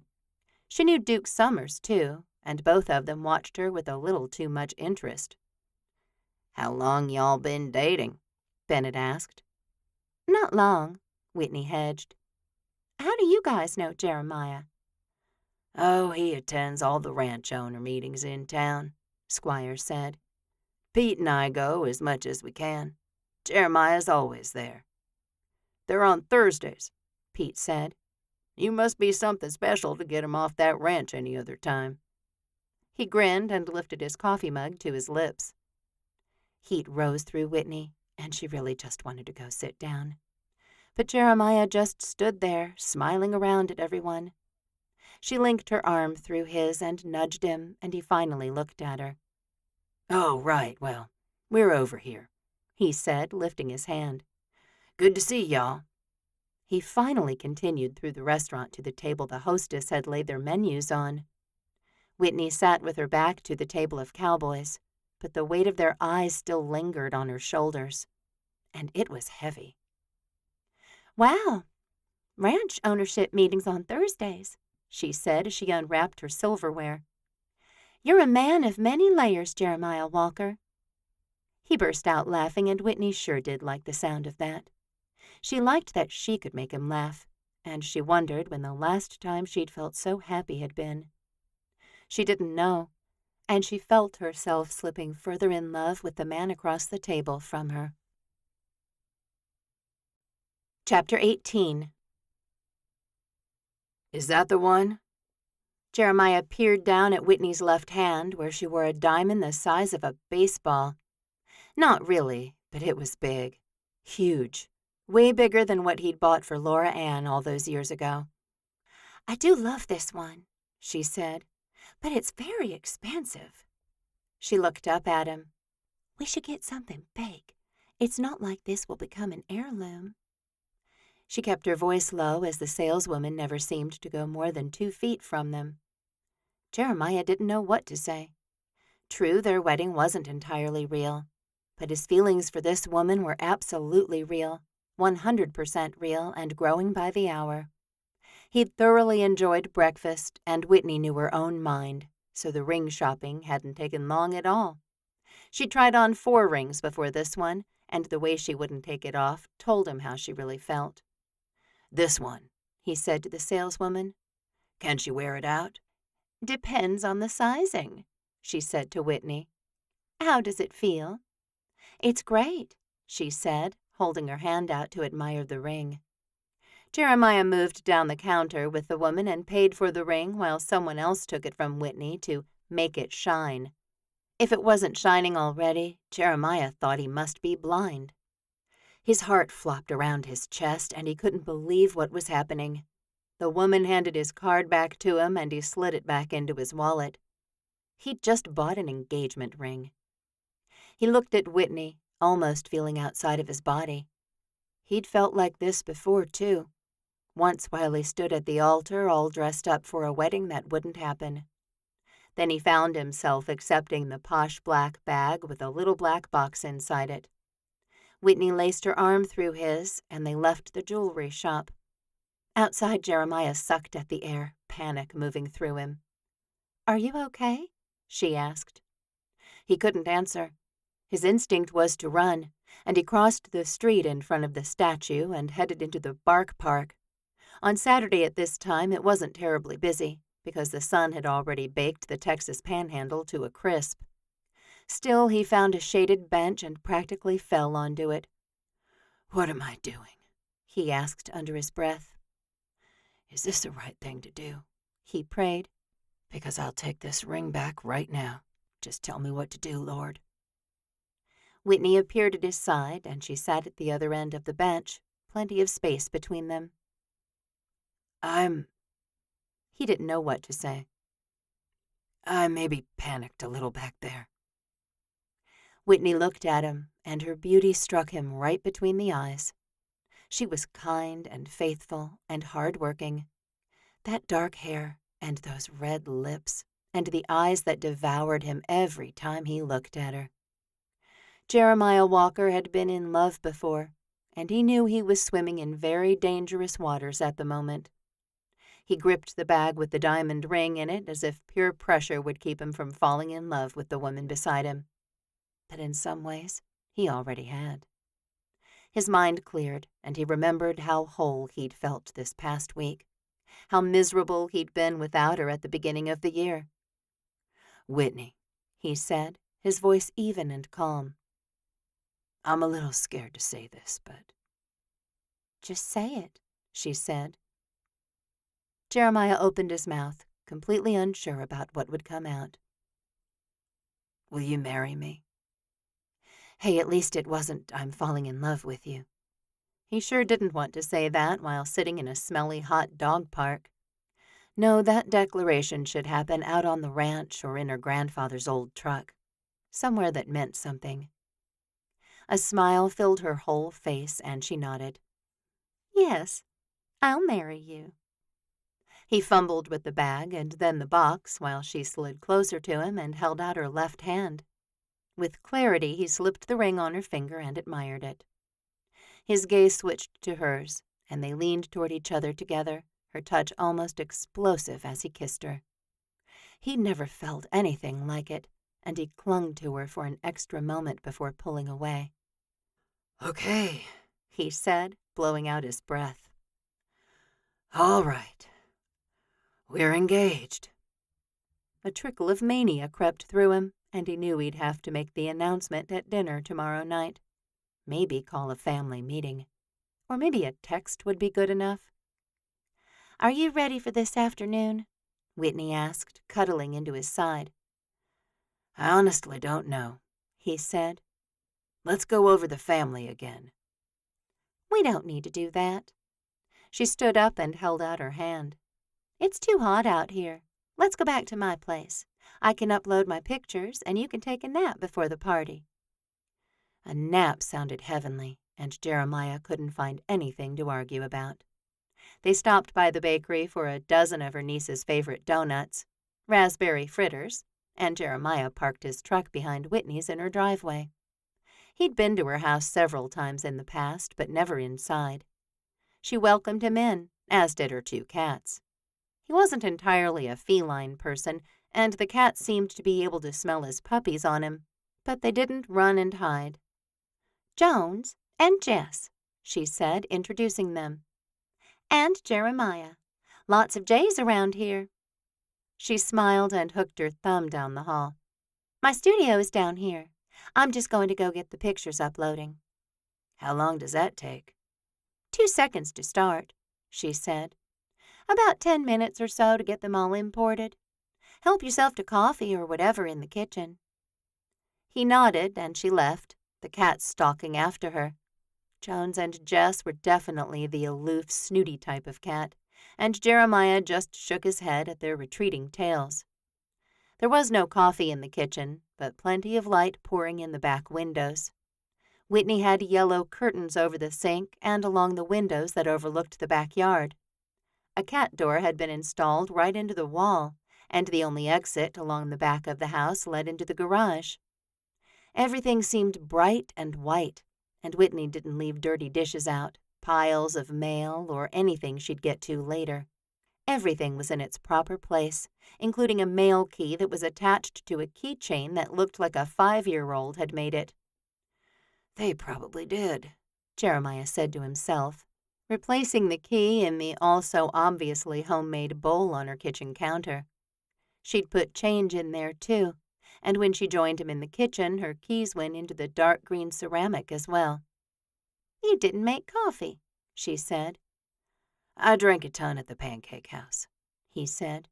"I probably won't even be able to nap because of it." He slipped his arms around her waist.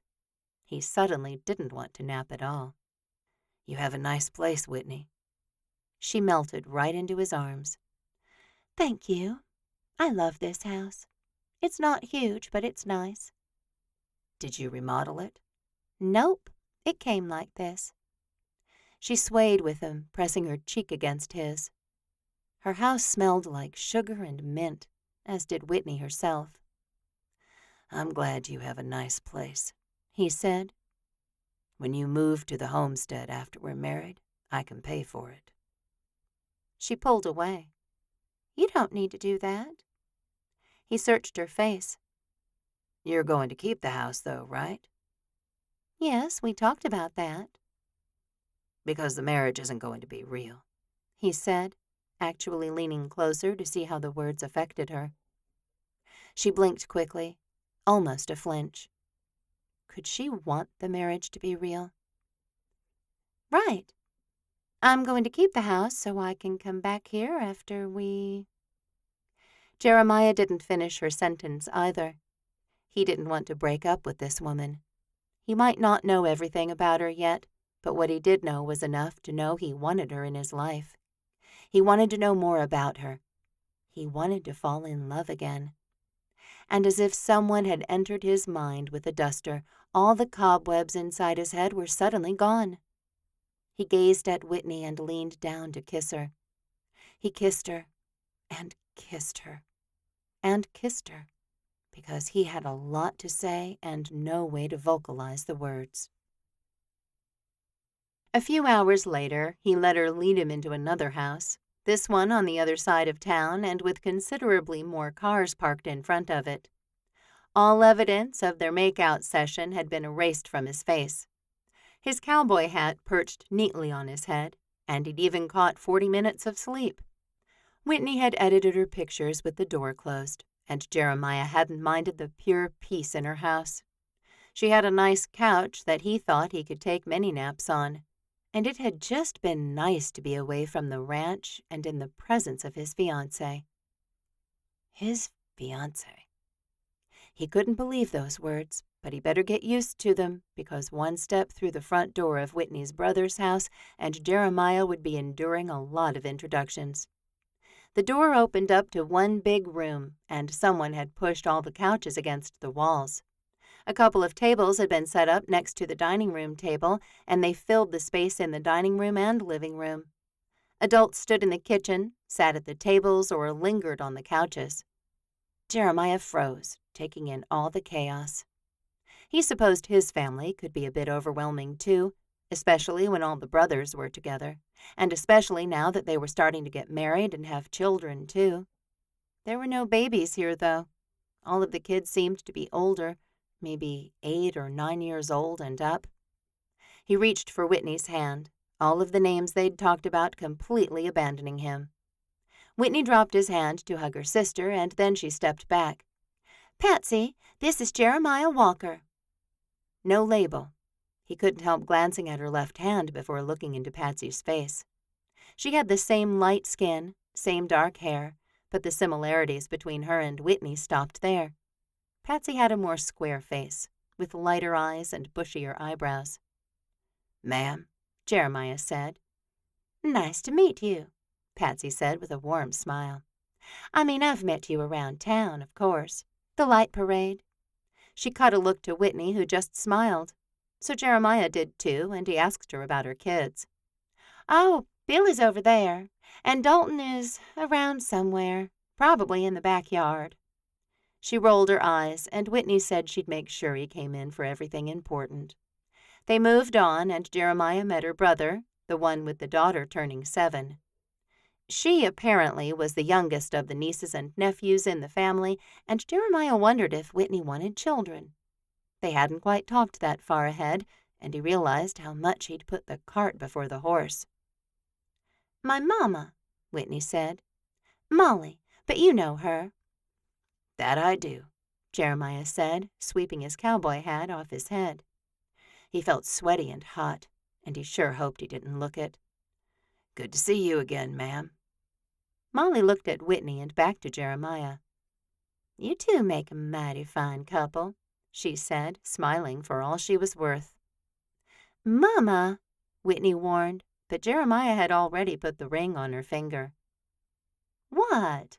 Molly asked anyway, completely ignoring the danger in her daughter's voice. You called the other day about a possible wedding date. She spoke the last two words as if they were scandalous. Jeremiah looked at Whitney, who looked right back at him.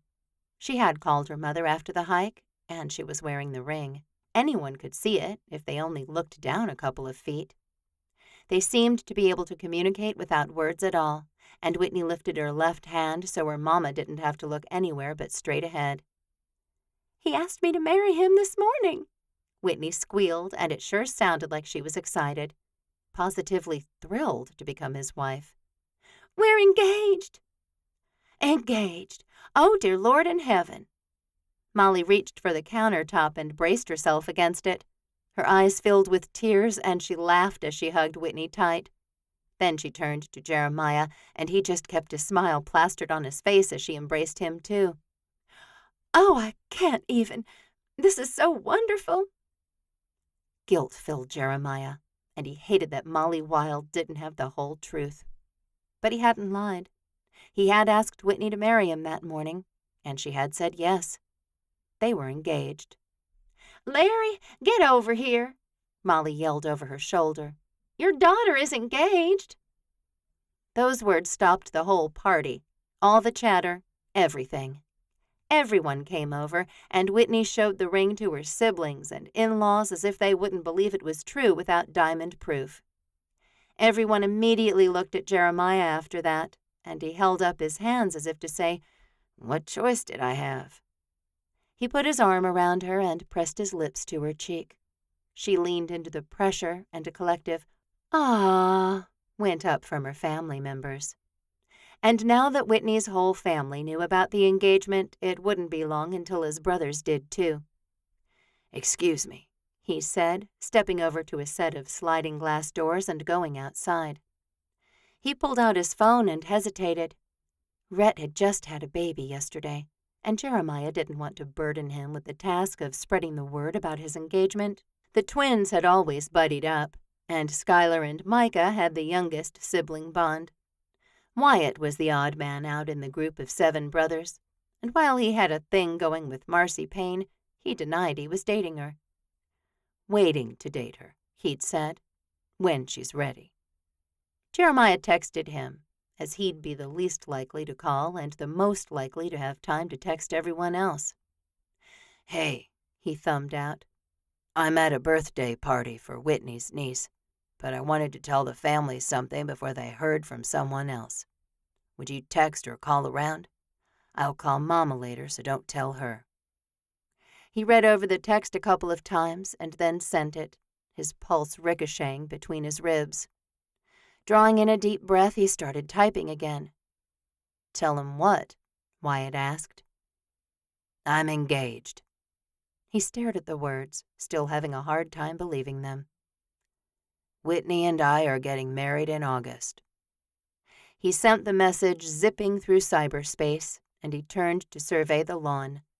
A teenage boy laid in a freestanding hammock, and their eyes met. "You must be Dalton," Jeremiah said as the teen took out his earbuds. "You're the smartest one in the family. You know that." A slow smile spread across Dalton's face, but he made no move to get out of the hammock. "You're Whitney's boyfriend." "That's right," Jeremiah said. "Jeremiah Walker. I've heard a lot about you." "Ditto," he said. "Oh, and since I just told my brothers, and Whitney's inside relaying all the details of it, you should know. I'm your aunt's fiancé." Dalton's eyes widened as pure shock crossed his face. "Really?" "Really." Jeremiah chuckled, hoping the engagement between him and Whitney wasn't so ridiculous that even a teenager wouldn't believe it. "Wow, that's great," Dalton said, getting out of the hammock. He was a skinny, tall kid, but he embraced Jeremiah like they'd be best of friends. I knew she really liked you. He released Jeremiah and sat back in the hammock. Did you now? Jeremiah pulled up a chair and sat down. What exactly does your Aunt Whitney tell you? Chapter 19. Whitney ignored Jeremiah's third text, her stomach a writhing mess of snakes. Life had gone back to normal after a couple of days of holding out her hand, smiling and saying she and Jeremiah were simply mad for each other and would be married in just a few weeks. It was more like 2 months, but that hadn't stopped Mama from calling her 4 times a day and texting about every hour. Jeremiah's texts were normally the balm to her weary soul, but not when she had a newborn shoot on her calendar she hadn't told him about. He literally never asked who she was shooting, though they had often agreed to meet after her shoots, so he sometimes asked her where. And tonight he wanted to take her to dinner afterward. She hadn't told him that her shoot was after dinner, nor that she was trying out some of the lighting techniques she'd learned in her workshop. She never shot indoors, and she didn't want him to show up at her house while she still had apples and pears on her dining room table. She could move Bee and Wendell to earlier, use the natural light that spilled through her big back windows. Whitney shook her head. No, she'd moved the couple and their 8-day-old newborn a couple of times already. She didn't want to lose the business, and there was no real reason she couldn't shoot them that evening. Just Jeremiah. And he did not like it when she didn't respond to his texts. She stewed as she sat at her computer, her mind going round and round itself. The machine in front of her chimed, and she looked to the bottom right-hand corner to find someone had chatted her through her Lake Winters website. Just had a baby a few days ago. Wondering what your schedule is like. Your website says you like babies to be less than 10 days old. Whitney's hopes shot up to the stars. Another baby. She hadn't had one for a month, and now she might have 2 in 1 week. She smiled, already planning the second baby shoot. She put her hands on the keyboard and typed. Younger is better, she said. They're more pliable and sleep longer. Do you have something in mind for flowers, vegetables, fruits? My husband is a real cowboy, the woman said, adding a smiley face. He'd probably like more rustic stuff for our son. Whitney's heart began to pound. Can I get your name and phone number? Then we can chat easier. She pressed her eyes closed, praying with everything she had that it was not Evelyn Walker on the other side of that screen. Please, please, she muttered to herself. The computer dinged, and Whitney's eyes flew open. Evelyn Walker and a phone number sat there. Whitney fell back in her office chair, numbness spreading through her. At least Jeremiah's assessment of her work had fallen on deaf ears.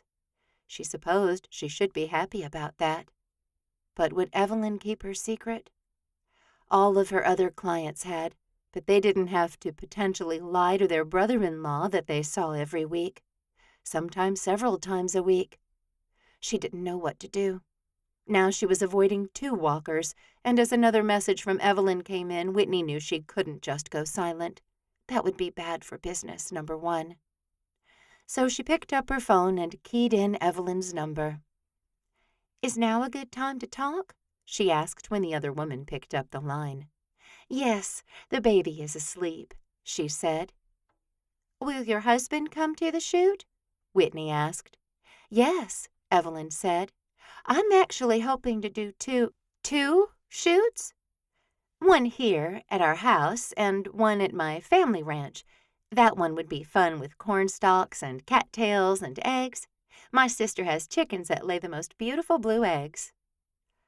Whitney pressed her eyes closed because the brown and blue and beautiful baby shoot materialized right in front of her eyes. That would be lovely, she said through a closed throat.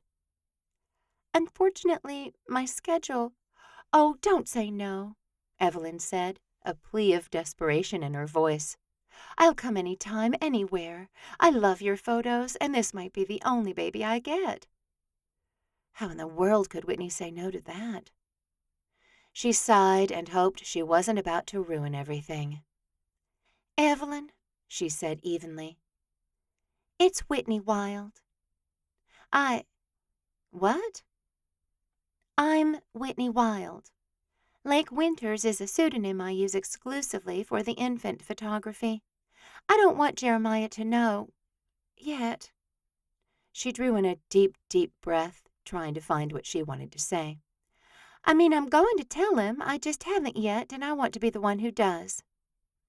Evelyn said nothing, and Whitney cursed herself for using her real name before the disclosure forms were signed. "Why haven't you told him?"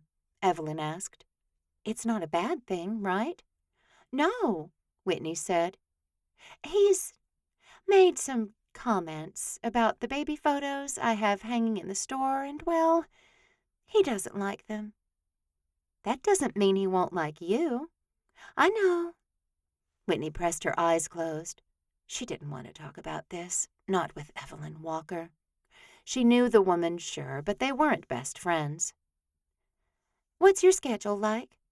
"I'm wide open," Evelyn said. "Red and I can be discreet." "Is there another road to your ranch?" Whitney asked. "Or will I have to drive right by Seven Sons to get there?" "Oh, well, there's only the one road." Whitney clicked on her calendar, and it was as if the Lord himself had turned on a spotlight. All she could see was Thursday, and she'd recently learned that Jeremiah had ranch ownership meetings on some Thursdays. "I'll call you back," she said. "Okay, 5 minutes, I'll call you back." Evelyn protested, but Whitney hung up anyway. Her fingers flew across the screen as she said the shoot was an experimental indoor shoot at her house until 9, but he was welcome to stop by before then. "You'd have to leave at 7:30 at the latest," she said, and even that was cutting it close. But she'd practiced with the fruits already, and she could get the scene set up in 30 minutes. "I'll bring steak sandwiches and be gone on time, I promise," he said, and relief poured through Whitney. He didn't suspect anything, but she hated that she was even worried that he suspected something. "When's your next ranch owners' meeting?" she asked, her brain firing as it tried to come up with a reason why she needed to know. "Thursday," he said, and Whitney felt all the stars aligning. "Thank you, Lord," she whispered. She ignored his next message and called Evelyn back. "Thursday morning," she said. "It's then or not at all, and I have disclosure forms you and anyone else there will have to sign." She changed her mind on the spot. "Actually, only you and your husband can be there." "My sisters—" Things spiraled in Whitney's mind. If all the Foster sisters knew. Jeremiah had told her he was good friends with Callie. No way Whitney could keep Lake Winters a secret from Jeremiah if she booked this shoot. So she just needed to tell Jeremiah before Thursday. "Everyone has to sign the form," Whitney said. "And 2 shoots will take all morning. How early is too early for you?" "We can start whenever," Evelyn said. "I live on Quail Creek Road." "I think we should start at the ranch," she said, thinking that Jeremiah would be at his ranch ownership meeting in the morning. "How about 8? 8 is great. If you have ideas for what you'd like to do, text me some pictures." "I'm so excited," Evelyn gushed, and Whitney smiled. She hung up and leaned back in her chair. She had the feeling that she was in very real trouble. "Put that light over there." Whitney pointed to the kitchen countertop, and Dalton did what she said. Jeremiah had said Wyatt could come with him that night, and Whitney had immediately called Dalton to invite him to be her photography assistant. Her nerves rioted, but she was going to tell Jeremiah she was Lake Winters. She was. She'd gone to Wild and Organic and bought all the fruit she needed. She'd polished them up, and the ruby-red skin on the apples gleamed under the lights. Jeremiah would see the fruit, the lights, the baby blanket, all of it. "I'm so excited," Dalton said. "I'm going to go comb my hair again." Whitney shook her head and smiled. "You look fine, Dalt." Her nephew scurried down the hall anyway, and Whitney turned in a circle in the kitchen. She was ready for this. There were dishes on the table, which she would clear and clean before the newborn and her parents showed up. The doorbell rang, and Whitney drew in a deep breath and wiped her palms down her jeans. Dalton came barreling down the hall, his eyes wide. "He's here." "He sure is." Whitney wished he wasn't so nervous because she was feeding off of his anxiety. She stepped over to the door and opened it to find a pair of cowboys on her front steps. Their shoulders touched, and they both grinned at her. "Heya," Wyatt said. Jeremiah stepped inside and drew Whitney into his arms. He kissed her quickly, and they made room for Wyatt to come inside, too. "I won't kiss you," he joked, laughing. He handed a white bag that smelled like salt and steak to Jeremiah. Heat ran through Whitney's face. "Wyatt, this is my nephew Dalton. Dalt, come meet Wyatt Walker." Her nephew took a step and nearly went down as he ran into the end table. His whole face turned bright red, and Whitney smothered a giggle. Jeremiah wore a playful smile, but thankfully he didn't laugh either.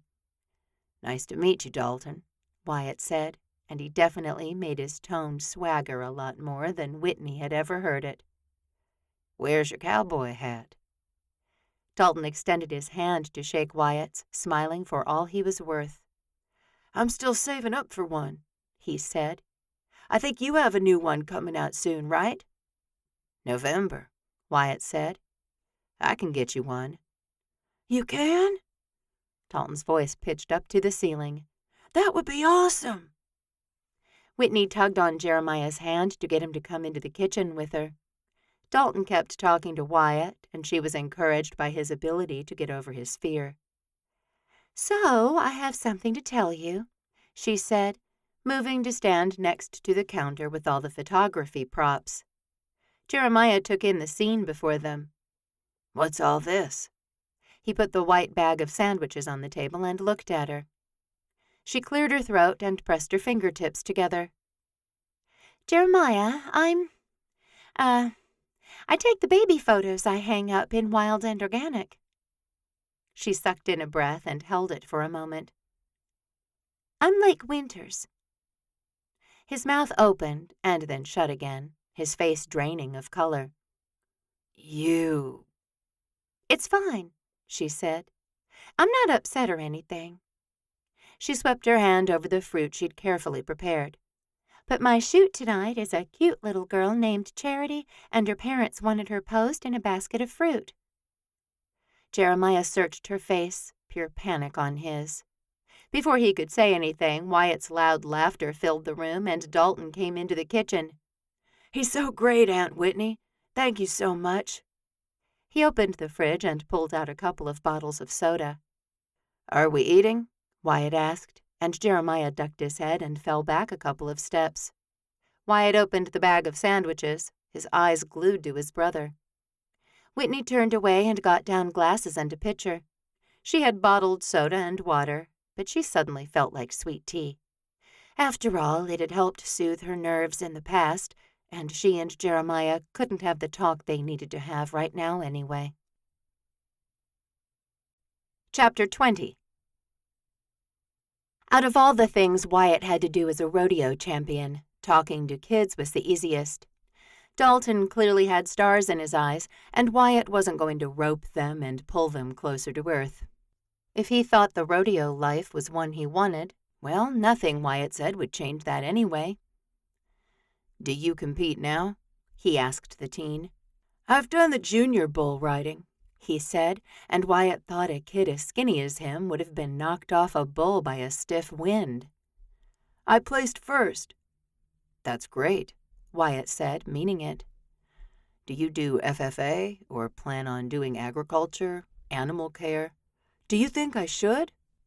"There are great scholarships in the junior rodeo," Wyatt said. "I got involved in it through my high school FFA program, and I got my college paid for by winning bronc riding events." Dalton's eyes widened, if that was even possible. "I'll have to find out for next year." "You gonna be a sophomore?" "Yeah." "You should be able to qualify if you're winning bull riding on the junior circuit already." He lifted his soda bottle to his lips.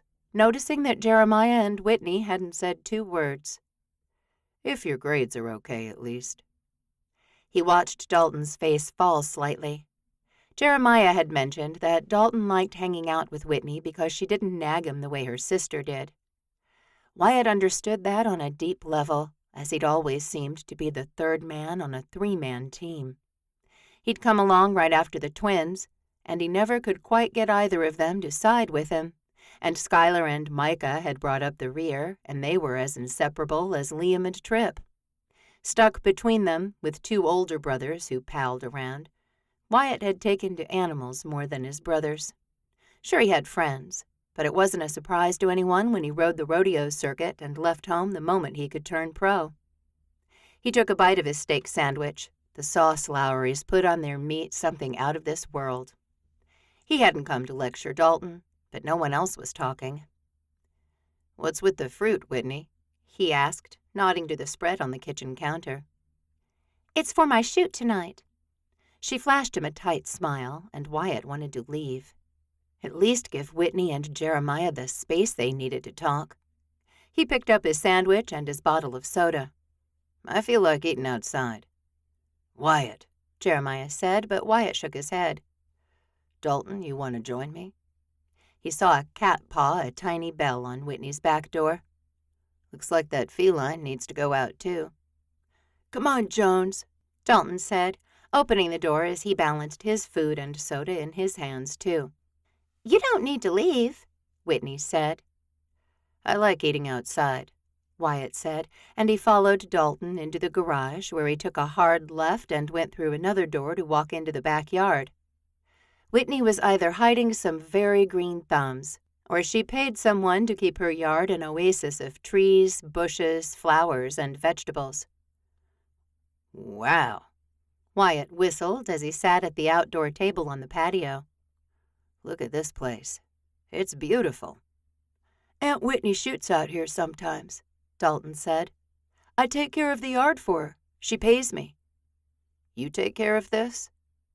Wyatt knew enough to know the bushes had been shaped recently, that the cattails required a lot of tender care, and the fruit trees lining the back fence didn't just grow by themselves. "That's pretty amazing, Dalton." "Yeah?" "Yeah. I think I've killed every plant I've ever had." He chuckled as he took another bite of his sandwich. "What do you think was going on inside?" "I don't know," he said. "Aunt Whitney was acting weird before y'all got here." He shrugged and picked up his sandwich. "Thanks for the food." "Yeah, of course." Wyatt watched the boy for a moment. "You know, there's a horse training facility out at 3 Rivers Ranch, right?" "Bowman's breeds." "You should come work out there," he said. "Ethan and Bryn are looking for people all the time." "I applied," he said. "I had to be 18. Wyatt nodded, though he didn't understand that rule. "Maybe I could talk to them. I work out there now." Dalton looked at him for a moment. "You work out there?" "Sure do." "But aren't you, like, rich?" Wyatt laughed, though he could see things from Dalton's perspective. In fact, one of the main reasons he'd loved the rodeo so much was because of the earnings potential. He'd been a millionaire by the time he turned 22, and he didn't need his father's billions to be a billionaire. "Yeah, but everything has a price," he said. "What do you mean?" As if answering, a twinge of pain moved through his back. "I mean, I'd be bored out of my mind without something to fill the daylight." He put the last of his sandwich in his mouth and finished eating. "You should come out with me sometime. We'll see if we can't get Bryn to sign off on something for you to do. Even just feeding or saddling. It would be a job, and you'd like it." "I would like that," Dalton said. "Thanks." He grinned from ear to ear. "And maybe my mom wouldn't be after me to work at the store so much." He chuckled, and Wyatt saw so much of himself in the teenager. "And I've got rodeo equipment and horses at 7 Sons," he said. "Have your aunt bring you out next time she comes to see Jeremiah. We could do some training." "Are you serious? Like for real serious?" Dalton jumped to his feet and leaned into the table. "Really?" Wyatt smiled and said, "Sit down, Dalton. How much can you lift?" "Lift?" "Rodeo cowboys have to be strong," he said. "I think you might wither away once fall comes." Wyatt chuckled so the teen would know he was kidding. "I can get stronger." Yeah, and Wyatt could make the pain in his back, shoulders, and neck go away. He just smiled and said, "I could take you to the gym, show you the workout I do." Of course, then he might have to admit to more than Marcy about his injuries. He'd just go slow, not do the moves full out. Dalton wouldn't even expect him to. His phone rang, and speak of the devil, Marcy's name sat on the screen. "I gotta get this," he said to Dalton, swiping on the call. He didn't stand up and move away from the boy because he didn't have anything to hide. "Hey, sugar," he said. "Wyatt Walker," she said, her voice full of mock irritation. "How many times have I told you not to call me sugar?" "It'll have to be one more, baby." He grinned at Dalton, really enjoying this game he and Marcy were playing. Of course, he'd like to be on the court with her full-time, but she was still holding him at arm's length. He could gallop out there for a while, though, and he honestly didn't mind. "What's up?" "I'm wondering where you are, and if you could bring dinner to Daddy's. I was supposed to make it, but he didn't get the ground beef out of the freezer, and then I thought I'd go get something, but I can't leave him here." Something moved on her end of the line, and when she spoke again, her voice was barely a whisper. "He's not doing so great tonight." "What do you want?" Wyatt asked, already standing up. "I've got a friend with me, but I'm sure he can come along for a ride." "Oh, I don't want to pull you from something." Wyatt looked through the windows that showed him the dining room table. Jeremiah and Whitney seemed to be in quite the involved discussion, and Wyatt didn't even want to take his trash back inside. "You're not pulling me from anything, sweetheart. Tell me what you want, and I'll get it and be there in 2 shakes. He nodded to Dalton, who picked up all their trash and led the way back into the garage. He put the garbage in a can there and pressed a button to open the garage door. Wyatt listened as Marcy outlined what she wanted from JCW's, one of the best burger joints in town, in Wyatt's opinion. Not that he'd tried them all. Yet. "Mushroom Swiss," he repeated to her as he ducked under the still-rising door. "Bacon cheeseburger, large cheese fries. Got it." He hung up and realized that he'd ridden to Whitney's with Jeremiah. "I don't suppose you have a car and know how to drive." He looked at Dalton, who pulled a set of keys from his front pocket. A grin filled Wyatt's face, and he said, "Great. Our first stop is JCW's. My almost girlfriend and her father need dinner, and I need ice cream." Dalton laughed as they got into the car. Wyatt had to slide the passenger seat all the way back just to fold himself inside the tiny sedan. "What do you mean by almost girlfriend?" Dalton asked. "Because I think I might have one of those too." Wyatt sure did like this kid, and he explained his situation with Marcy as he texted Jeremiah about where he was going and that he'd get a ride back to the ranch with Dalton. His brother didn't answer, which was never a good sign. The man wore his phone, and he saw everything almost the moment it came in.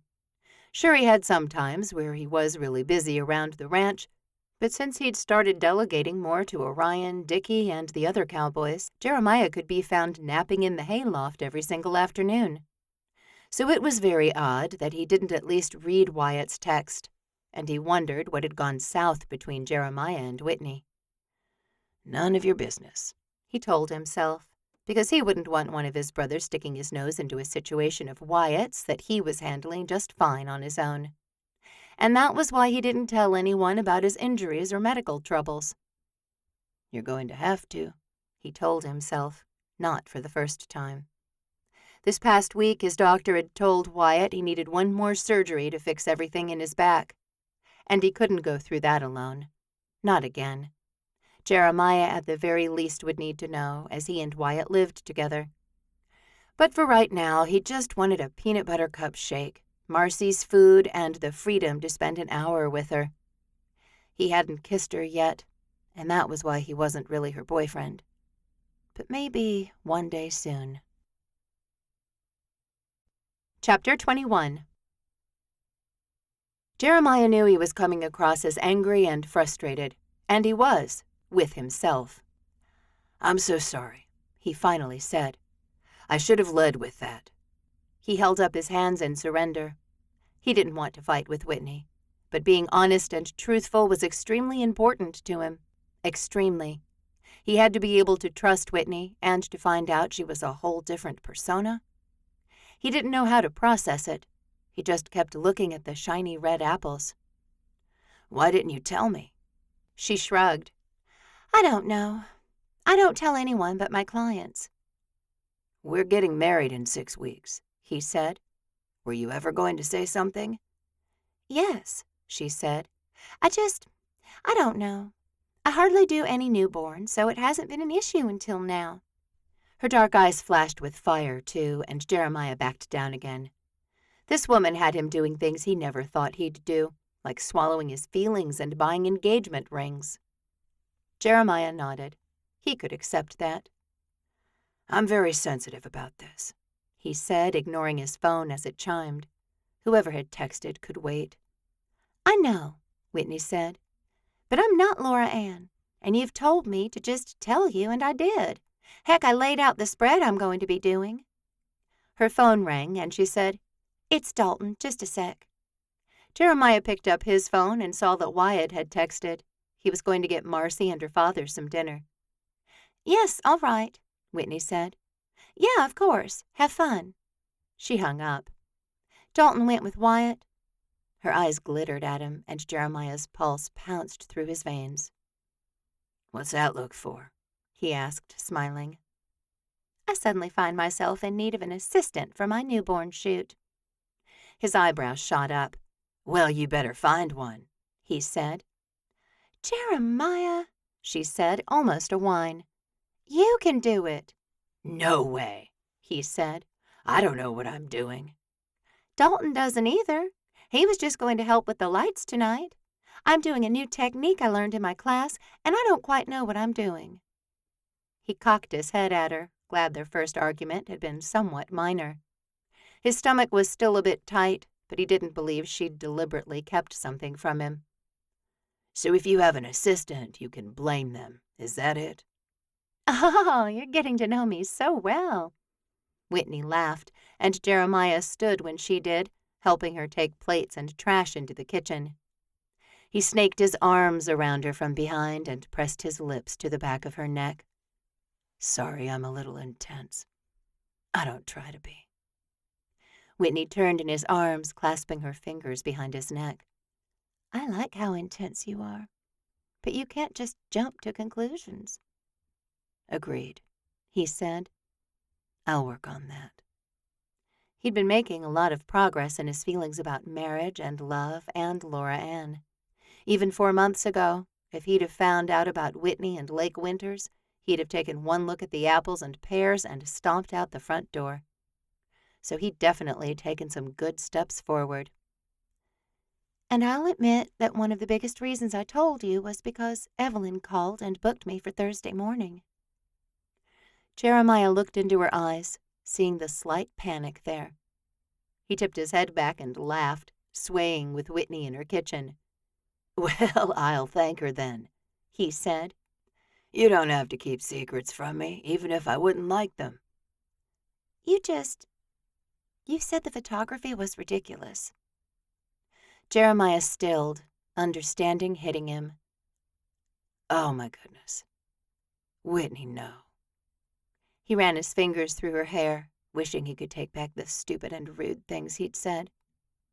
"I didn't. I'm so sorry." She closed her eyes and leaned into his chest, but he thought that might be a tactic so he couldn't see her face, and he didn't like that. "I don't care what you do, baby," he said. "Honestly, I don't. Shoot zombie brides or babies and pumpkins. I don't care." "You don't like the pictures, though," she whispered. "I don't have to like them," he said, which he realized was a complete wrong thing to say. "I mean, of course I like them. I can see the artistic value in them." Whitney sighed and stepped out of his arms. "I guess it's just like me liking asparagus and you not," she said. "I happen to love asparagus. Jeremiah said. But if you're talking something like Brussels sprouts, then yes, it's just like that. She gave him a quick smile, but it was tired and not full of her usual life. I get to boss you around tonight, cowboy, she said. Consider it payback for saying the pictures were ridiculous. Whitney. He took her chin in one hand and looked at her. I'm sorry. She nodded as much as she was able and said, Thank you. Jeremiah kissed her sweetly because he wanted her to know he really meant the apology. Thankfully, that seemed to work, and she started directing him where to put the lights, the basket, and the fruit. Before he knew it, the doorbell rang, and a couple came in carrying the cutest, most precious baby girl on the planet. Jeremiah's whole heart melted, and he was once again reminded of how much he wanted to be a husband and a father. The ache to be married and have those family things felt unending, and he smiled as Whitney took the baby and cooed at it. She looked up, and their eyes met. The moment was magical and perfect, and Whitney's smile was pure and beautiful. Jeremiah, she said, this is Bea and Wendell Roop, and their sweet baby Charity. The baby yawned, and Whitney sighed. Yes, you are, sweet girl. Nice to meet you, Jeremiah said, stepping forward and shaking their hands. We'll be in the dining room. Whitney's got a basket and fruit and everything. Do you want to come with me? He turned and went into the dining room, Bea and Wendell right behind him. Whitney brought up the rear, some of the softness disappearing from her face. This was the businesswoman Jeremiah had seen before. She handed the baby to Bea and started asking questions about what kind of fruit. Red apples or green, yellow pears or white, blanket or not, large basket or small. The design was decided upon, and Jeremiah took up a position near the lights Whitney had put on the kitchen counter. Bea swaddled the baby in a bright white blanket, and Whitney layered a piece of burlap around that, tucking the tiny girl into the basket. And in that moment, Jeremiah knew exactly why Whitney loved her newborn photography. The spirit in her house was unlike anything Jeremiah had ever felt before, and he felt his whole heart open as if God had reached right down out of heaven and said, Enough, Jeremiah. It's time to stop hurting. Stop resisting. Stop trying and just do it. He closed his eyes and let the feeling flow through him. He'd been alone for so long, even without the support of the Lord, and he knew now that he wasn't alone, not even close to it. He couldn't erase the smile from his face as he watched Whitney work, and he couldn't believe he'd told her the photographs were ridiculous or weird. They weren't. They were made of magic, and he really wanted her to take newborn pictures of their own baby.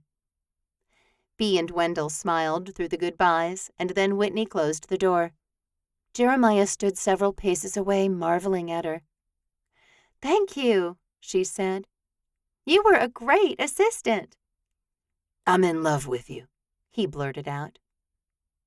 Whitney physically fell back against the front door, her eyes widening. What?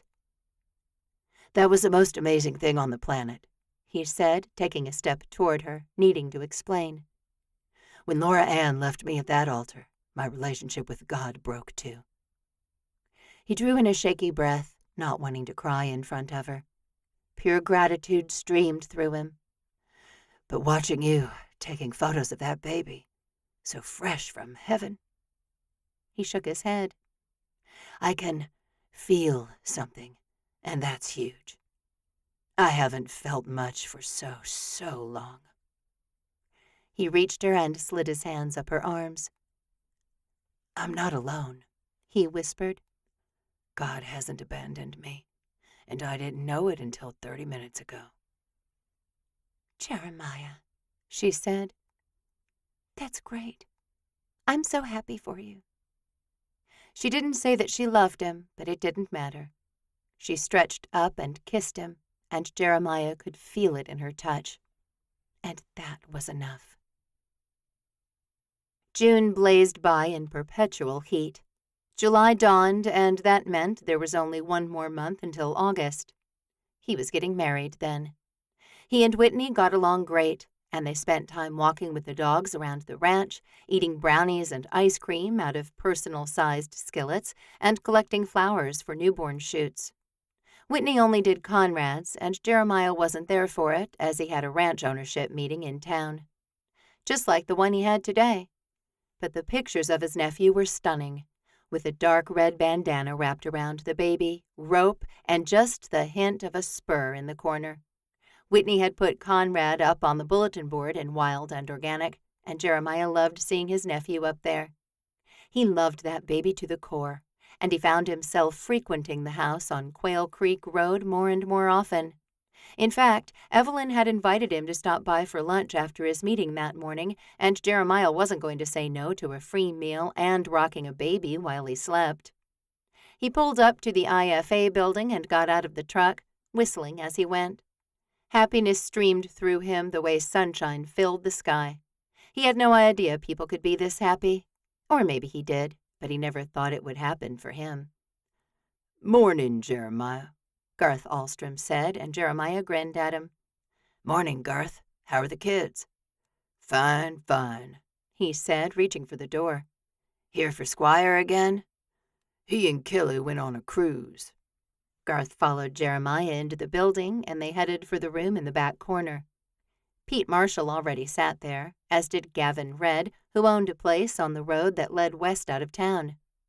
Leroy Myers sat in a chair, sipping coffee while he chatted with Mike Lowry, who made the best steak sandwiches in the whole state of Texas, at least according to Wyatt, and Jeremiah had been impressed too. Jeremiah took a seat next to Gavin and said hello. Garth crowded in on the other side, and a couple more people entered. Tammy Fullerton, who owned the apple orchards, Wade Reinhardt, who owned a ranch even farther south than Seven Sons, and Britt Bellamore, who lived and farmed next to the Reinhardts. Jeremiah knew everyone in the room, as they'd all been coming to meetings for as long as he had. "Where's Bear?" he asked, glancing around. As if on cue, Bear Glover walked in, and he literally looked like a human version of his name. He had his phone at his ear, and he barked something and then hung up. His bright blue eyes blazed with fire, but it extinguished almost immediately as he surveyed the group. "Morning, all," he said. "Morning," everyone chorused back. Squire Ackerman sometimes led the group on that month's topics. Sometimes Gavin did. Jeremiah had once, but he hadn't liked it. He'd rather just listen to the talk around the various ranches that surrounded Three Rivers and give a little bit of opinion and input if he felt like he had something to share. He'd heard about Payne's Pest Free at meetings like these, and he'd learned about a job opportunity for Wyatt at Bowman's Breeds. He'd found all the cowboys he needed to help at the Shining Star Ranch next door from the men and women in this room, and he sure did appreciate all of them. Now that his emotions were back, Jeremiah had had a hard time controlling them. "Who's up today?" Bear asked, collapsing into a nearby chair. "I'm out, because I've got grasshoppers from here to Oklahoma, and I'm in a bad mood." "Grasshoppers?" Garth asked. "At Shiloh Ridge? That's odd, right?" "We get them every few years," Bear said. "but usually not until August or September. I've got Marcy coming every other day, but I've lost a lot of corn." "Who else has grasshoppers?" Garth asked, and it seemed like maybe he'd lead them in today's discussion. Jeremiah hadn't seen even one grasshopper, thankfully. He shook his head along with everyone else, and Bear looked even more disgruntled. "Great, it's just me." "Well, you're at a higher elevation," Garth said. "Closer to water. Maybe that's why." "Maybe." Gavin raised his hand, and Garth nodded at him. "I heard the price of yearlings is going way up this year. My guy out of Kentucky is desperate for horses." That was good news for Jeremiah, who had 24 horses and could probably spare a few, for the right price. Since he and his brothers had so much money from their inheritance, he never really worried about things like grasshoppers eating his crops or selling his horses when the market was high. But he knew a lot of the people in this room did worry about those things because they had to. The chatter went on, and Jeremiah enjoyed his ownership meetings immensely. The spirit felt familial to him, and he shook Gavin's hand as he got ready to leave.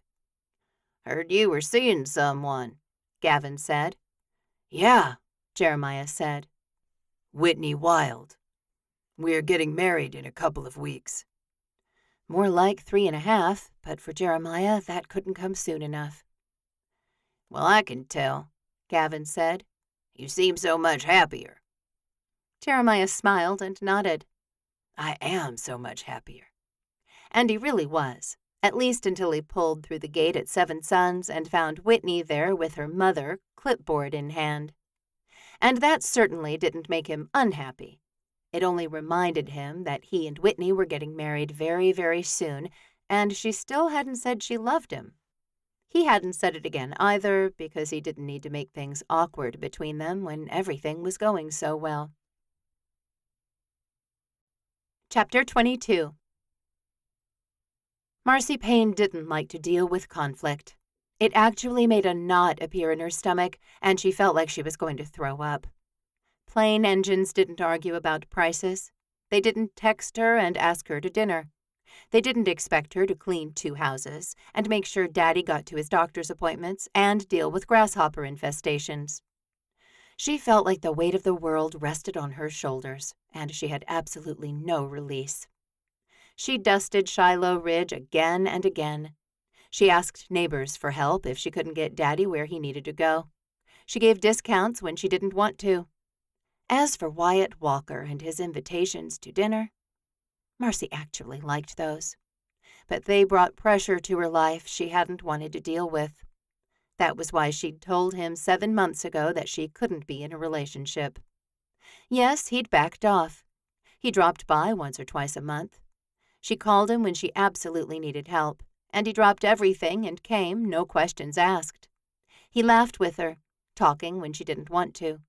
He held her, seeming to be able to sense when she needed that and nothing else. He walked around the hangar and picked up trash after bringing her soda and a sandwich. Marcy liked him a whole lot, but she knew she was holding him at a distance. He knew it, too. She glanced at her phone, the blasted blue light still flashing. She'd seen the text as it had come in, so she hadn't swiped it open to actually read it. She didn't need to. My brother's wedding is next week. Want to go with me? There might be more to the message, but Marcy didn't need to see it. A wedding. His brother's wedding. Of course, the whole town knew Jeremiah Walker and Whitney Wild were getting married. That made 4 Walker weddings in about 16 months, and the single women of this town were growing restless. If any of them had eyes at all, they'd know Wyatt was interested in her. But Marcy stayed off the radar of most other women, thanks to her job. And that was just fine with her.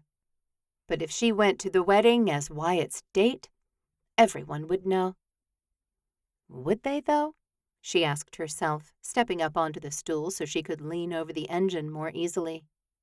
The wrench felt right in her hand, almost like an extension of her own appendages. Marcy loved fixing things, and she loved flying. But she couldn't fix her father's cancer, and she couldn't fix the situation that kept Wyatt out of her reach. Heck, she was choosing that. The wedding was at Seven Sons Ranch, and Marcy could probably attend with little fanfare. Jeremiah wasn't known for being social. That was Wyatt, actually, and surely the guest list would be small. Marcy straightened, the scent of hot metal and grease thick in her nose. One of her favorite smells, actually. She wiped her hands on a blue rag and tossed it on the ground. Wyatt himself would probably pick it up later and launder it for her. A wisp of guilt pulled through her. She couldn't keep accepting his help, calling him whenever she didn't want to go pick up food, and letting him hold her hand if she wasn't going to at least try to make something out of their slow relationship. She'd given very little back to him, and she wondered why he still came around. "You told him," she said to the plane in front of her. "I mean, I told him I wasn't in a place where I could have a real relationship." The plane, of course, did not answer her. She really just needed some validation, but she hated talking about the same things over and over with her cousins. She'd told them about Wyatt, and no one blamed her for holding him back while they all dealt with her father's illness.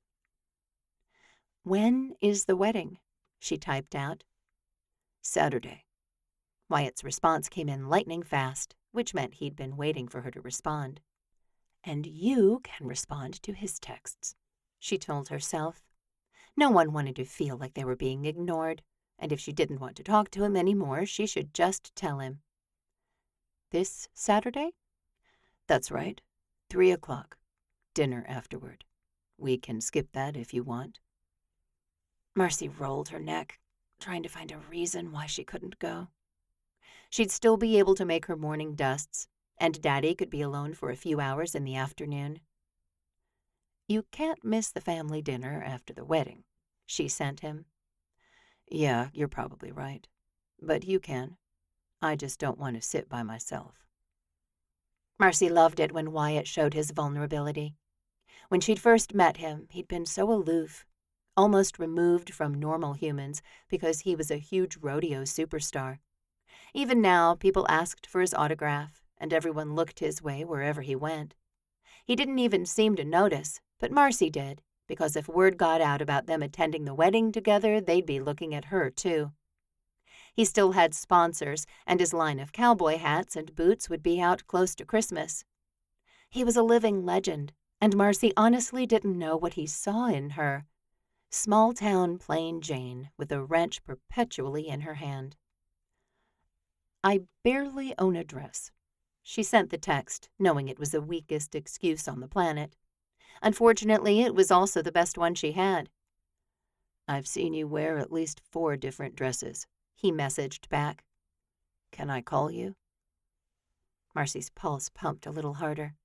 If he called, she wouldn't be able to say no. He probably knew that.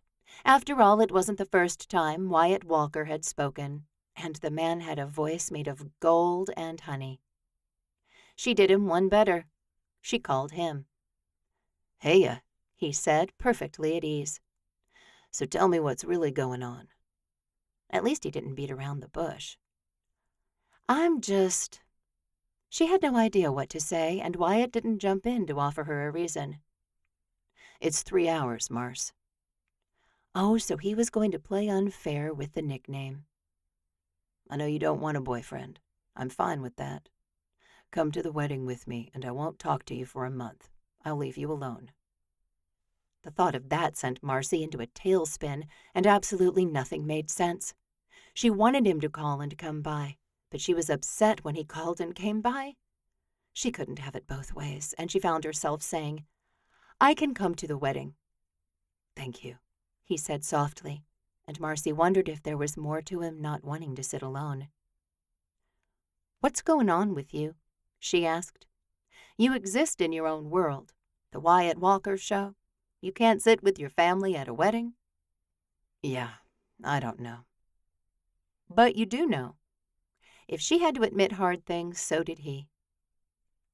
"I need another surgery," he said, "next month. My doctors are optimistic and positive, but I'm scared." And Marcy was a puddle of goo now. The man held serious power over her, and she wanted to be his soft place to fall. She turned toward the hangar doors where huge windows let in sunlight and heat. She was glad this place was air-conditioned and heated so she could work day or night. "I haven't told anyone about anything," he said. "Just you. So please, just like the last time I told you about my health, keep it between us." "I haven't told anyone." "I know that, sweetheart, and I appreciate it." She turned away from the windows. "Well, what are you going to tell them when you go in for surgery?" "I have time. I'm going to wait until after the wedding." He pulled in a breath, and it sounded sharp through the line. "And sugar, if you need a new dress for the wedding, go get one. I'll pay for it." Marcy smiled and shook her head, a giggle coming out of her mouth. "You don't need to buy me a dress." She could hear the smile in his voice when he said, "Yeah, but I would." And she knew he would. Warmth filled her from head to toe, and she bent to pick up the rag she'd tossed to the floor earlier. "You know, I'm going to be doing maintenance on all the planes for the rest of the day." "Oh, I see how it is," he teased. "I'm just saying, if you got off early." Wyatt laughed, and Marcy liked their relationship better when it was built on him bringing her snacks in the afternoon. Serious things like weddings and surgeries overwhelmed her pretty easily. "Well, I might drop by," he said. "Thanks for calling. I have to run." "Bye." Marcy hung up, knowing Wyatt didn't run anywhere these days. Too much jarring in his spine, and she wondered what this next surgery would be. She hadn't even thought to ask. "What's the surgery?" She texted him instead. He didn't answer right away, and the ball in Marcy's stomach rolled. So that was how that felt. And it wasn't good. She also didn't quite know what it meant. What she did know was that she better figure out what she wanted when it came to Wyatt Walker. Or either she was going to lose her heart, or he was. And she didn't want to be the cause of any more pain for the handsome cowboy. Chapter 23. After lunch on the day of his wedding, Jeremiah dressed carefully, making sure each piece was in the proper place. Last time he'd had his father there with him, and Rhett. Today he did everything alone, the door to his master's suite locked. No one came knocking. No one texted him. The ranch was set for a wedding in the backyard, as he'd watched the party supply men set up the tent, chairs, and altar that morning. There would be no steps to climb this time, nowhere to hide if Whitney didn't show up. But she was already on the property, as she'd arrived with her mother an hour ago. Her sister had then come, and surprisingly, Callie had gone upstairs, where Jeremiah assumed Whitney had taken over one of the unused bedrooms so she could get ready. He stepped over to the mirror and set his cowboy hat in place. It was a brand new one he'd bought only days ago, specifically for his wedding. He'd kept nothing from last time, and he hadn't owned a hat this nice since standing at the altar years ago. His heart beat irregularly, and everything went white. He reached for the countertop in the bathroom, grounding himself against the cold granite. "It's okay," he whispered to himself. He looked up and into his own eyes. "You love her." But he still had the same old pesky problem that had been the root of his issue at the last wedding, too. Did the woman he was about to marry love him? He still didn't know. "Doesn't matter," he told his reflection. "That was the deal anyway. She's not your wife. She's your bogus bride." With the pep talk finished, he left the bathroom and the master suite. He found Rhett and Tripp in the kitchen looking for something to eat. "Dinner's literally in less than an hour," Jeremiah said. Rhett whistled in response, scanning Jeremiah in his tuxedo. "Wow, brother, you look amazing." He took him into a brotherly embrace and clapped him on the back. "Are you ready to do this again?" "I think I might throw up," Jeremiah said, not wanting to admit any weakness, but feeling safe to do so with Rhett and Tripp. "Where's everyone else?"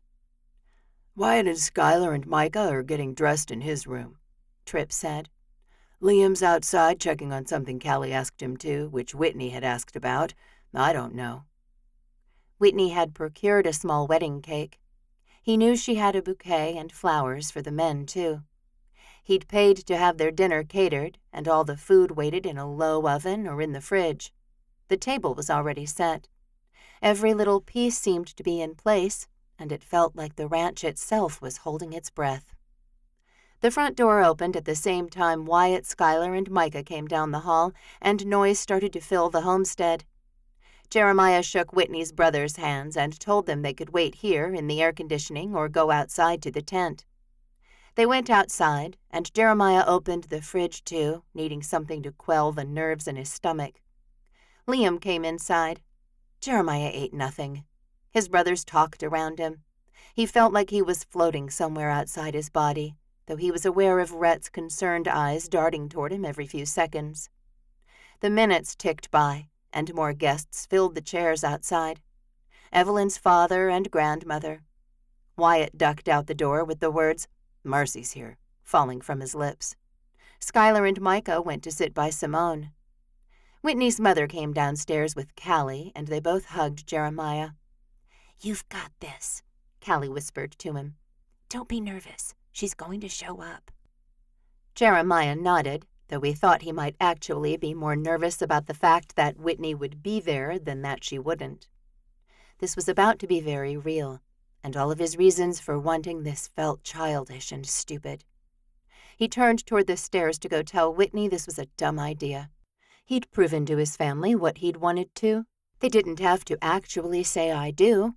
She didn't need to move in here. They could just go back to normal. Normal. Even as he thought it, he knew he'd never go back to who he was before. He'd changed so much in the past 7 months, and he wouldn't even know the man who'd held her hand at the New Year's Eve parade so long ago. "Time to go outside," Rhett said, touching Jeremiah's elbow.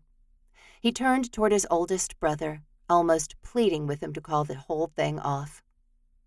"I can see the panic," Rhett said. "What's going on?" Jeremiah swallowed, but the lump in his throat did not go down. "I don't think she loves me." Even if the marriage wasn't real, he still wanted to be loved. He wanted to be married, too. He'd shatter if this didn't happen today, and Jeremiah had no idea where he'd be then. "I've seen her look at you," Rhett said. "when she didn't know anyone was watching. Trust me when I say she's in love with you." The back door opened and Whitney's mother said, "Jeremiah, are you coming? It's time to start." He nodded at Rhett, his resolve gluing itself back together. He knew the lifetime of pain which could come from having someone refuse to come to the altar, and he wouldn't do that to Whitney, or her family. He tugged on the end of his tuxedo jacket and turned toward the back door. He took his place at the altar, all those eyes on him again. Then the back door opened, and everyone turned and stood up. They all looked at Whitney now, and Jeremiah couldn't tear his eyes from her either.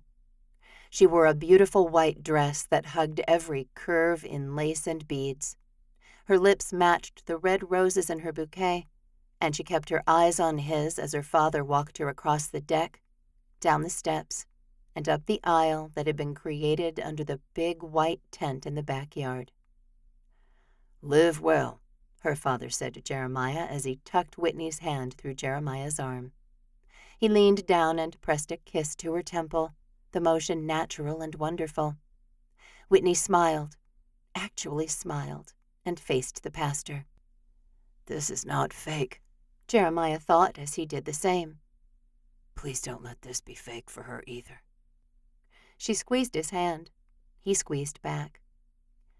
"We're gathered here today on this beautiful ranch to celebrate something just as beautiful," Pastor Daniel said, beaming at Whitney and then Jeremiah. "What a blessing love is in all its forms."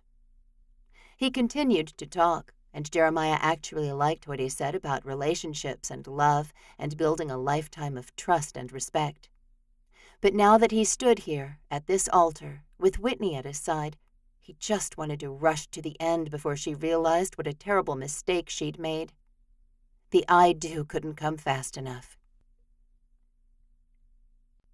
Chapter 24. Skylar Walker almost scoffed out loud when Pastor Daniel said, "Love can heal all wounds." The man had clearly never been through anything all that hard. Not that Skylar wanted him to experience the scarring things of the world, but he wouldn't say such ridiculous things if he'd had even a taste of the trials Skylar had. He crossed his arms, hoping the pressure against his chest would keep the guttural responses he had inside dormant, silent. Because love did not heal all wounds. Sometimes love was messy and complicated, and it could carve out a heart and leave it for dead on the side of the hot Texas highway. Sometimes love wasn't enough, as Skylar had learned when he'd lost his mechanic shop and his girlfriend in a matter of days. Sometimes love was a cruel mistress that made a person do things they didn't understand, even going back to a situation over and over again that wasn't healthy for them. "Always turn to each other," the preacher said. "Work through your own problems and be sure to involve God." Skylar could have scoffed there, too. He could have stood up and yelled, "Where was God last year, huh?" He stayed in his seat, his brain overheating with the length of this pastor's speech. He hadn't lived in Three Rivers for very long, and he'd skipped church as much as possible. It was a lot harder to do so here, when all of his brothers went every week and questioned him when he didn't. In Amarillo, he hadn't had to answer to anyone, and he wondered, not for the first time, why he'd come back to the ranch for the summer. He wasn't getting any younger, and he could have just stayed at the university to get things done more quickly. At the same time, Schuyler knew why he'd come back to the ranch. He still had a hard time thinking of Seven Sons as home, and it was because he didn't particularly like college. Going to class wasn't hard. It was just boring. Maintaining his fun party persona wasn't hard. It was just exhausting. He couldn't believe he was 35 years old and still had zero purpose for his life. None. Nothing. In a lot of ways, he wished he were more like Jeremiah. Schuyler admired his brother immensely for what he was doing at the moment. It couldn't have been easy for Jeremiah to get dressed and stand at that altar again, but he'd done it. Schuyler had run from a lot of things in his past, and he wasn't willing to face them again. He shifted in his seat and glanced at Micah. He and Schuyler had been close growing up, and close through adulthood, too. He'd told Micah in confidence that he couldn't imagine getting married, and Micah had actually agreed. Apparently, he had a woman in Temple that was making life very difficult for him, but he hadn't been ready to share any details. Schuyler wouldn't pry either. That was just how their relationship worked. He thought of the family meetings, and he secretly disliked those too. Schuyler had done almost everything he could to stop being a walker, and yet he felt a sense of brotherhood and unity at this wedding that he couldn't explain away. He also couldn't turn his back on it. So he watched, and he listened, and he wished with everything inside him that he could find the root of his issues and pluck it out of himself. He simply didn't know how. Chapter 25. Micah Walker's mind would not stop revolving. He barely heard what the pastor was saying, though the speech on love was obviously moving. His mother wept on the row in front of him, and beside him the gorgeous Simone Foster touched her eyes a time or two as well. Micah himself was too hot to be wearing a suit. He needed a plan to make a clean exit from Temple. His semi-girlfriend there, Stephanie Sawyers, had roped him back into her life time and time again. No matter what he said, she had a solution. "So look at those around you," the pastor said. Micah couldn't remember his name. He looked at Schuyler, who looked angry and mournful at the same time. He turned toward Simone, her lovely lashes holding a teardrop or two. Instinctively, and with his heart pounding loudly in his ears now, he reached over and took her hand in his. She smiled and ducked her chin, her fingers sliding between his easily. She squeezed, and Micah's brain quieted. Everything in front of him became crystal clear. He needed to get out of Temple as quickly as possible. He needed to make a clean break with Stephanie. He needed to come to Seven Sons Ranch. And Simone? So what if she's part of the reason? And his brain started around the merry-go-round again. He hadn't spoken to her since January when they'd worked on her cabin together. And those had been a couple of good weeks, without stress and a cramped chest, and the possibility of having to deal with a woman who never listened to him.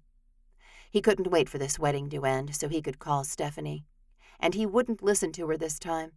He'd simply say they were over, and he was sorry if that upset her, but he was moving to Three Rivers by next weekend. Next weekend. A light entered his mind, and he knew he needed to do exactly that. And to do it, he'd need help. Good thing he had 6 brothers, each of them completely willing to come to his aid. Well, Jeremiah would be on his honeymoon, but the other 5 would come. They'd clean out his house, his carpentry shop, all of it. They'd get the trucks he needed, and buy him a new bed for the homestead and keep Stephanie at bay. He just had to tell them the truth. Tell them everything, which he hadn't done yet. The truth was, he'd enjoyed some space from his large family these past 10 years. He'd needed it, but he wasn't sure he did any more. I do, Whitney said, and Micah smiled. And do you, Jeremiah Joseph Walker, take Whitney Ann Wild to be your lawfully wedded wife, to love and cherish, for now and throughout all time? I do, Jeremiah said loudly, and Micah felt like cheering. He'd done it. Jeremiah took Whitney into his arms and kissed her, and Micah stood up and cheered along with everyone else. The happy couple turned toward their family and lifted their joined hands, and he knew in that moment he'd never be happy with Stephanie. Perhaps he'd known that all along. He wasn't sure why he'd allowed her to have so much power over him, or what about her drew him to her so powerfully. A clean break, he thought as Jeremiah quieted the crowd. All right, y'all, he said. Give me 10 minutes to get dinner laid out, and then we'll eat. He and Whitney walked down the aisle and up the steps to the deck, more applause surrounding them. Micah turned to Simone. Well, he said, that's that. I'm so happy for them, she said. They're so good together, you know? She gazed toward the homestead, where the last of Whitney's wedding dress disappeared. Good together, Micah repeated, thinking in an interesting word choice. He would have said perfect for each other or cute together. I don't care if he needs 10 minutes, Schuyler said on Micah's other side. It's 1,000 degrees out here and I'm melting. He walked away, but Micah was content to let him go. He doesn't really like weddings, Micah said, the echo of Schuyler's confession about never wanting to get married still loud in Micah's ears. He hadn't worked real hard at finding someone to settle down with. He wasn't like Rhett and Jeremiah, who both wanted the wife, the kids, the house, the dogs and horses, all of it. Perfect small-town Texas life. But the last few years, Micah had learned how lonely his life was, especially with almost all the brothers here at Seven Sons. He felt left out, left behind, and he didn't have anything keeping him anywhere else. How can you not like weddings? Simone asked. Micah chuckled. Well, not everyone does. Simone actually turned away from the homestead. I need to run home and get my gift. Gift? Micah didn't want to be left alone either. I'll drive you. Simone looked at him, curiosity on her face. All right, she said. Relief washed through Micah. They walked around the house to all the cars parked out front, and Micah stalled. I can't get out. Let's walk then. It'll take longer than 10 minutes. And it was boiling hot outside. You're right. Simone hesitated in the shade of the huge oak tree. We can go later. She met his eye again. When are you moving here? Or is that not happening? She tucked her hands in the pockets of her dress, and Micah got the hint. Not moving here? Not interested. I'm moving in next weekend, he said boldly. Simone's eyebrows went up. Wow, I hadn't heard that. Yeah, well, you're the first person I've told. He inched closer to her and casually put his arm around her waist. She simply looked at him, but the sparks between them were just as hot now as they'd been when they got in that paint fight in her cabin months and months ago. How's the new cabin?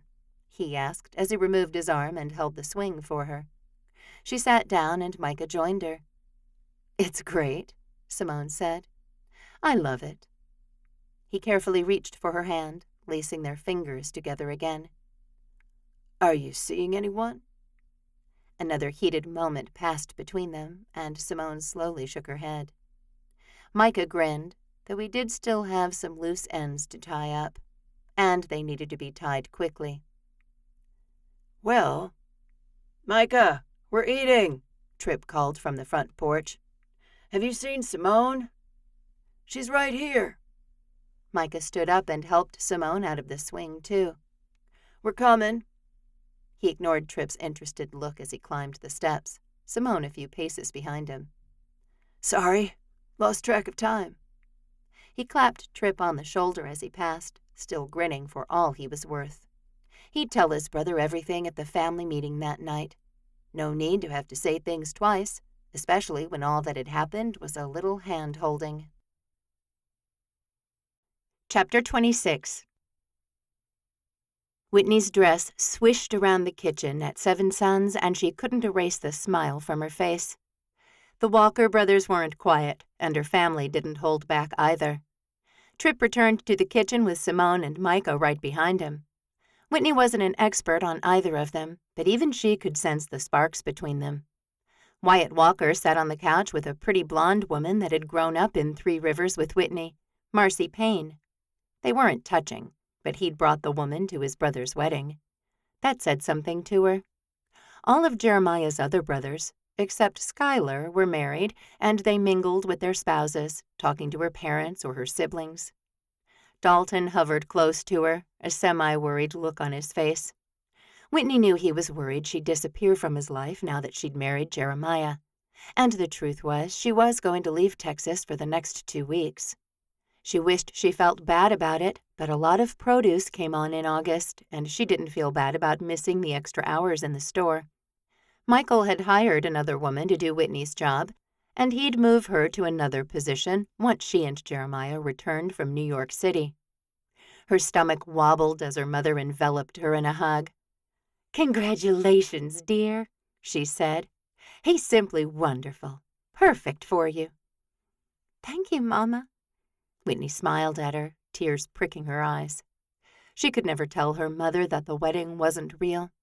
The fact was, it felt very real to her. She hadn't told him she loved him, and she wasn't sure how to say the words. She'd only said them to one other man before, and he'd left for farrier school the following day. Jeremiah had never given her any reason to doubt him, and hearing him say he loved her had been absolutely wonderful. Talking to him about her infant photography had been so much better than keeping secrets from him. The fact was, Whitney could see her whole life in front of her, with Jeremiah Walker at her side. She looked around the homestead, realizing in that moment that she was going to live there. She'd not moved in any of her things yet, and Jeremiah hadn't asked her about them. "Ready?" he asked, coming to her side. "You're in charge of the meal." She grinned at him, glad when he leaned down and kissed her quickly. That felt real, as did his hand in hers. Why then did she still feel like his bogus bride? Like they'd somehow tricked everyone in the room into coming to celebrate with them when they shouldn't have. "All right," Jeremiah said loudly, whistling through his teeth in a shrill, piercing way. Everyone quieted, and he put his arm around Whitney's waist, tucking her right into his side. "Dinner is ready. Let's eat." "I'll say the family prayer," Rhett said. All the men took off their cowboy hats, and Whitney took a moment to take in all of them hatless while Rhett started the prayer. Then she closed her eyes and thought of where she and Jeremiah would be in just a few short hours. Across the country. Alone. In a huge penthouse suite overlooking Central Park. Jeremiah had shown her the apartment he'd rented for 2 weeks, and she'd simply stared at the pictures. She couldn't even imagine what the space would be like in real life. "Amen," Rhett said, and the room erupted with the word. Surprisingly, Jeremiah did go through all the food he'd laid out on the huge island in the kitchen homestead. It was pretty self-explanatory. Chicken drumettes, hot rolls, vegetables in a cup with ranch on the bottom, fruit salad with vanilla lime custard, tiny little bundt cakes for everyone. He led her through the line of food first, and they sat at the huge table that stretched in front of the windows. It wouldn't hold them all, but 7 couples could fit. Someone had set up more tables, and they'd definitely have enough room for everyone. Whitney smiled and ate, chatted with Jeremiah's brothers, her parents, her siblings. Everyone seemed so happy, and before she knew it, Jeremiah was leaning over to her. "We have to leave for the airport in 20 minutes. Do you want to go change?" She turned toward him, her eyes widening. 20 minutes? "Your bags are in the bedroom," he said, those dark, deep eyes devouring her. For all she knew, he'd chartered a flight to New York City. He might even own a plane she didn't know about. Jeremiah was full of surprises, as Whitney had learned over the last several weeks. Yes. She stood up. I better go change. Yes, go, baby, her mother said, standing too. We'll make sure everything is cleaned up here before we go. Whitney smiled and went through the kitchen and down the hall. Halfway toward Jeremiah's bedroom, she realized she wasn't alone. Her husband walked right behind her, reaching past her to the doorknob to open the door for her. She said nothing as he waited for her to step into the room in front of him, and a thrill ran down her arms when the door clicked closed behind both of them. "Let me help you," he murmured, reaching for the zipper on the back of her dress. The moment between them was intimate and sweet and exciting all at the same time, and with the release of the zipper, Whitney felt like she could breathe again. She turned into him, and he took her easily into his arms and kissed her. "Jeremiah," she breathed, pulling away enough to get his name out. He touched his mouth to her neck, sweeping a kiss up to her ear. "I love you." The words might have trembled as they left her mouth, but that could have been from the sensual way he was kissing her. He pulled away, his eyes locking onto hers. He searched and searched and searched for something on her face. She didn't know what. She saw love in his face, disbelief, hope, fear. "Say something," she finally said, giving a half-giggle, half-scoff along with the words. "I'm just processing." "What's there to process?" she asked. "I'm in love with you, and we're married. I'm actually hoping we can stay that way. None of this bogus bride stuff." He fell back a step as if he didn't like what she was saying. He took off his cowboy hat and tossed it onto his bed.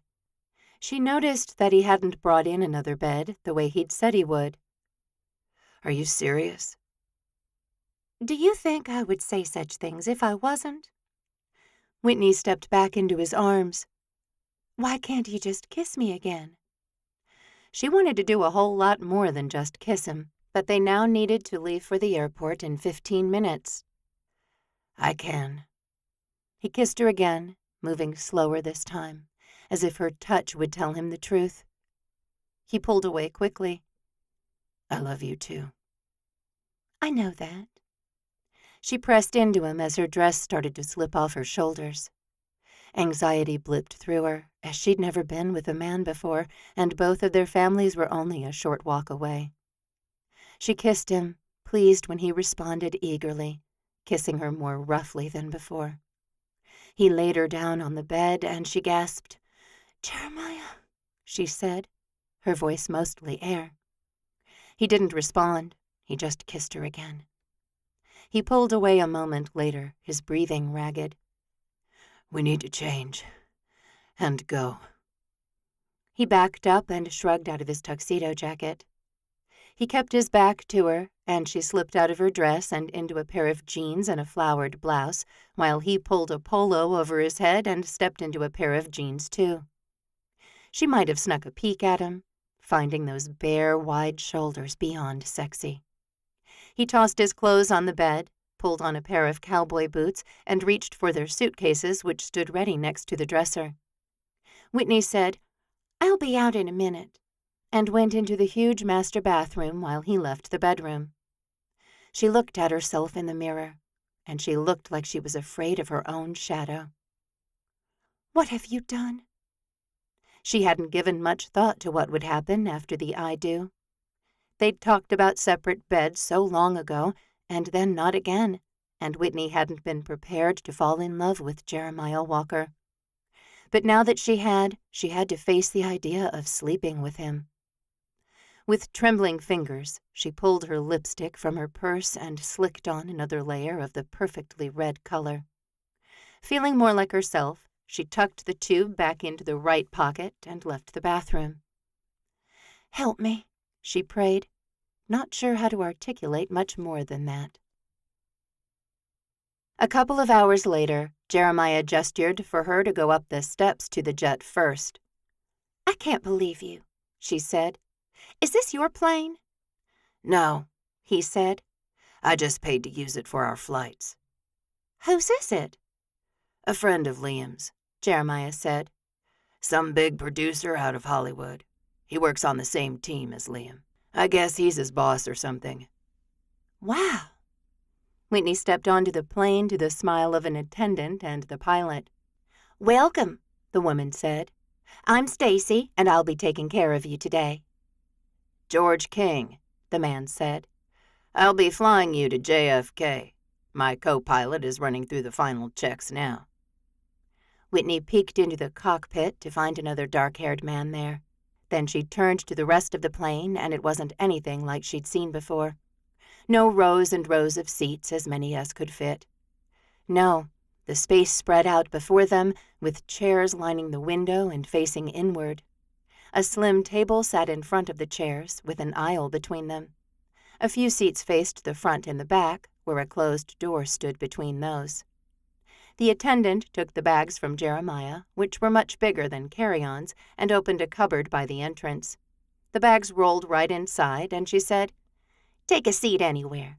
I'll be right there to take your drink order. We have snacks as well, and I'll bring the basket." Whitney didn't know where to sit. It felt very odd to be on an airplane and not be cramming herself between two strangers. Jeremiah put his hand on the small of her back and guided her further onto the plane, where they took a seat on the left side. "Coffee for me, please," he said when Stacy arrived with a basket of granola bars, small bags of potato crisps, packages of cookies, bananas, apples, and beef jerky. "Cream and sugar." He looked at Whitney, who took a couple of bags of crisps, though she'd just eaten plenty to last her the rest of the day. "Ginger ale," she said. Stacy smiled and walked back to the front of the plane. George locked the door into place and stepped into the tiny cockpit. Stacy returned with their drinks and started going through the safety procedures. "We're second in line," George said over the intercom system. "We should be wheels up in 10 minutes. Buckle in, everyone." Whitney took a sip of her ginger ale and buckled her seatbelt. Her cup of soda sat down into the table, and Stacy left it there as she headed back up front and turned the corner. She must have had a seat there because she didn't come back. Jeremiah put his arm around Whitney's shoulders, and she leaned into him as he pressed his lips to her forehead. "It's not a bad flight," he said.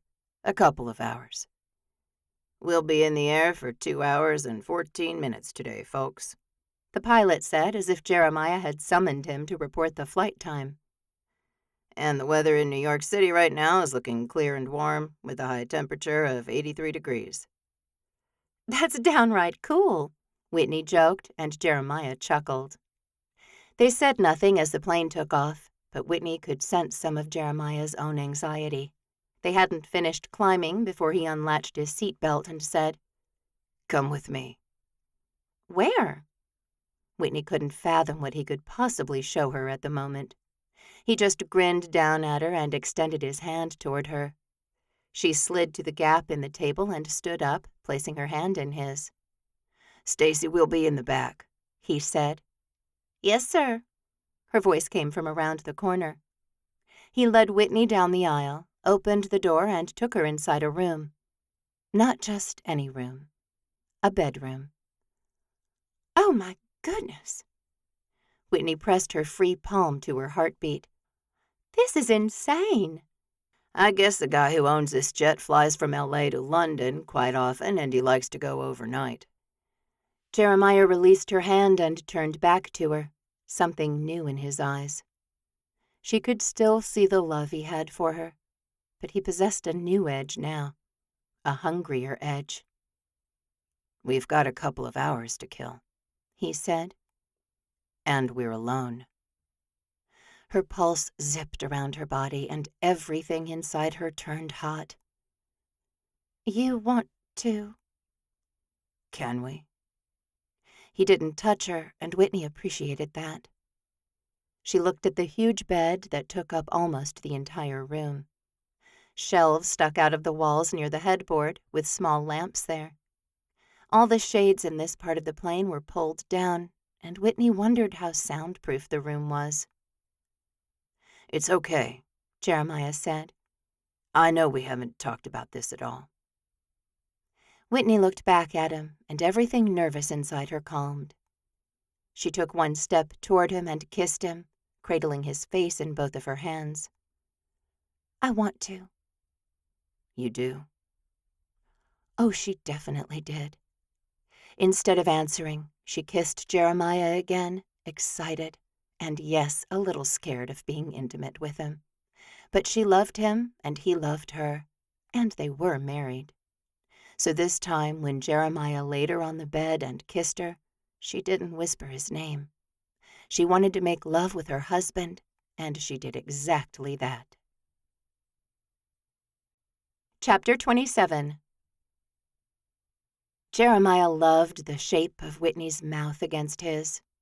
He'd never been with a woman, but he seemed to know what to do, and he and Whitney stayed in the bedroom on the plane until the pilot said, "We're making our initial descent into New York City, and we should have you on the ground in, about 25 minutes. "We should get up," he murmured to Whitney, who lay in his arms. He played with the ends of her hair, the sweet scent of her perfume making his head swim all over again. She said. "Do we have to?" He chuckled. "I think so, sweetheart." He rolled away from her and sat up. "It'll be dark when we land. We'll go straight to the apartment, unless you want to go see Times Square or something. I hear it's beautiful at night." "We'll have plenty of nights to do that," she said, also moving behind him. Jeremiah dressed quickly, turning just as Whitney finished too. Their eyes met, and a measure of shyness moved through him. He couldn't help smiling at his wife, before he put his cowboy hat back on his head. "Are you going to wear that all over the city?" she asked, nodding to the hat. "You don't think I should?" "I think you'll stick out like a sore thumb." She wrapped her arms around him, and Jeremiah gazed down at her. "When did you know you were in love with me?" he asked. The flirty smile on her face faltered slightly. Let's see. I'm not 100% sure." "I fell in love with you when I saw you taking those infant pictures for the first time. You know, the little girl with the apples?" Whitney gazed up at him, tipping up on her toes to touch her lips to his. "I know. You told me." "So it was after that for you?" Jeremiah wasn't sure why he needed to know. "Yeah." "How long after?" "Not long." "And you didn't say anything?" "Time to buckle up, folks," the pilot said. "Stacy, secure the cabin." Whitney didn't answer as he reached for the doorknob and opened the door. They sat in the back row of seats and put on their seat belts, no sign of their drinks from earlier, the snack basket or Stacy. Jeremiah leaned his head back and closed his eyes, happier than he'd ever been in his life. He was married to a woman who loved him. "Finally," he thought. "Thank you, God. Thank you so much." And for the first time in over 4 years, Jeremiah felt completely healed. He felt whole. He absolutely was not broken. "Look at that," Whitney said, her voice full of awe. "I need to photograph that building." "We can come back tomorrow with your camera." Jeremiah had never seen skyscrapers like the ones in New York. He'd never seen a park as expansive and beautiful as Central Park, which he had a bird's-eye view of from an entire wall of windows in the apartment he'd rented. He'd thought he'd hate the hustle and bustle of the city, but it held a vibrancy that he really thrived on. He loved the bright lights at night, the constant motion of people, the noise in the subway and on the streets and in the small restaurants. He and Whitney had gone to a couple of Broadway shows. They'd gone up to the top of the Empire State Building. They'd ridden a ferry out to the Statue of Liberty and toured Ellis Island. He'd eaten foods he'd never known existed. And now they were on a walking architecture tour, and Whitney had a glow about her that made Jeremiah fall in love with her all over again every time he looked at her. He loved spending time with her. They'd talked about anything and everything in the past couple of weeks, and a large part of him didn't want to return to Three Rivers.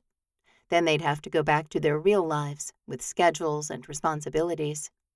He liked kissing her when he woke up, making love to her whenever they wanted to sneak back to the apartment, be that in the middle of the day, at night, after a full day of sightseeing, or sharing their love before they even got out of bed for the day. He'd told her he wanted to be a father with a desperation he didn't know how to contain, and she'd said she wanted children too. Some of their conversations probably should have been had before their nuptials, but Jeremiah hadn't dared bring them up when his goal for the wedding had started out with him showing Wyatt and the rest of his brothers that he wasn't broken. Everything had changed since that moment in the master bedroom at the homestead when Whitney had confessed her love for him. The holes in Jeremiah's heart had been plugged, and he'd had no idea the joy other people had been feeling all this time. "We're heading over to 42nd Street now," their guide said, and Jeremiah turned toward her voice. He wanted to bring Whitney back to this place, using that plane every year on their anniversary, and he'd mention it to her tonight over dinner. Someone said, "Yee-haw," as they passed, and Jeremiah touched the brim of his hat. He didn't care what anyone thought about him, and he loved being a cowboy. He had felt completely out of his element the first couple of days he and Whitney had been in the city, but no one had demanded to see his passport to be in New York, even if it did feel like he'd entered a completely new country. They went inside the Daily News building, and Whitney gasped at the huge world globe there. Jeremiah was impressed himself, and he wanted to visit a different U.S. city every other month. He had plenty of money. Why couldn't he? He knew that was his vacation brain, and that he had a ton of responsibility as the only Walker brother who seemed remotely interested at staying at Seven Sons Ranch. "This is incredible," Whitney said, and Jeremiah could only agree. "You're incredible," he whispered as the tour guide moved them over to something else. He trailed behind the other 4 people in their group, and Whitney rewarded him with a kiss next to that amazing globe. "Where should we visit next?" he asked. "I heard Chicago has some amazing architecture, too." "That would be fun," she said. "Seattle. I've always wanted to go there." "I can make that happen." "You can make anything happen," she said with a smile. "I also want to go to a national park. Yellowstone, Yosemite, something like that." "Do you like camping?" Jeremiah chuckled because he already knew the answer to that question. Whitney didn't take forever in the bathroom in the morning before they left the apartment, but she wasn't in and out either. The first morning they'd been in the city, Jeremiah had marveled at her as she'd traced that red lipstick over her lips. Then he proceeded to kiss it all off, so she had to redo it before they could go. She didn't seem to mind, and Jeremiah was operating all on the vibes he got from her. She told him what she wanted, and he did his best to oblige. The tour continued, and when it ended, he asked the tour guide for the best restaurant nearby. They ended up at Bobby Flay's restaurant, which apparently was a TV chef Jeremiah needed to watch. He liked cooking, and he figured he could expand his horizons a little bit. "So New York every August," he said, "for our anniversary." "Yeah?" Whitney looked at him. "You think so?" "Definitely. This is awesome. And there's so much more to do we haven't done yet." He lifted his water to his lips. New York restaurants didn't seem to know what sweet tea was, and their water tasted a little funny to him, too. "We didn't even go down to Brooklyn, and we go home tomorrow." She groaned. "Don't remind me. I don't want to go back to real life." Jeremiah didn't either, but his phone flashed with a call. "It's Wyatt. Can I?" "Of course." He picked up the phone and swiped on the call. "Heya," he said, Wyatt's preferred greeting. "What time will you be home tomorrow?" he asked. Let's see." Jeremiah leaned back in his chair, almost dislodging a tray of drinks a waitress carried. He immediately straightened, forgetting how close together everything was in New York City. "I think we leave here at 10:30, so we'll be back on the ground in Texas about noon.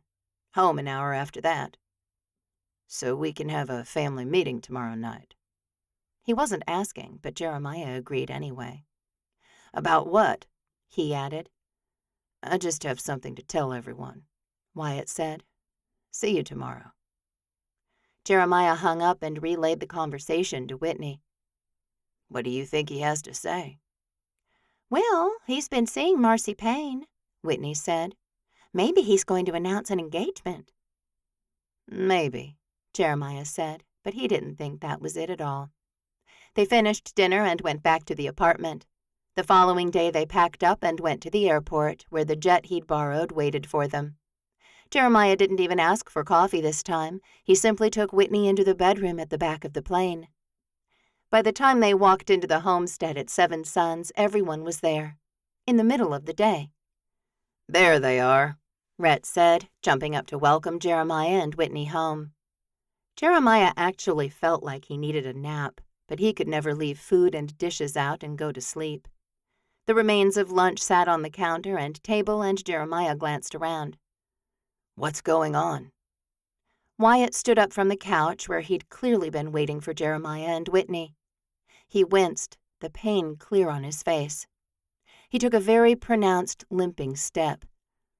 "I have some news for y'all." Chapter 28. Wyatt had been hiding his injuries from his family for far too long. When he didn't try to, everyone saw him. Tripp actually scooted to the edge of the couch and reached for Wyatt as if he needed someone to hold on to. Maybe he did. "I have to have another back surgery in a couple of weeks," Wyatt said, his mouth so sticky and so dry. "I live in a state of constant pain, from knee injuries, back injuries, a separated shoulder that doesn't play nice sometimes." He cleared his throat as his brother's expressions turned from concerned to horrified. "I'm fine. I don't need a bunch of pity." That only made the injuries worse. "But I retired because there was no way I could physically continue in the rodeo." And it hadn't been an easy decision even then. "I don't need to be babied. I've been taking care of myself just fine for a while. I just wanted y'all to know. I've already called Mama and told her. I'll be taking a few months off at Bowman Breed's. Dalton's going to be picking up some of my slack, and Ethan said I could come back whenever I'm able." Oh, he hated those words. He hated feeling weak. He hated the way his back spasmed, almost making him fall down. He sank onto the couch next to Tripp, who simply stared at him. "There. Now you know." No one said anything. Finally, Liam said, "What can we do, Wyatt?" "Nothing," he said. "The injuries are injuries. They don't get that much better. The doc says this next surgery is going to be the last. There's not much more they can do for me. I go to physical therapy a few times a week, and I ice it, take painkillers, heat sometimes, whatever I can to make it through the day." And he was mighty tired right now. Fighting pain was no laughing matter, and it was never easy. "I'm so sorry," Callie said, the rest of the foster sisters following suit. His brother started talking, too, about who could bring food to the homestead and who could make sure Wyatt got to his doctor's appointments. He held up his hand, and they all silenced. He liked that power, but he hated he had to be the one to share this news. "Nothing needs to change. The nurses in the hospital are like slave drivers. I'll come home good as new. Besides, I already hired someone to look after me." "Who?" Skylar demanded at the same time Rhett and Tripp did. "I live here," Jeremiah said. "You don't need to hire a nurse." "She's not a nurse," Wyatt said. "You're not making sense," Liam said. "He's not making sense." "Let him talk." "I am letting him talk. He said he hired a nurse." "No, he said he hired someone to help."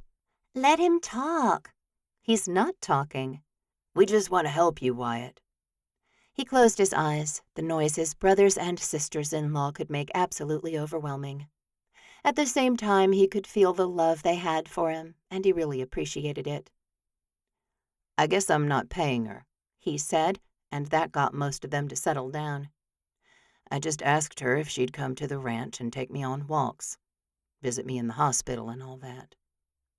"Oh, it's a woman." "I'll take you on a walk," Jeremiah said. "The dogs will need to go every day." "It's Marcy Payne," Whitney said, and that got everyone to shut up. Every eye zeroed in on him. "Is she right?" Red asked, clearly surprised. "Yes," Wyatt said, deciding not to hide his feelings for the pretty blonde woman he'd been sneaking around to see for 8 months now. "And we're not seeing each other. I just wish I was her boyfriend." He chuckled and shook his head. "She's dealing with a lot of family stuff at the moment." "So are you," Tripp said. "Yeah, well, she said she'd come make me walk and visit me in the hospital and all that." Wyatt puffed out his chest, immediately regretting it when a flash of pain stole down his spine. "And I don't need you guys butting into my business with her." "We would never do that," Liam said, grinning around at the other brothers. Skylar particularly wore a devilish smile. "When's the surgery?" "August 30th, he said. "So I'll still be here." "If you even look at Marcy wrong, I will hunt you down in Amarillo and make sure all of your young hip friends know how old you are." Skylar burst out laughing, as did a few other brothers, and Wyatt couldn't help grinning too. The moment sobered, and he surveyed this crowd that was his family. 6 brothers, 4 of them married, with wives now, 1 new baby, hopefully more on the way. "So, that's my news." He nodded as appreciation and love moved through him. Sure, they were noisy and pushy and stuck their noses where they didn't belong. But they were family, and he sure did love them. "Who else has something to say?" Everyone looked around at the others, and finally Liam said, "Callie and I have finalized our adoption paperwork. Now it's just a waiting game." "Waiting for what?" Evelyn asked. "And that's so great. Congratulations, you guys." "Now we just wait for a birth mom to pick our profile," Callie said, her hands twisting around themselves. "Our caseworker said it could be a day to forever." "Oh, it won't be forever," Tripp said, standing up and hugging his brother. "We'll pray for you guys. And you, Wyatt." Murmurs of agreement went up, and Wyatt nodded his thanks for the prayers. He hadn't dared ask the Lord to heal him, because he thought if he had to continue his life with the physical pain, at least he wouldn't also know that God had heard his prayers and ignored them.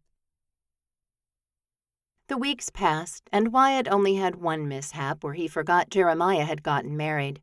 He'd gone into the master only wearing a pair of basketball shorts, saying, "Hey, I need to borrow—" before he'd realized his brother's wife was still lying in bed. "Sorry," he'd said, blitzing his way out of the room as fast as his injuries would allow him. He hadn't seen anything. Whitney had laughed about it with him, but Wyatt didn't forget again. Thankfully, Micah had moved in while Jeremiah and Whitney were on their honeymoon, and Wyatt had someone else to hang out with at night when the newly married couple retired early to their bedroom. Without Micah, Wyatt would have gone crazy, much the same way Jeremiah had way back in January when he was alone in the huge homestead at the ranch. The night before his surgery, his father called him. "How are you, son?" "Actually, okay," Wyatt said. "I've had surgeries before." "I know, but your mother and I worry about you. We always have." "I know that, Daddy." Wyatt sighed and made sure the AC was still blowing. He'd just pulled into the driveway at Seven Sons, and the next time he left it would be for the hospital, not the stables he'd fallen in love with. "Jeremiah's taking you in the morning?" "Oh, they're all coming," he said with a sigh. "We can't even fit in one vehicle, but Micah says he's driving his king cab, too." Wyatt chuckled and added, "Maybe you could tell him it's not necessary." "I'm not going to do that," Daddy said.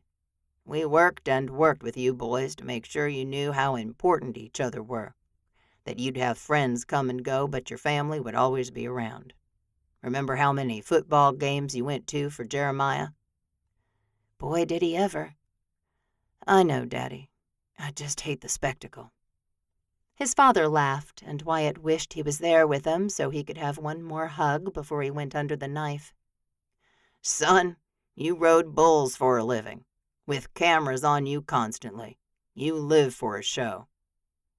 "Not this kind," Wyatt said darkly. "Mama says she has a good feeling about it." "I love you guys," Wyatt said. "And we love you.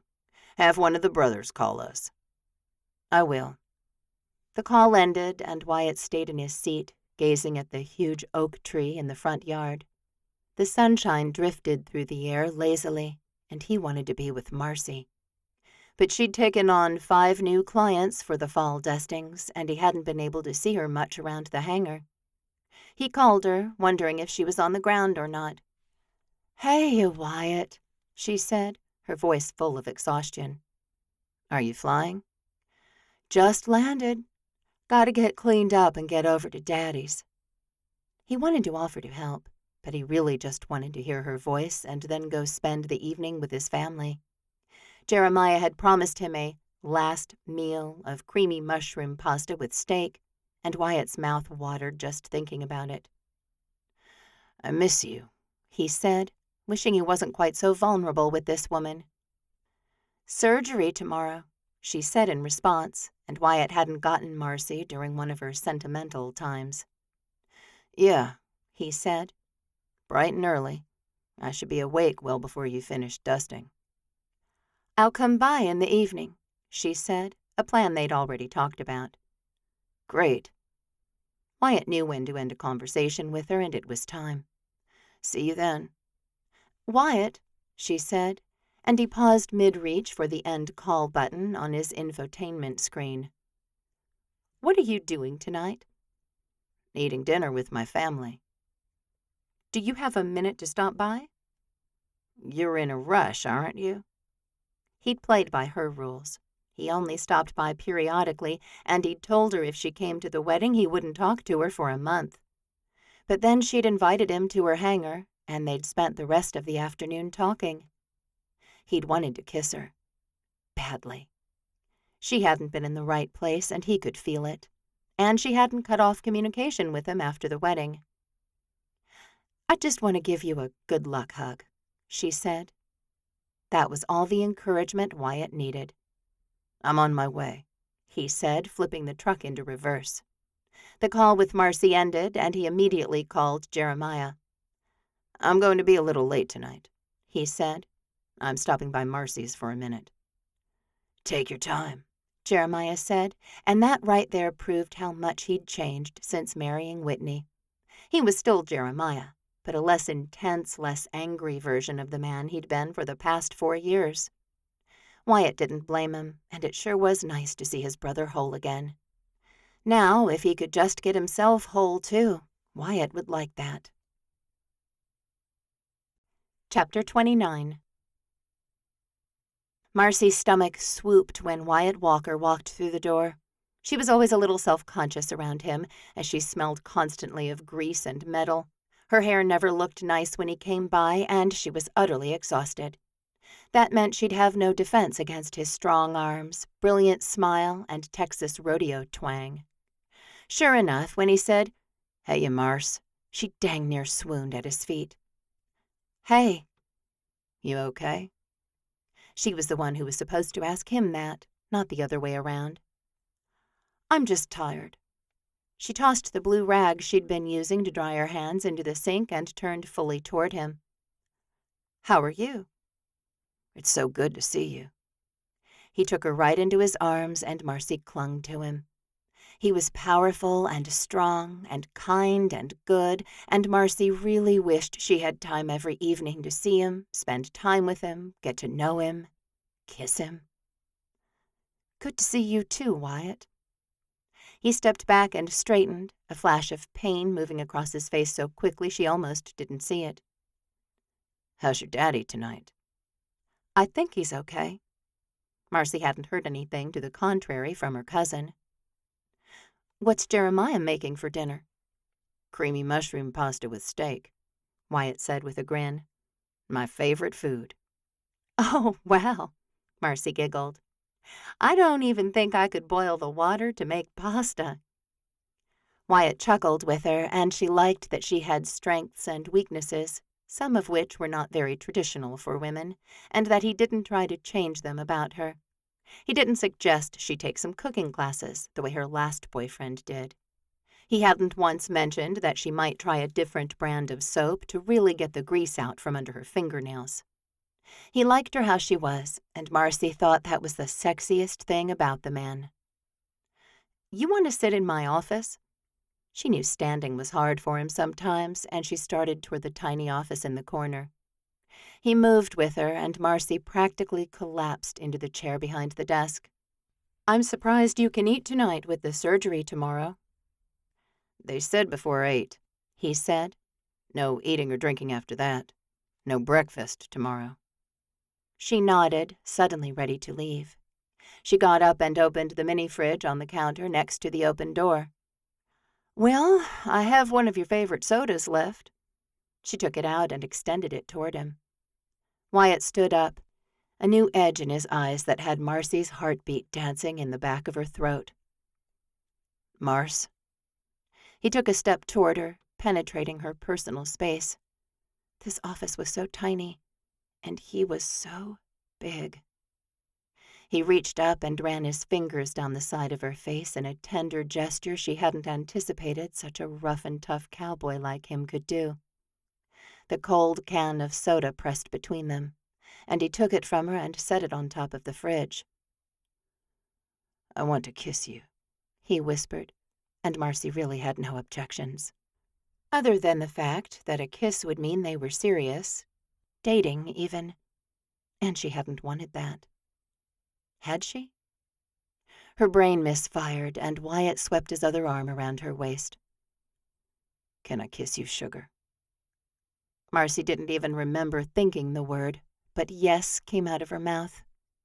Wyatt's lips touched her, and fire sparked in every cell of her body. Strange that had never happened before, and Marcy had dated several men over the years. Wyatt kissed her like no one ever had before, and Marcy simply did her best to keep up.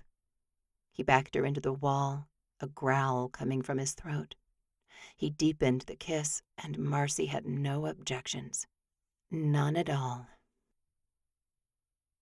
The next evening, Marcy's stomach writhed as she entered the hospital. She hated this place, and she didn't have time to be there. But she'd promised Wyatt, and she didn't want to let him down. At the same time, the whole reason she hadn't gotten involved in a real relationship with him was precisely because of situations like this. But that kiss. Her blood heated just thinking about the kiss they'd shared in her office the previous afternoon. He'd left soon after that, and she'd stayed in her office chair until her legs felt strong enough to support her weight. But something had been bothering her all day. She didn't have time to nurse 2 men back to full health, maintain the planes, and do all of the crop dusting herself. She barely had time to do one of those things, and she felt stretched thin in a half-dozen ways. She stalled outside the room where the lady at the information desk had told her Wyatt would be, and sure enough, she heard his voice coming from inside. He sounded in good spirits as he spoke with another man. The cadence and tone of his voice suggested a brother, and Marcy found Skylar there when she finally dared to peek around the corner. He sat in the only other chair in the room, facing the door. And he'd seen her. She ducked back into the hallway, unsure about why she felt like she'd been caught. Her heart pounded, though, and she didn't hear Skylar approach over the hammering of it in her ears. "You can go on in," he said. "I've got to get going." "Oh, I'm—" She cut off as Skylar walked away, nothing else to say, obviously. Marcy clutched the 6-pack of soda she'd brought for Wyatt and entered the room. "Hey, baby," he said easily, that smile so genuine on his face. But he looked tired, washed out, half of the man he'd been last night. He made no effort to move or stretch to touch her. He didn't reach for her, and the whole place smelled sterile and like death. Her stomach revolted and tears sprang to her eyes. "How did it go?" "The doctors said they did the best they could." Wyatt looked disappointed, and she liked that he didn't hide his true emotions from her. "I'm sorry," she said. "Not your fault," She set the soda on the rolling tray in front of him. "Wyatt," she said, not really sure why everything inside her had started to tremble. Her thoughts tangled like they'd been doing all day. I can't do this." "Do what?" "This." She gestured between the two of them. "I'm barely hanging on as it is, and my daddy is still so sick, and I can't nurse you back to health, too." "You don't have to," he said. "I have a huge family to do that." He still didn't reach for her, and she hated that more than anything. "I'm sorry," she said, the tears falling down her face now. "I shouldn't have kissed you last night." "Hey," he said, earnest and panicked now.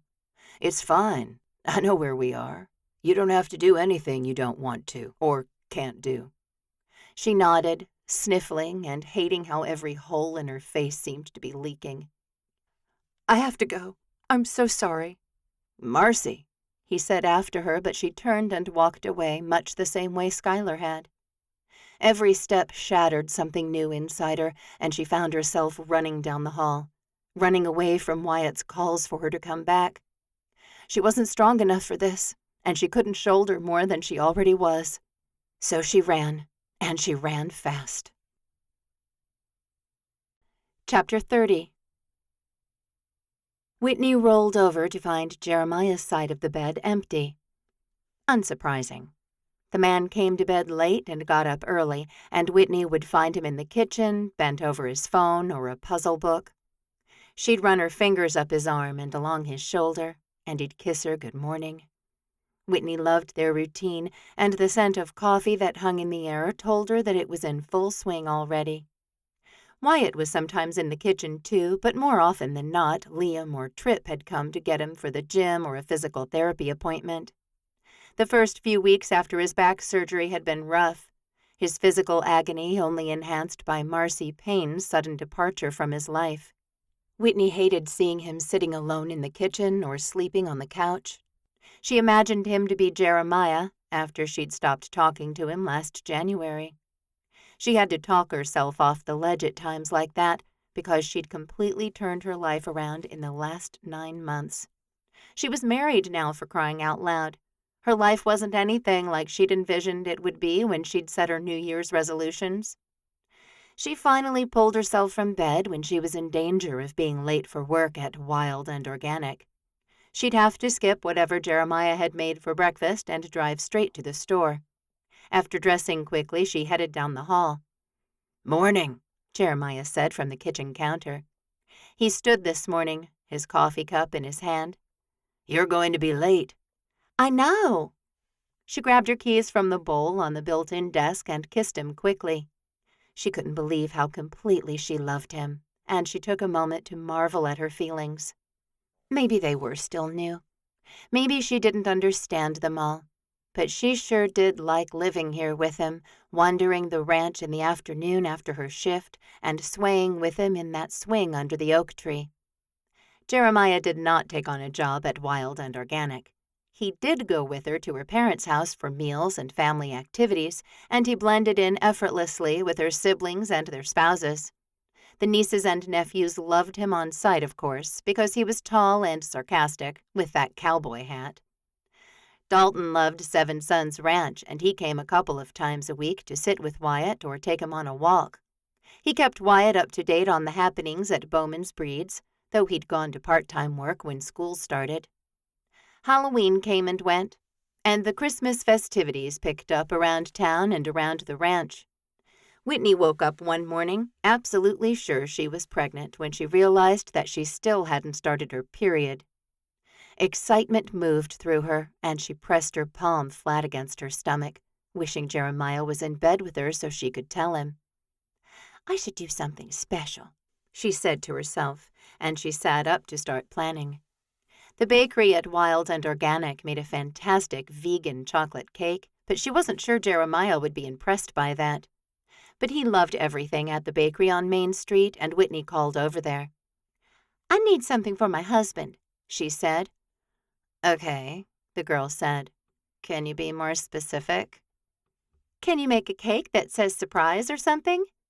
After all, Whitney didn't know if she was having a boy or a girl, and she wanted to take a pregnancy test to really be sure she was pregnant.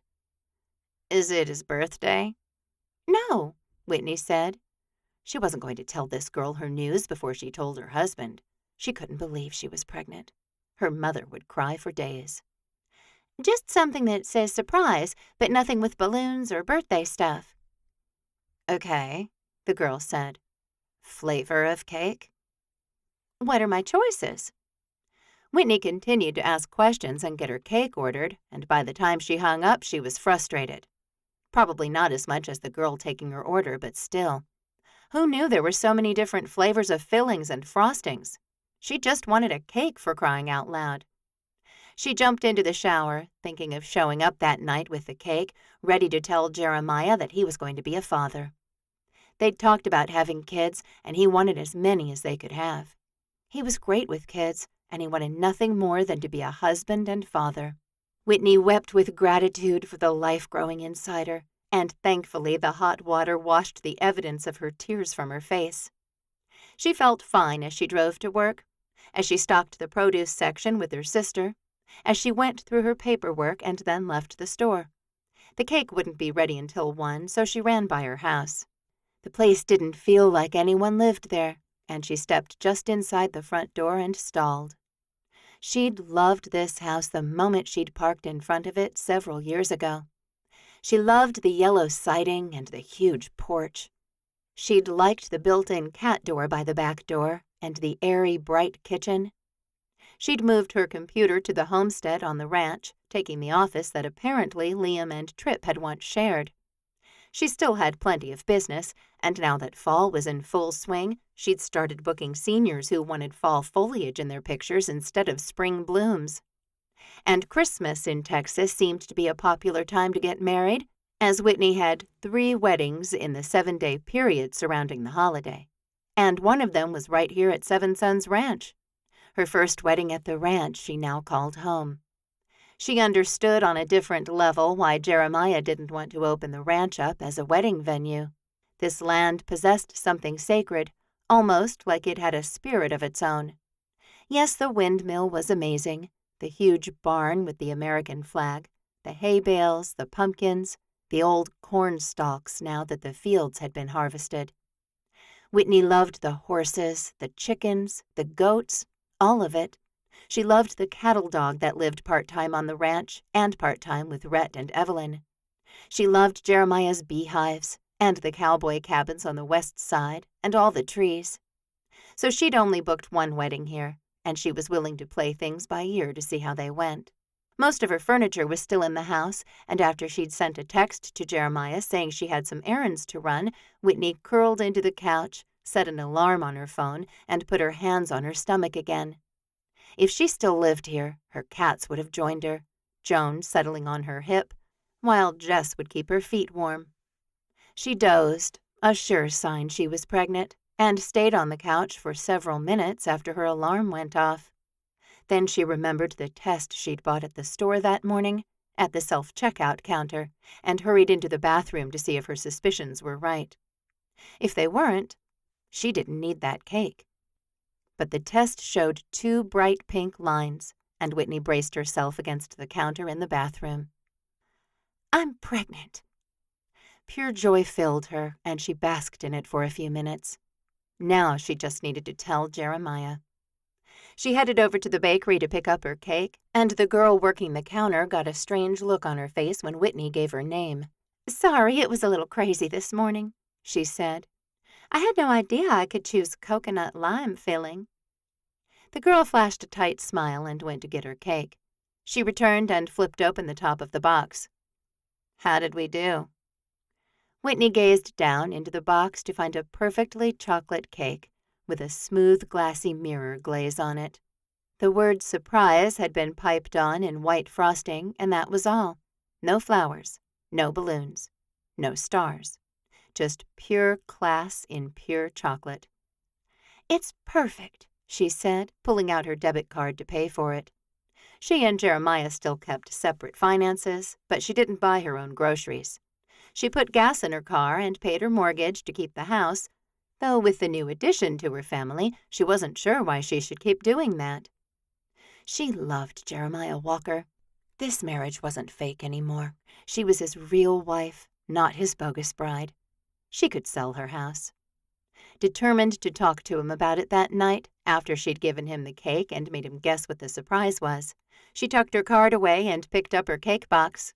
She'd only taken 2 steps when someone said, "Whitney?" She turned toward the oh-so-familiar voice, finding the man she thought she would. Blake Thurston. She froze, the cake suddenly heavy in her hands. He stepped out of line and came toward her, a wide grin on his face. "There you are, baby. I've been back for a couple of days and haven't seen you yet." He took the cake box and set it on a nearby table. Blake gathered her into his arms despite Whitney's protests. He never had listened to her, and Whitney's anger started to rise. Everything in her emotions felt a little off, and she knew her increased hormones were to blame.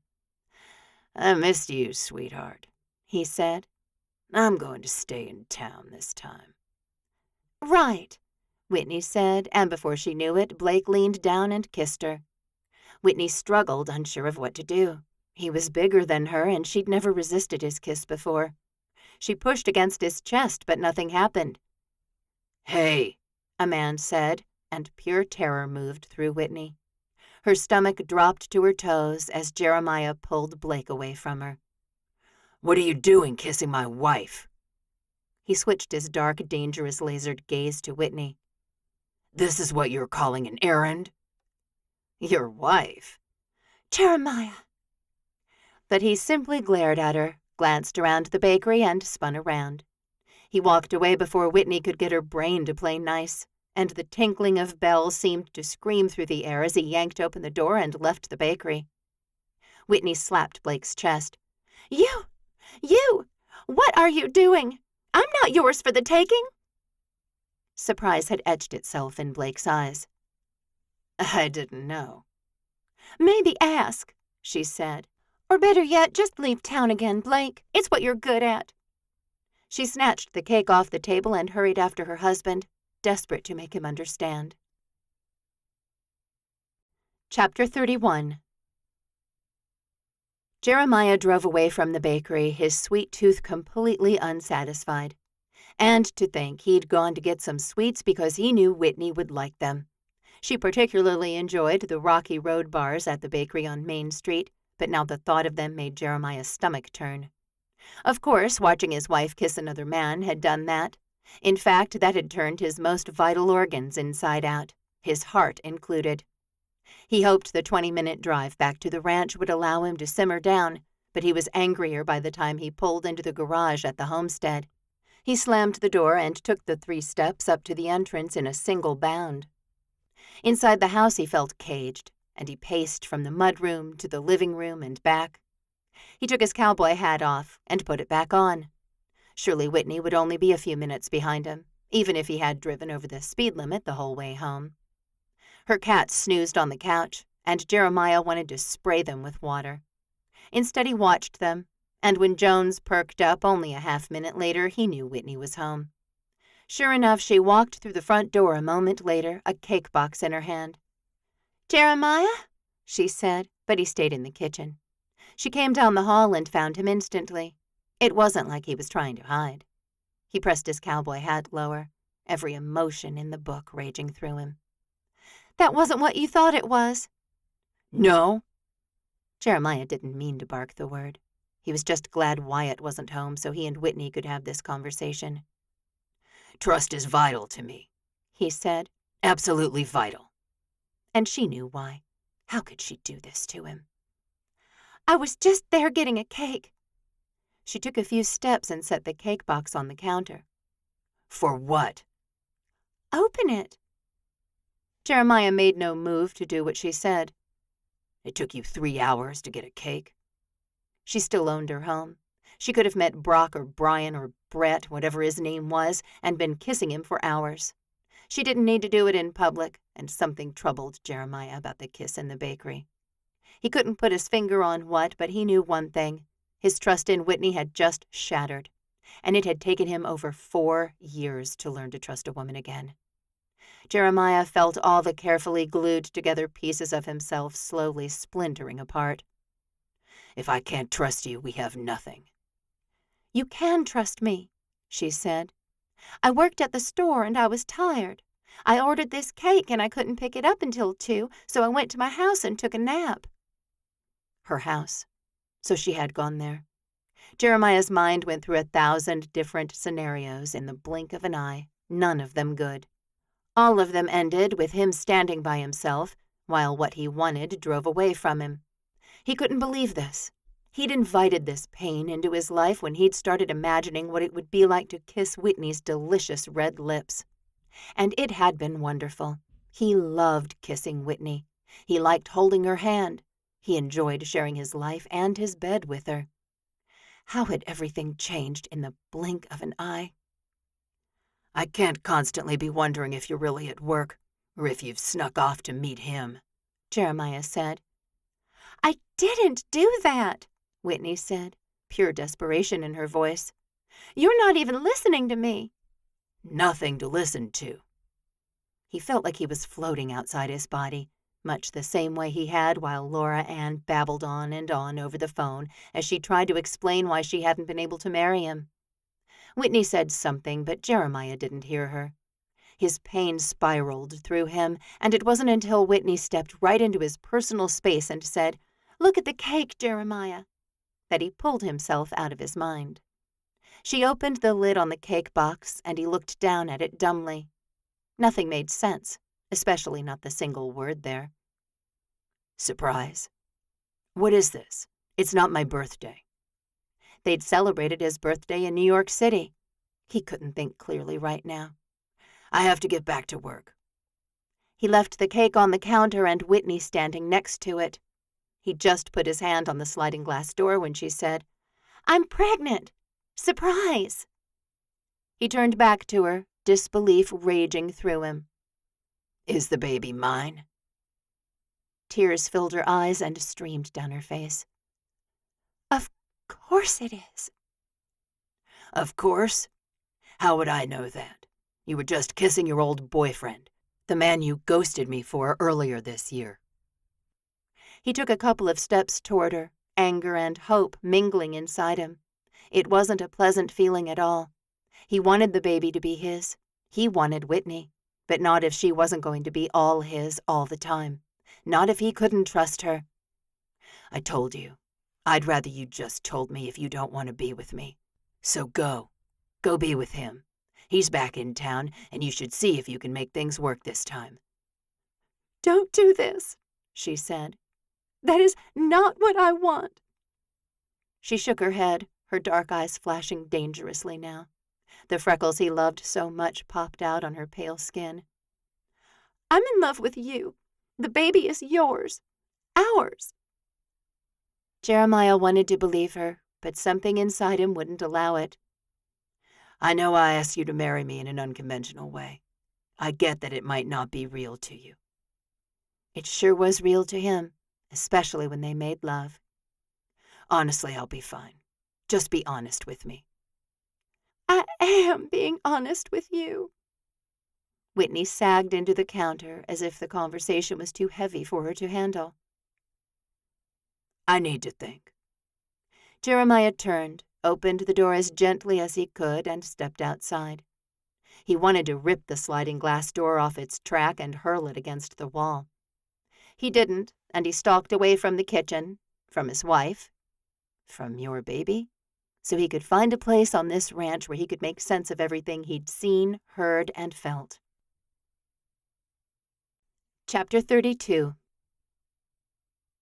Callie spun honey in the metal container she'd purchased earlier that year, pure happiness flowing through her. Her life this November was drastically different than a year ago, and pure gratitude for all she'd been through, all she'd experienced, and the people in her life filled her from head to toe. Liam worked in his office that morning, and Callie had put a pork roast in the slow cooker for dinner that night. With Maya married and focused on Whitney, he only cooked on Sundays now. And oh, how Callie still loved going next door and eating with the Walker family, her sisters, everyone, as the family continued to grow and expand. Callie couldn't help the way her thoughts tumbled down the path toward expanding her own core family. She and Liam had completed their adoption profile a few months ago, but their phone hadn't rung once. Yet, she told herself.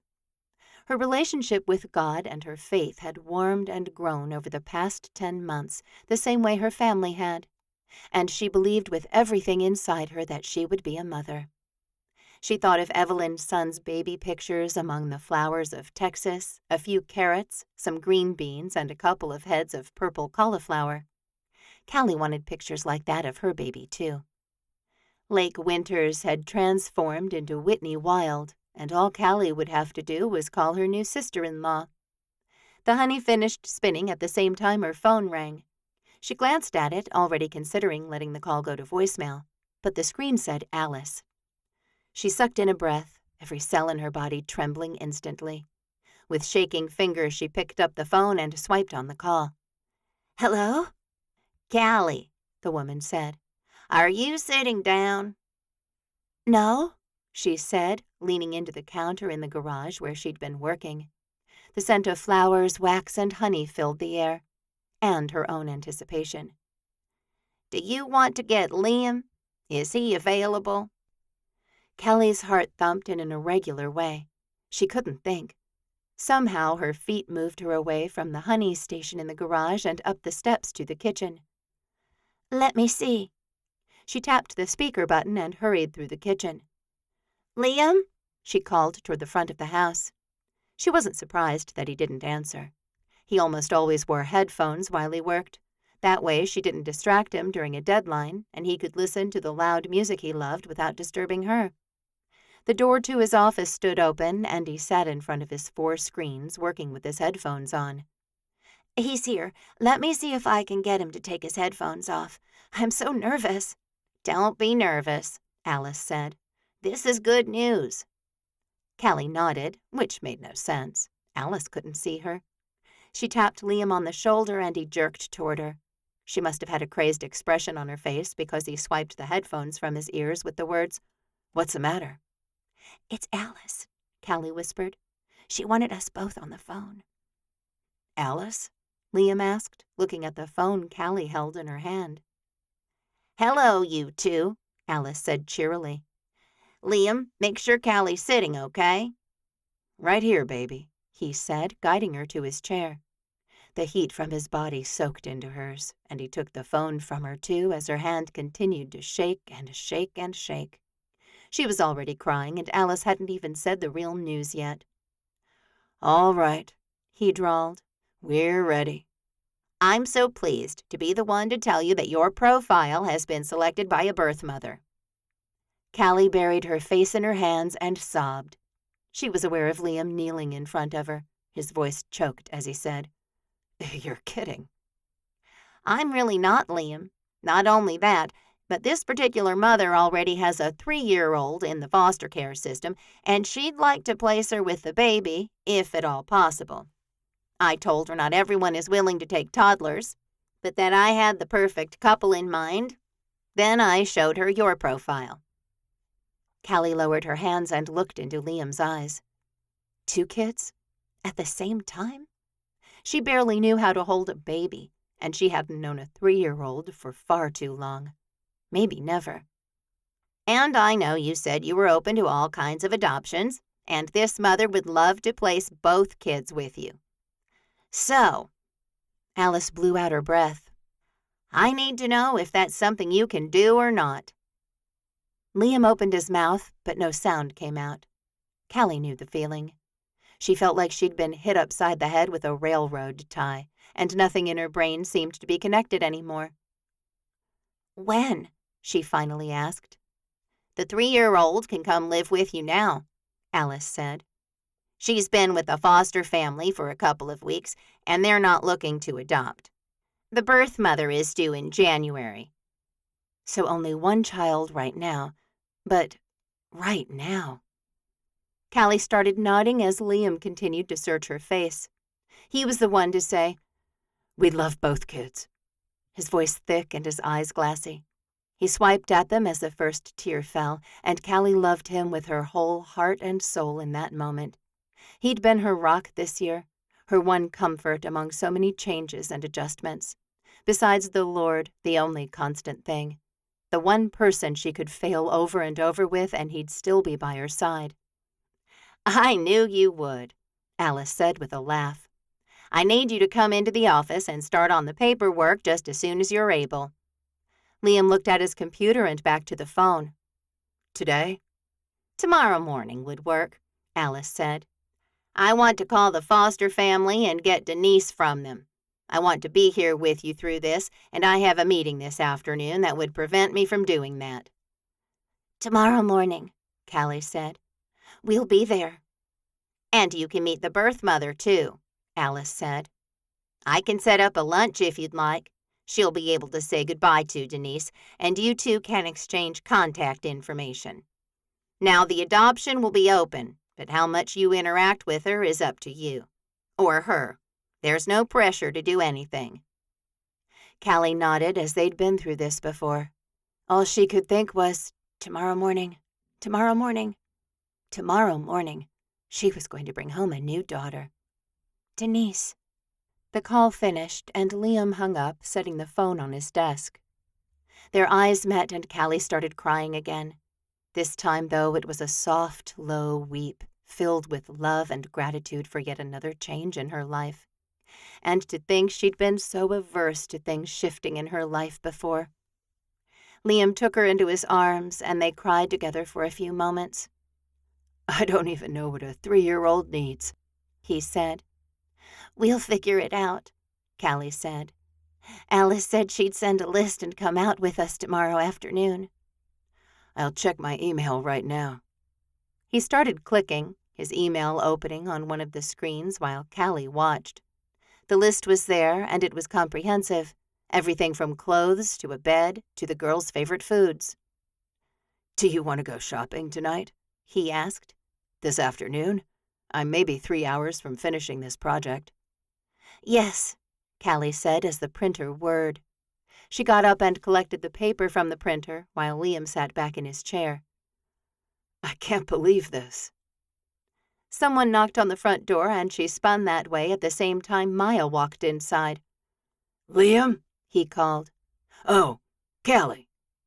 He did not look good, and Callie glanced at Liam and back to his brother. What's wrong? Liam's chair squeaked as he got up and joined Callie in the doorway to the office. Whoa, what's going on? I need advice, he said, taking off his cowboy hat and tossing it into the formal living room. He ran his hands through his hair. I went to town this afternoon, and I saw Whitney kissing her old boyfriend. No, Callie gasped. Liam sucked in a breath, too, his arm around Callie's waist tightening. And she said it was nothing. He just showed up there. She's not back together with him or anything. Callie glanced at Liam, who watched his brother carefully. She wanted him to say something, because though she and Maya were friends, it had been a sticking point with Liam in the past. Then why are you over here, looking like your whole world ended? She swung her gaze back to Maya, who glared. Oh, this was the old Maya, the one who'd shown up at Seven Sons Ranch with a chip on his shoulder and darkness in his heart. Callie mourned for him, because he'd made such good progress, especially the last 10 months.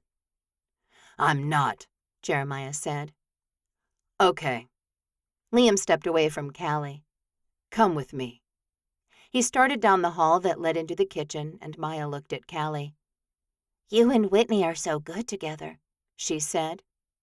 He nodded, pure misery etched in his eyes. But what if it's not enough? What if what's not enough? Callie asked. Being good together, being in love with her.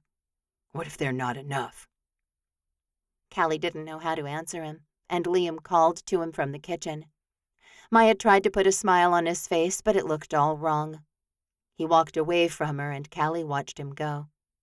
She should have told him that love was always enough, that it could grow and expand and heal any hurt. She knew because she'd seen it in her own life. She knew because she'd experienced it. And he had too. "Help him remember that," she whispered, adding more to her prayer that Maya would be able to find the truth and that it wouldn't break him. Chapter 33. Liam took Jeremiah out onto the gazebo in the corner of the yard. "What do you see?" "Texas," Jeremiah said, his voice full of sarcasm. He ignored his brother's attitude. Jeremiah was in an immense amount of pain, and he was terrible at hiding it. "Remember when I was upset because I thought you and Callie had more than a friendship going on?" "Yeah," he sighed as he leaned against the railing and looked out at the horizon. "What did you tell me?" "That you should talk to Callie." "Did you talk to Whitney?" "I saw her kissing that other guy." "And I saw you hugging my wife. I heard her say she loved you." Liam hated that the memory was still so clear, still so sharp inside his mind. At the same time, he did not doubt Callie, and a slip of embarrassment moved through him that he ever had. Jeremiah would feel this way too, once he made up with Whitney and this situation sat in his past. "But you knew." "Did I?" Liam asked. Jeremiah finally looked at him. "What are you trying to say?" "I'm saying that I left for a bit to clear my head, to find my own center, to get outside of what I thought and remember what I knew." Liam didn't know how to tell Jeremiah to do those things. He could stay at the Shining Star tonight, and maybe he'd know for himself in the morning, or maybe he wouldn't. "And once I did that, I talked to my wife and we worked it out. Because, yeah, then I knew that she loved me and not you. And I think if you do the same with Whitney, you'll know she loves you and not this other guy." Jeremiah's jaw worked against itself. "She said she was pregnant." Joy and surprise, and yes, a little jealousy moved through Liam. "Jeremiah, that's amazing. Congratulations." He slung his arm around his brother, who turned into him and hugged him. "I'm a bad man," he whispered. "I may have implied the baby was this other man's." Horror struck Liam right behind his heart. Still he clung to his brother, who likewise wouldn't let go of him. He said nothing because Jeremiah was already beating himself up for that one. Jeremiah finally cleared his throat and stepped back. "I need to talk to her." "Yep." "I'm sure that baby is mine." "I'm sure of that, too." Jeremiah looked at him, and Liam watched, literally watched, as light cleared the agony from his face. "I'm going to be a father." Liam's face split into a smile, his own joy too big to contain. "Me too." Jeremiah blinked once, then twice. "You too?" "Our adoption caseworker just called, literally a few minutes before you walked in. We're getting a 3-year-old and a baby." Surprise blanketed Jeremiah's face, and he grabbed Liam in another hug. "That's fantastic. Congratulations." He stepped back quickly. "Oh, wow. I'm so sorry to interrupt you guys. Have you called Mama?" "We haven't told anyone yet." "Let's go then." Jeremiah turned and hurried down the steps of the gazebo. "Go where?" "Tell everyone," he said. Liam chuckled as he followed his brother across the lawn and back into the house. "What, should I call a family meeting?" "Yes," Jeremiah said. "Tonight at the homestead. Maybe I'll have figured out a way to make up with Whitney by then, and we can share our news, too." Liam thought Jeremiah had more to do than just talk to Whitney, but he didn't say anything. Everyone had their own journey to take when it came to forgiveness and finding peace, and Jeremiah had been on the road for a long time now. He'd figure it out again. Still, Liam chuckled as he entered the house and said to Callie, "I told him. He thinks we should call a family meeting for tonight." "Do it," Callie said. "I'll have enough meat for pulled pork sandwiches." Liam picked up his phone from the counter where he'd left it. "All right. Family meeting tonight," he dictated as he typed. "Shining Star. Pulled pork sandwiches for dinner." 7? He looked up. 6, Callie said. No one wants to wait until 7 to eat dinner. Agreed, Jeremiah said, and Liam put 6 o'clock in his text and sent it. He looked up and found Jeremiah opening his fridge. So he wasn't going to run right back to Seven Sons and Whitney. Liam hadn't either, so he couldn't blame him.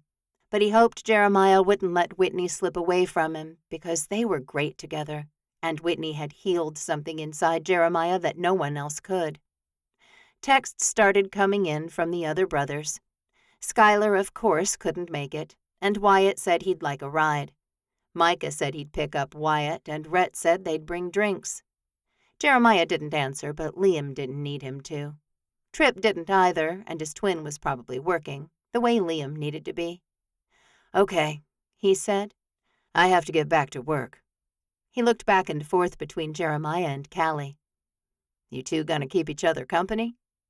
I was spinning honey, Callie said.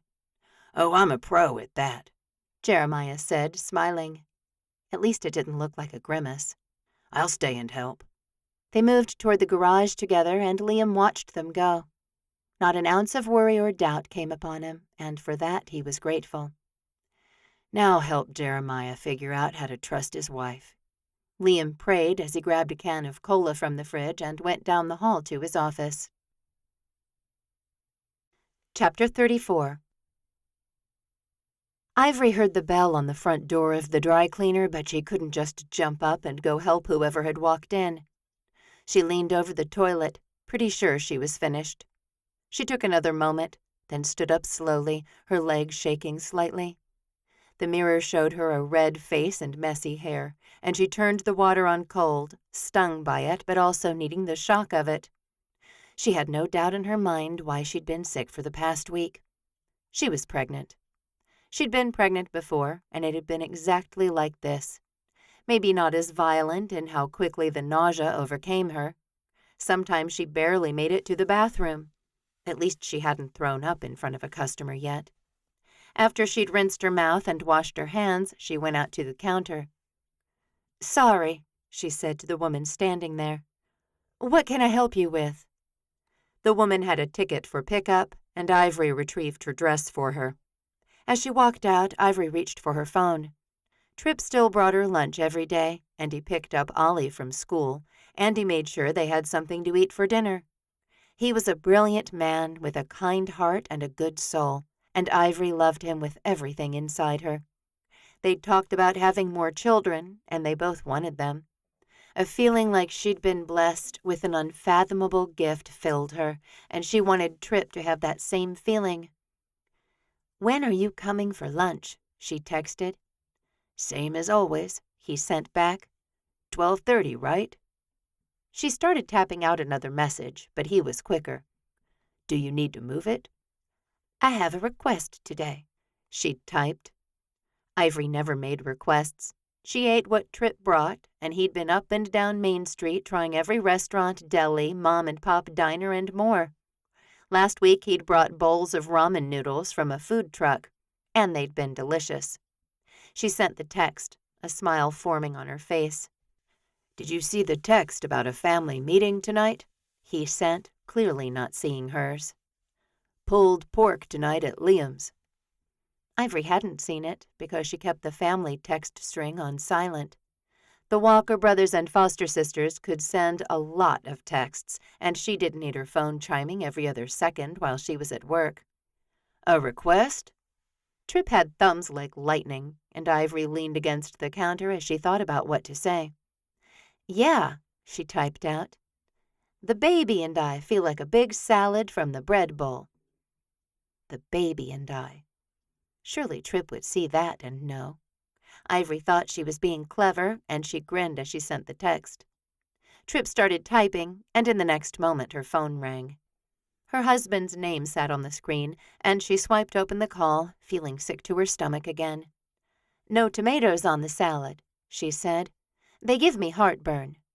And she already had enough of that from the morning sickness, thank you very much. "The baby?" Tripp asked.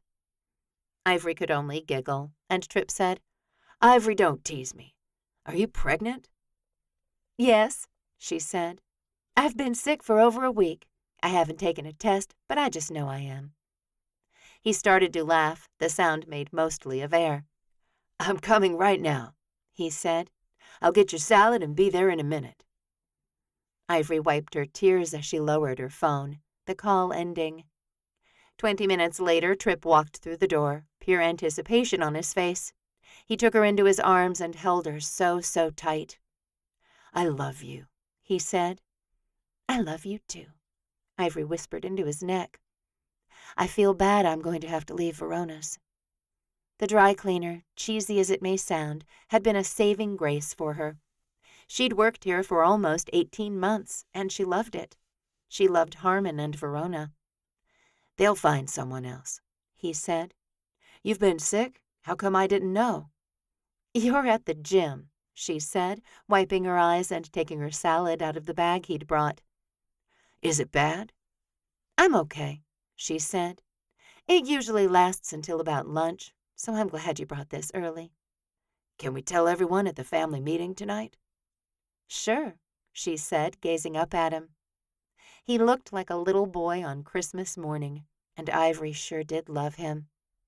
Who called the meeting? Liam. He must have news, too. Who knows? Tripp asked. The family meetings can be about anything. I haven't heard how Wyatt's doing in a while. Maybe it'll be more of an intervention type thing. What time? 6. She nodded, ate another forkful of her salad, and sighed when Tripp sat down beside her. I can't believe you're pregnant, he said. How are we going to tell Oliver? We'll just tell him, Ivory said. He'll be excited. Do you want a boy or a girl? I don't care, Ivory said, glancing at him. You? Tripp just shook his head, a wonderful smile spreading across his face. Whichever is great with me. I just can't believe it. Ivory wasn't sure why he was so surprised, but she giggled as she leaned over and touched her lips to his. Believe it, cowboy. You're going to be a father. Chapter 35. Whitney pulled up to her house again, a defeated sigh moving through her body at the sight of the truck there. Brand new and shiny, the huge blue vehicle set her blood on fire. Blake, she muttered, her emotions surging. She felt wild, out of control, and angrier than she'd ever been. She got out of her car and didn't bother to get the small bag she'd packed with a few changes of clothes and some toiletries. She hadn't wanted to leave Seven Sons without talking to Jeremiah, but he'd marched out the back door and disappeared onto the ranch. She had no idea where he was or what he was doing, and he hadn't come back after a couple of hours. She'd texted him that she was going to spend the night in town at her house, and she'd love to see him when he was ready. He hadn't answered. Blake got out of his truck, too, and Whitney's fingers clenched into fists. "What are you doing here?" she demanded. "You and I are not together. We're not going to get back together." "Hey, wait," he said, as if he actually wanted to get back together with her. He held up both hands. "Who was that guy at the bakery?" "That man is my husband," Whitney said. "And you've ruined so many things in my life. I'm not letting you ruin this, too." Because Jeremiah was the very best thing that had ever come into Whitney's life. In that moment, she knew she wouldn't stay at her house waiting for him to come to her. She'd spent so much of her life waiting for a man to come to her. She'd pined for Blake while he was gone. She'd hoped and prayed he'd come back to her when he finally returned to Three Rivers. "You do not get to kiss me or touch me or wait in my driveway like you have a right to be here." She folded her arms.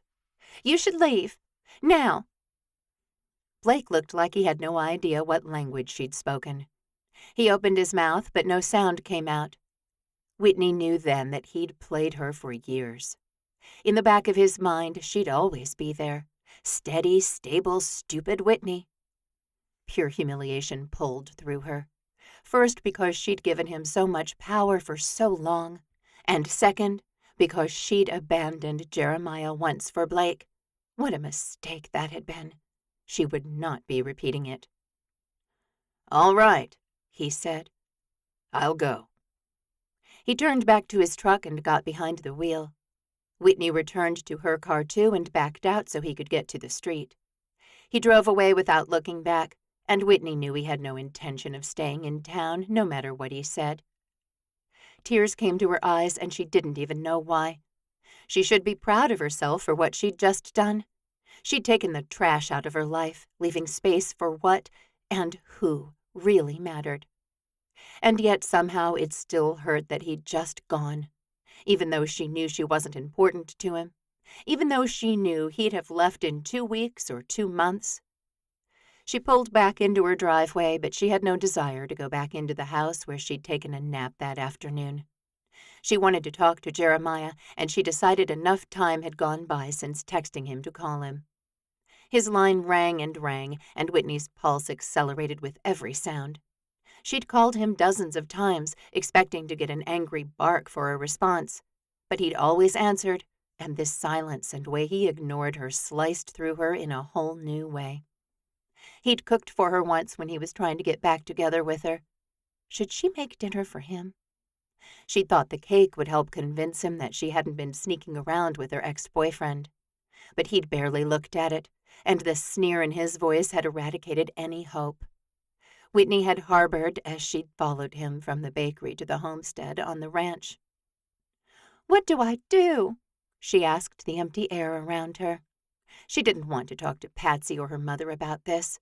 Dalton had been spending more time after school at Bowman's Breeds, and Whitney didn't want to trouble her teenage nephew with her real-world relationship problems. The person she trusted most to give her the best advice was the one not talking to her. "Call Callie," came to her mind, and Whitney fumbled the phone. She flipped it over so fast. Callie Walker was Jeremiah's best friend, and Whitney had her number in her phone.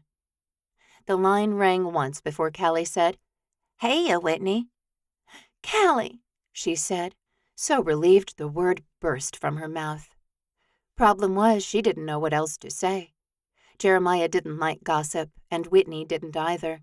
She didn't want to go running to his best friend to see if he'd said anything about her.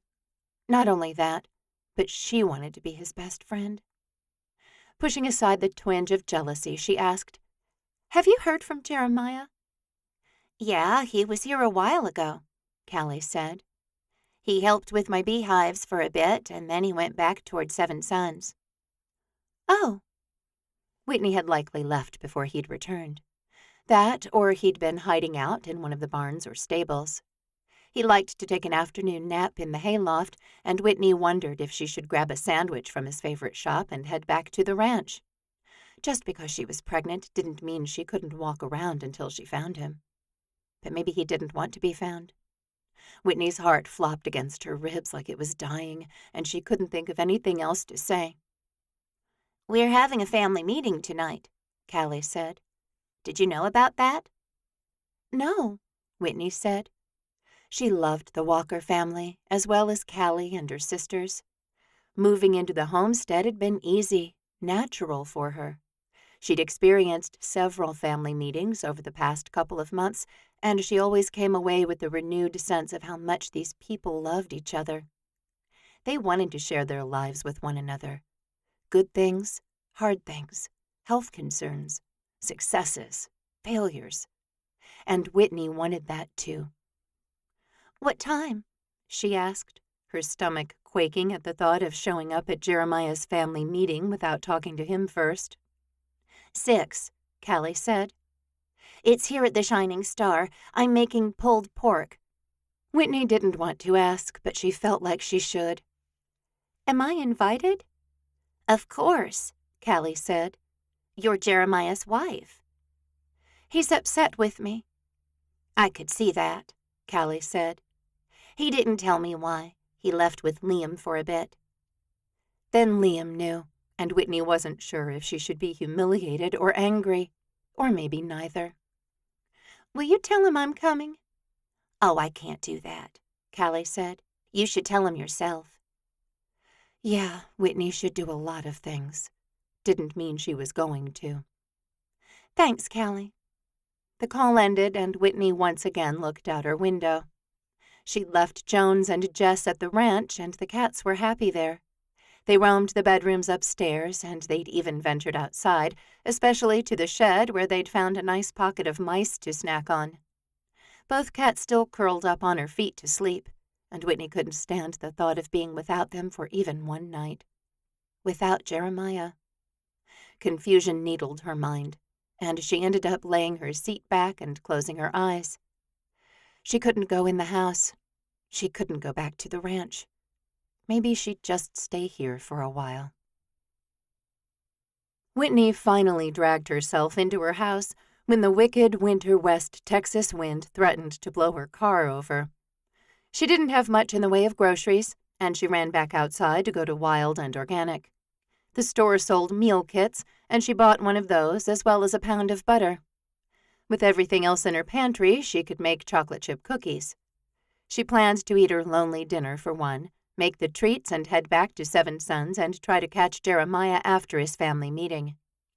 Maybe with chocolate and sugar she could sweeten him up enough to talk to her. 6 o'clock came and went. About 6:20, several texts came in at once, and Whitney's heartbeat pulsed around behind her tongue. Maybe Jeremiah had finally figured out how he felt and what he needed to say. But none of the texts were from him. One from Evelyn, another from Ivory, and a few from Callie. "You're not feeling well? Can I bring you dinner?" "Maya looks miserable. Have you talked to him? He says you're sick. Let me bring you the rest of this pulled pork." "Maybe I can bring it by tomorrow. Maya says you work until almost noon." Whitney pieced together things pretty quickly. Jeremiah had told everyone that she wasn't feeling well, and that was why she wasn't at the family meeting. She frowned at her phone, not quite sure how to answer. No, she wasn't feeling well, though she wasn't plagued with morning sickness. She didn't need dinner. She didn't need pulled pork. She was sick, but not with anything that an antibiotic or a meal could fix. Her heart hurt, and her stomach clenched, and her hormones seemed way out of control as she started weeping again. She didn't want to lie, so she flipped her phone over and put her head down as she cried. Only when the timer on the oven went off did she get up to take the cookies out. But she'd lost her drive to finish baking them, to drive the 20 minutes down to the ranch, to face her husband. Chapter 36. Jeremiah slept in the homestead alone that night. Well, his 2 pups had kept him company. Winston and Willow were good friends, and the only time they wanted to be away from him was when they needed to go outside. Doublewell, Wyatt, and Micah were also at the homestead, and they shared a bedroom down the hall from Jeremiah's and Whitney's. Wyatt hadn't wanted to be alone in case he needed help in the middle of the night, and Micah had been willing to share. Jeremiah hadn't seen either one of them since the family meeting. Of course, he'd gone straight to his bedroom after returning from dinner at the Shining Star, where Callie and Liam had shared their news about getting 2 kids by January with everyone. Trip and Ivory had shared that she was pregnant, and everyone had wanted to know where Whitney was. He'd said she was sick, not feeling well. If she was pregnant, he hadn't lied. Jeremiah hated the ifs in his life, hated that his wife wasn't with him for dinner and cheerful family announcements, hated that they hadn't been able to make their own. He sat in his recliner and read the Bible, trying to focus on the words Paul had sent to the Ephesians. He couldn't. He'd reread the same passage of Scripture over and over, and he finally closed the book and set it on the table next to the chair. Looking around the room, he was only reminded of how big it was. How big, and now how empty. Whitney had set up her computer and photography needs in the front office, so his desk still sat cleanly, with a lamp on the surface and his puzzle books hidden in the drawers. His mind raced, though, and he couldn't imagine being able to settle down enough to solve anything. He'd made a mess of his life, and he couldn't fix that. "You can," he muttered to himself. "Call your wife." Winston lifted his head and looked at Jeremiah, as if the cowboy had said something of great importance to his dog. Jeremiah reached over and stroked the dog absently, taking comfort from his presence, his pure devotion to Jeremiah, even when he did stupid things like run away and say he needed time to think. Whitney had texted him and called him, and he'd ignored her. His gut writhed over that, because he knew what it felt like to be on the receiving end of a ghosting, and it was not pleasant. He remembered how uneasy he'd been, how much he'd obsessed over what he'd done wrong, how strong the speculation and self-doubt had been. At the same time, he couldn't bring himself to talk to her yet. He picked up his boots and put them in the closet. He showered, though he would again in the morning. He went to bed early, not expecting to be able to fall asleep.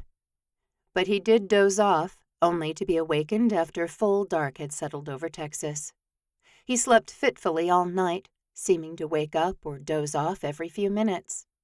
By the time he dragged himself out of bed and back into the shower, a sense of exhaustion filled his muscles in a way he'd never experienced before.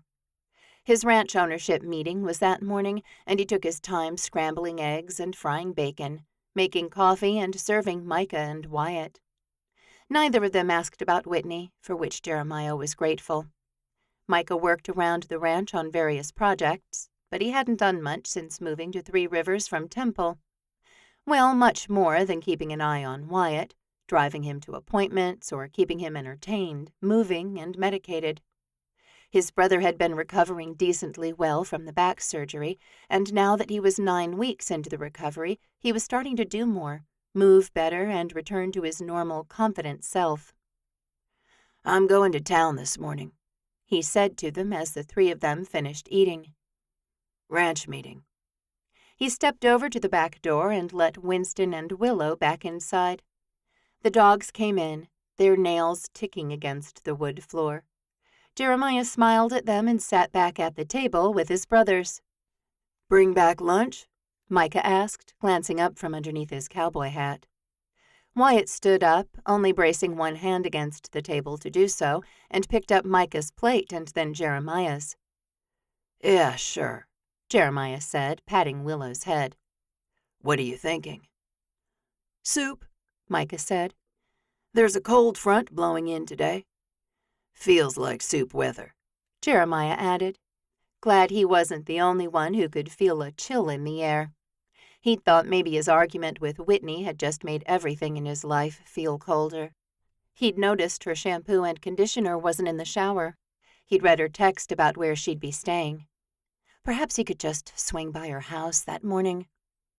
"She'll be at the store," he told himself, and he didn't want to have a conversation with her in public. So he finished his coffee, grabbed his keys, and headed to town. He was running a bit late, and almost everyone was sitting in the circle when he finally walked in. "There you are," Bear said. "I was just about to call you." "Yeah?" Jeremiah had missed meetings before.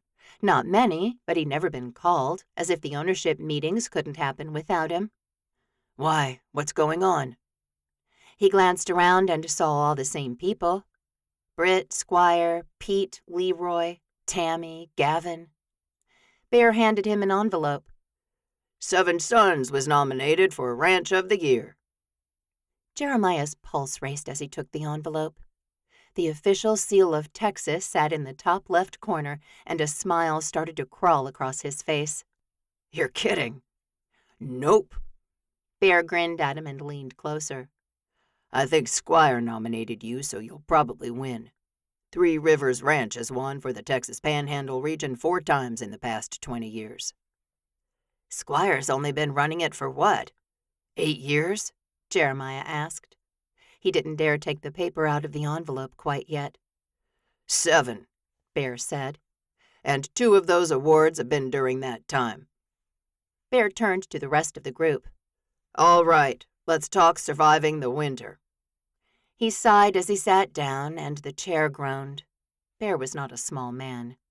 Jeremiah wanted to talk about best winterizing practices for the ranch, particularly for his fields, but he took another moment to slide the paper out of the envelope.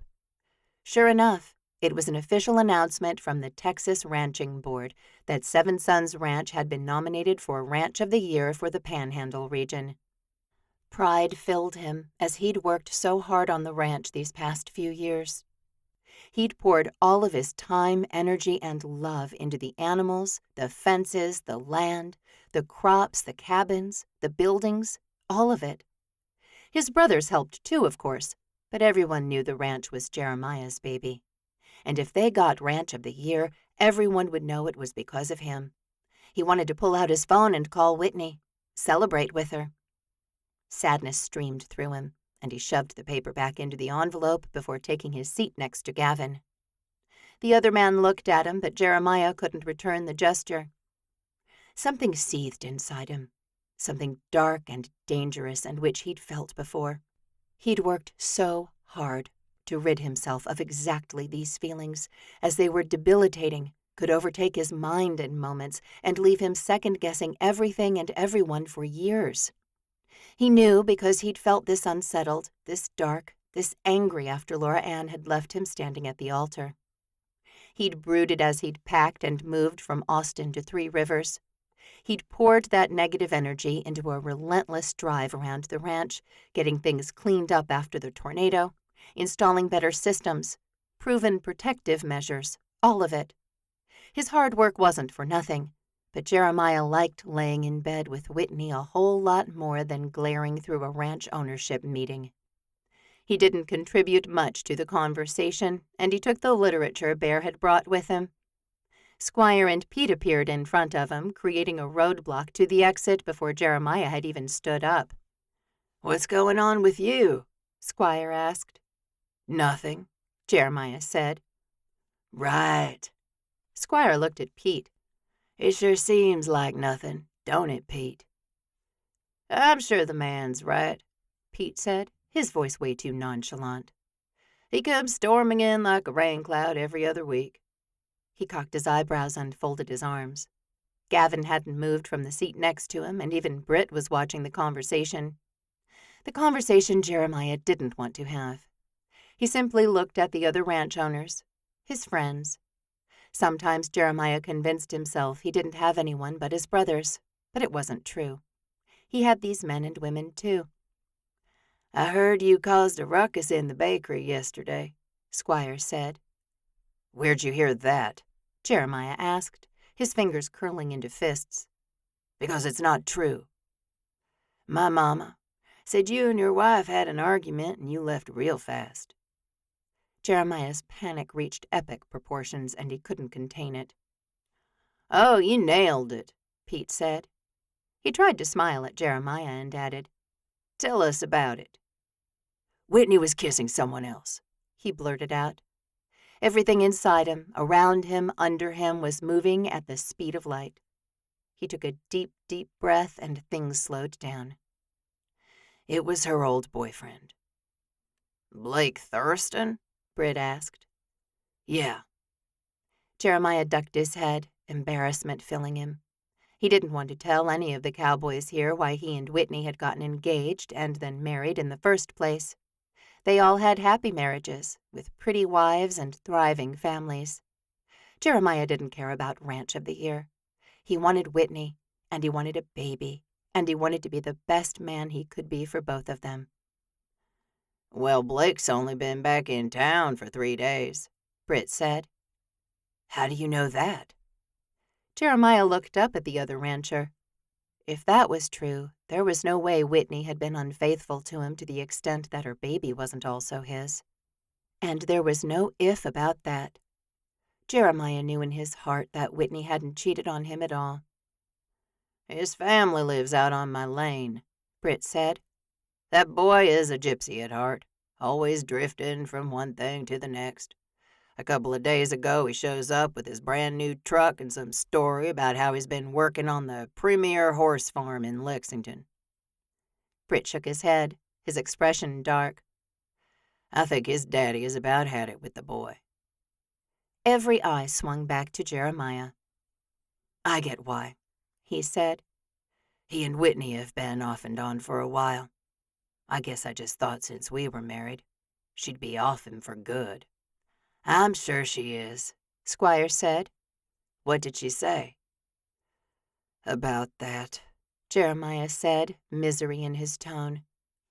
"Oh, so you just ate some bad sushi for breakfast," Pete said. "I told you that was what had happened." He nudged Squire, who chuckled.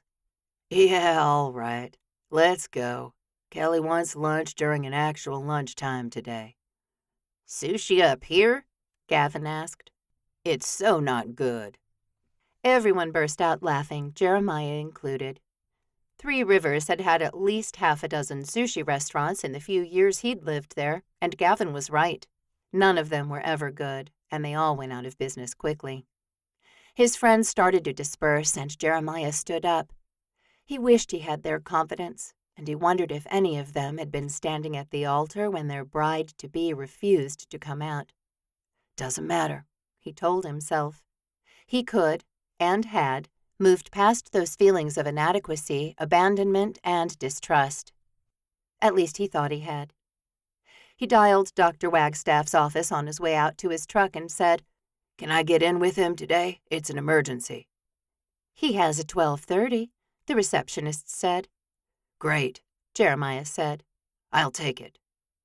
Wyatt and Micah could order food and go pick it up, or go next door where Callie had plenty of pulled pork left over. He texted them quickly, feeling better now that he was doing something about his situation. Sitting and thinking about something never boded well for Jeremiah. But once he had a plan of action, he could execute it. Up first, talk to his therapist. And then he had to talk to Whitney and work things out between them. He loved her. He wanted her. He wouldn't let her go this time, not if there was any chance at all that she wanted and loved him too. Chapter 37. Whitney piled all the cookies she'd made onto a paper plate and covered them with a piece of aluminum foil. She'd managed to put the uncooked dough in the refrigerator before stumbling down the hall to her bedroom. She'd gone to bed far too early and managed to stay in bed until the sun started to brighten the sky. She'd showered and dressed in fresh clothes, and now she stood in the kitchen wondering if she should toss the cookies in the trash can on her way to Wild and Organic or if she should take them with her. She could put them in the office upstairs and be a hero for her family. Or she should leave them on a high shelf in the back room and take them to Jeremiah when she finished her shift. It was the second Thursday of the month, which meant he'd be at his ranch ownership meeting in town today.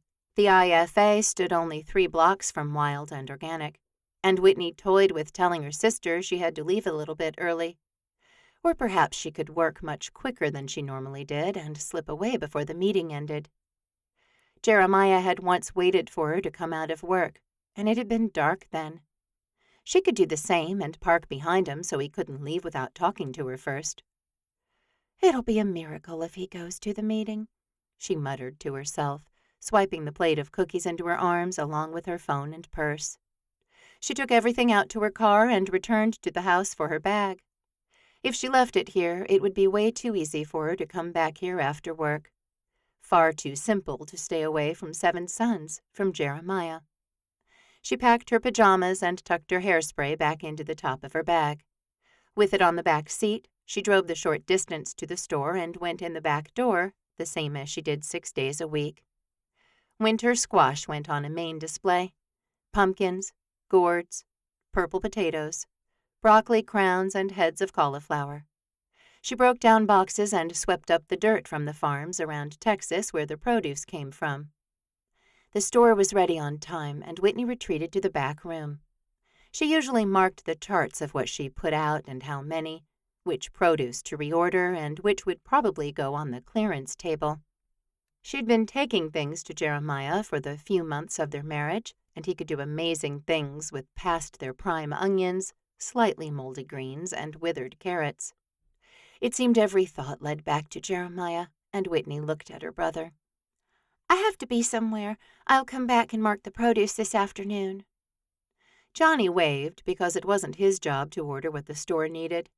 The back-of-house manager, Tilly, would do that. Johnny worked the farm, and he brought in what they had on the farm in season, no matter what the other inventory was. Whitney hurried out to her car, wishing she'd driven away from 7 Sons in her grandfather's truck. It was distinctive, and Jeremiah wouldn't be able to miss it. "He won't miss your sedan either," she told herself, backing up quickly. She almost gave herself whiplash she put the car in to drive so quickly. The IFA seemed impossibly far away, and she had no idea how long Jeremiah's meeting would last. He usually brought lunch back to the homestead afterward, though, and she started praying that whatever they were talking about today would run long. She pulled into the parking lot, and every vehicle in sight was a truck. She wished she had a cake. She'd even forgotten the cookies she'd made back on the shelf at Wild and Organic. But she wouldn't be going back to get them.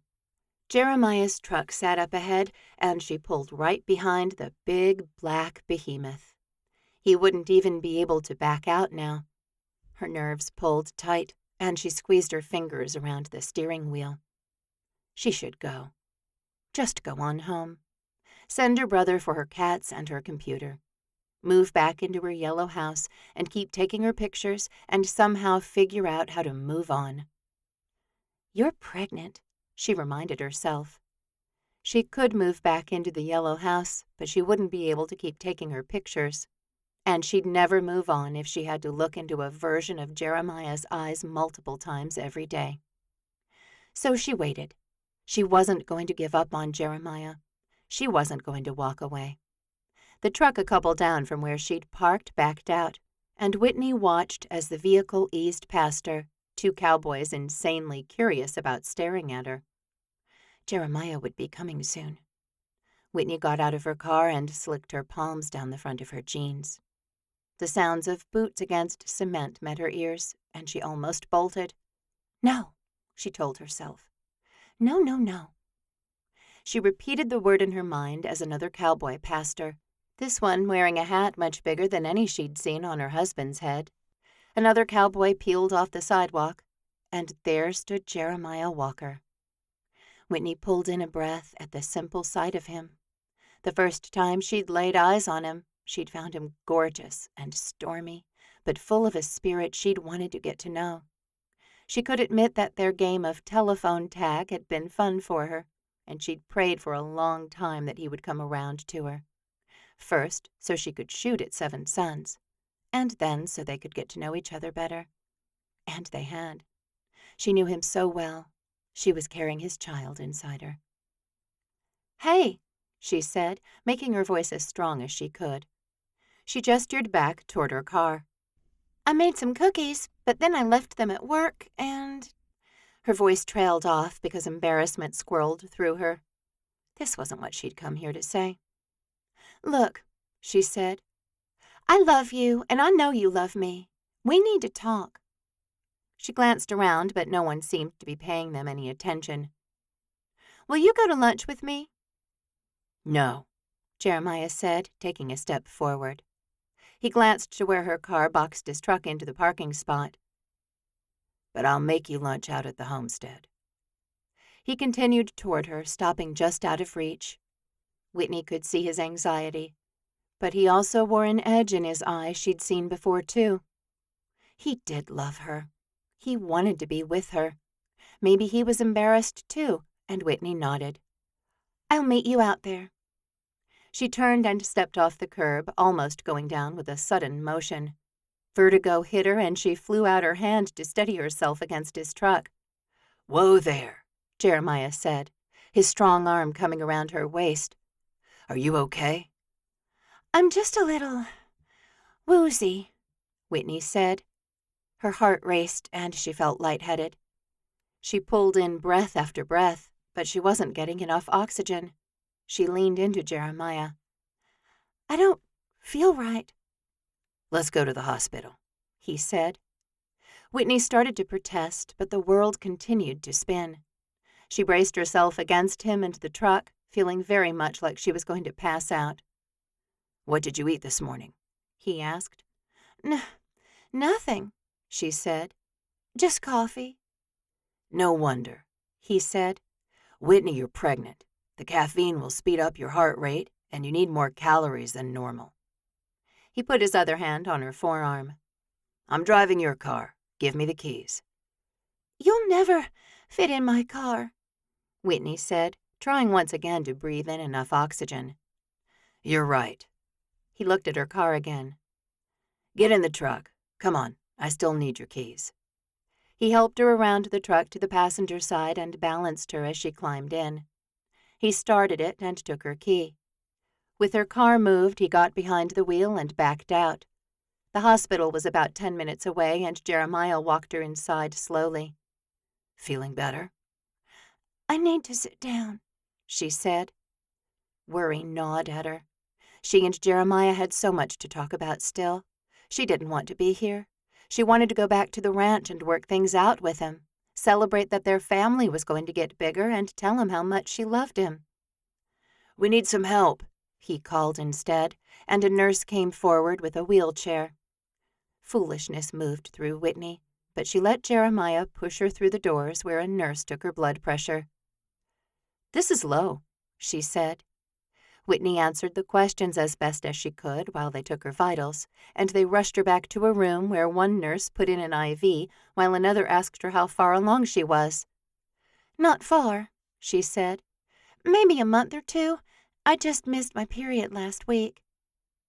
Jeremiah stayed at her side, his hand never leaving hers. With the fluids and lying down in bed, Whitney started to feel better quickly. Eventually, all the nurses left the room, pulling the curtain closed and turning out the lights. "I'm sorry," she said to Jeremiah, who had his head down. He immediately looked up, pure concern in his eyes. It shone like a star in the natural light in the room, and Whitney reached for his face. "I didn't cheat on you. I went to the bakery to get the cake, and Blake was there. He surprised me because I didn't even know he was in town. And he kissed me before I'd said 3 words. "I know." Jeremiah nodded. "I took a nap at my house while I waited for the cake," she said. "That was all." "I know," he repeated. "I'm sorry, Whitney.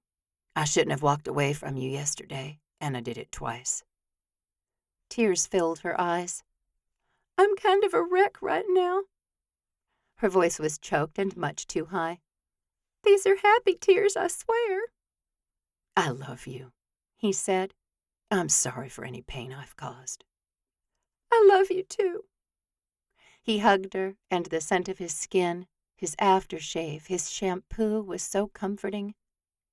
What if something's wrong with our baby?" Whitney couldn't fathom the thought of losing something she wanted so much, something Jeremiah wanted. "Nothing's wrong," he said. "The doctor will be in soon, and then you'll see." As if summoned by Jeremiah's words, the curtain snapped open and someone said, "Knock, knock." Jeremiah straightened and looked toward the door. A woman entered, a bright smile on her face. "Let's check on your baby, shall we?" She pulled her stethoscope from around her neck and listened to Whitney's heartbeat while Jeremiah looked on nervously. "Let's do her BP again," she said. "Her heart rate is down from what's on the chart." She smiled at Whitney again. "I'm Dr. Lucas. I'm the OB/GYN on call in emergency. You're about 6 weeks along?" "Yes," Whitney said. Can we hear the heartbeat?" "It's a little early for that," Dr. Lucas said. "I could do an ultrasound, but I don't think there's anything wrong with your baby." She looked at the nurse. "She's not bleeding?" "No, ma'am." "I think you just need to eat," Dr. Lucas said, "and drink a lot more than you ate or drank this morning. You work on your feet?" "Yes," Whitney said, another dose of foolishness punching her in the back of the throat. "You need rest, ma'am," the doctor said. "Food, water, prenatal vitamins." She looked at Jeremiah. "You're the husband?" "Yes, ma'am." He swiped his cowboy hat right off his head, and he looked so darn cute. "I'll take her home and take good care of her." "I'm sure you will." Dr. Lucas looped her stethoscope around her neck again. "She can go as soon as she feels strong enough." Hours later, Whitney let Jeremiah escort her into the homestead and take her directly to the couch. She'd wanted to leave the hospital an hour before anyone else would let her, Jeremiah included. Micah and Wyatt fawned over her, bringing her a big glass of water and a bag of pretzels. Jeremiah set to work in the kitchen, making what would be their dinner at this point. Whitney dozed in and out of consciousness, aware of the Walker brothers talking around her. They didn't bother her. If anything, their presence was a comfort to her. "Whitney, baby," Jeremiah said lovingly, wiping a cool cloth across her forehead. "Wake up, okay?" She opened her eyes and blinked a couple of times. The homestead was full of people, and she tried to sit up. "Go slow," Jeremiah said. "I'm okay," she said, even as a sharp pain tore through her forehead. "My head hurts." And her mouth felt like a furry animal had crawled inside and died. "I'm thirsty." Evelyn appeared with a glass of water, and Rhett had pills in his hand. Jeremiah took them and handed them to Whitney, who swallowed them while everyone watched. "Family meeting," Jeremiah said. "Whitney's pregnant, and we had a little scare this morning." Cheers erupted, as did things like, "I told you that was why she wasn't well," and "I knew it. Congratulations, Maya." "We're going to pray over the food," Jeremiah said loudly. "and then we'll explain everything." Chapter 38. Jeremiah basked in the energy at the homestead. He loved having people over, though he wished he'd thought better of it, as Whitney's face didn't get much color into it, even after she'd eaten, had something to drink, and taken some medicine. He watched her, but kept participating in the conversations around him. With so many announcements and meetings lately, he thought maybe they wouldn't have anything to talk about. But the Walkers were all loud, and Callie, Evelyn, Simone, and Ivory had learned how to survive among them. "And that's it," Jeremiah said.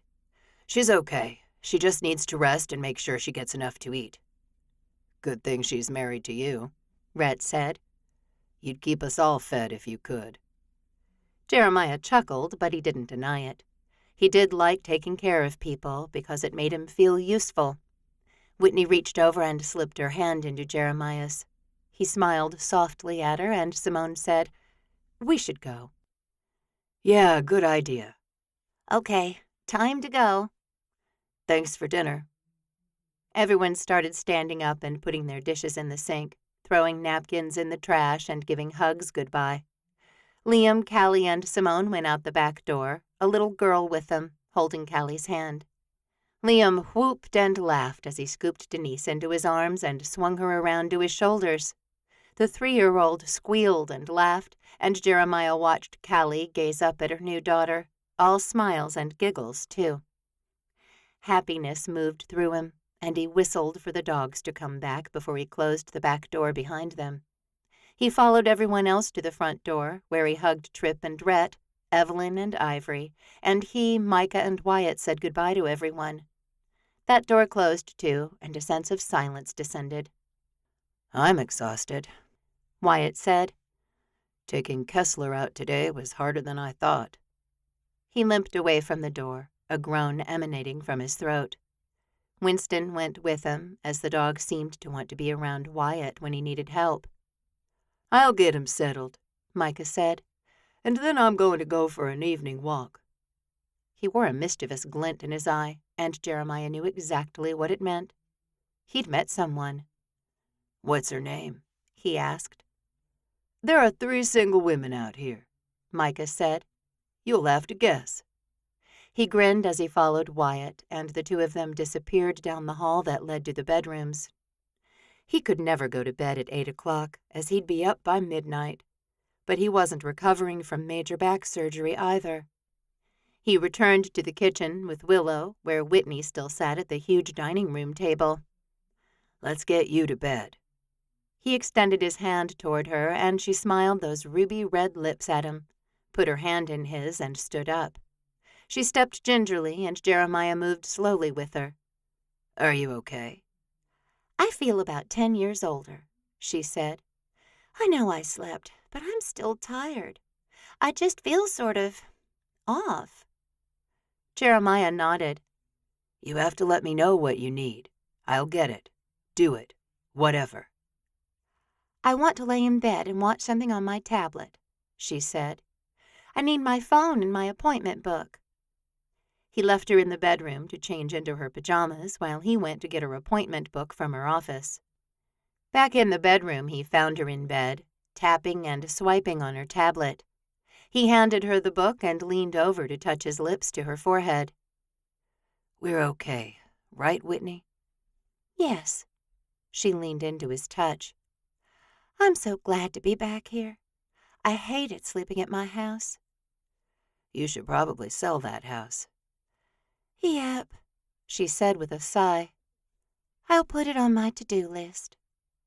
She looked up at him as he stepped back. Because this isn't fake anymore. You know what? Jeremiah grinned at her. I'm not sure it ever was, at least for me. Surprise danced across her face. Really? You think you would have asked me to marry you only a few weeks after we started seeing each other again? He chuckled and took off his cowboy hat, hanging it on the hook on the side of the dresser. You're right. I probably wouldn't have done that.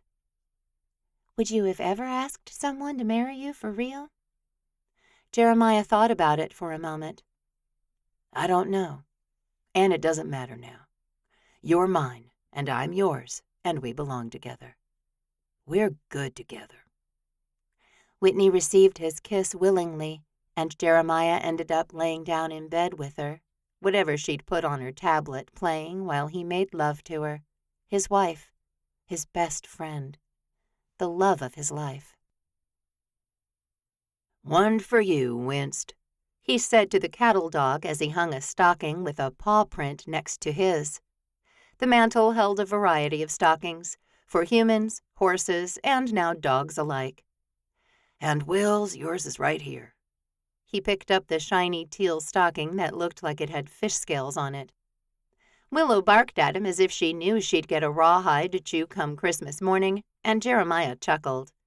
He nudged her stocking over a little bit so it was evenly spaced with the others, and stepped back to admire his handiwork. Everyone would be here in a couple of hours to get the tree set up, as was their custom on the day after Thanksgiving. The past few weeks had been busy but good. Whitney returned to her normal self, mostly, after a couple of days of rest and a lot of chocolate. She'd rescheduled a couple of shoots to be able to stay in bed, and she'd relied on Jeremiah just the way he'd wanted her to.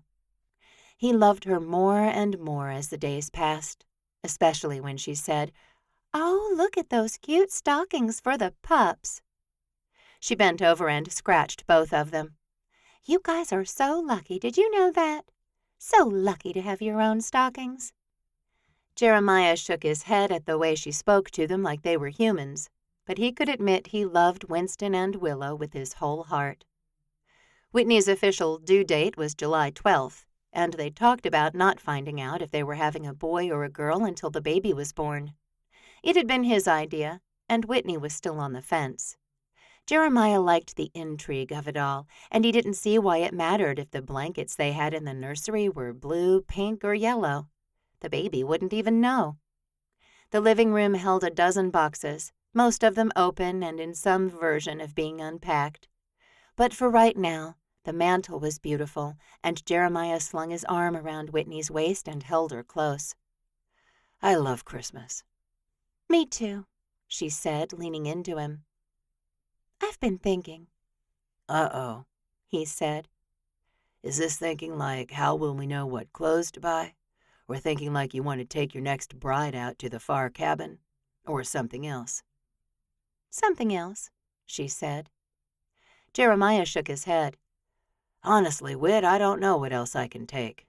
After you lost that kid on the ranch. He wasn't lost, Whitney said. Winston knew right where he was. The dog perked up at the sound of his name, cocking his head as if Whitney would give him a command that would end with him earning a chunk of hot dog. What have you been thinking about? Just hear me out. Whenever she started a conversation like that, Jeremiah had to work not to roll his eyes. I'll listen to the very end, he said. I've been thinking that I would like a small private ceremony where we pledge to each other how we really feel. Whit, you know how I really feel. I know, she said, but I want something, I don't know, more official. Our wedding was a bit staged, and I hate that's all we got. How private is private? Me and you, she said. Jeremiah didn't see the point. There were plenty of times with just the two of them where he told her and showed her how he really felt about her. All right, he said, because he didn't have any reason not to. He had plenty of money for cakes and dresses and whatever else she needed to feel like she'd gotten the wedding she wanted. And in return, I'll concede about not knowing the gender of our baby. Jeremiah jerked his attention back to her. Really? She grinned at him, and she was honestly the sexiest, sweetest, most wonderful woman he'd ever known. Really? Deal, he said instantly. And that wasn't even a hard one. She laughed as the back door opened and Liam said, We're here. Jeremiah turned to welcome his brother and his family to the homestead. They'd all worked to decorate the ranch, and while Jeremiah had found it annoying in the past, now he certainly didn't. I brought the stuff for the fences, he said. It's on the front driveway.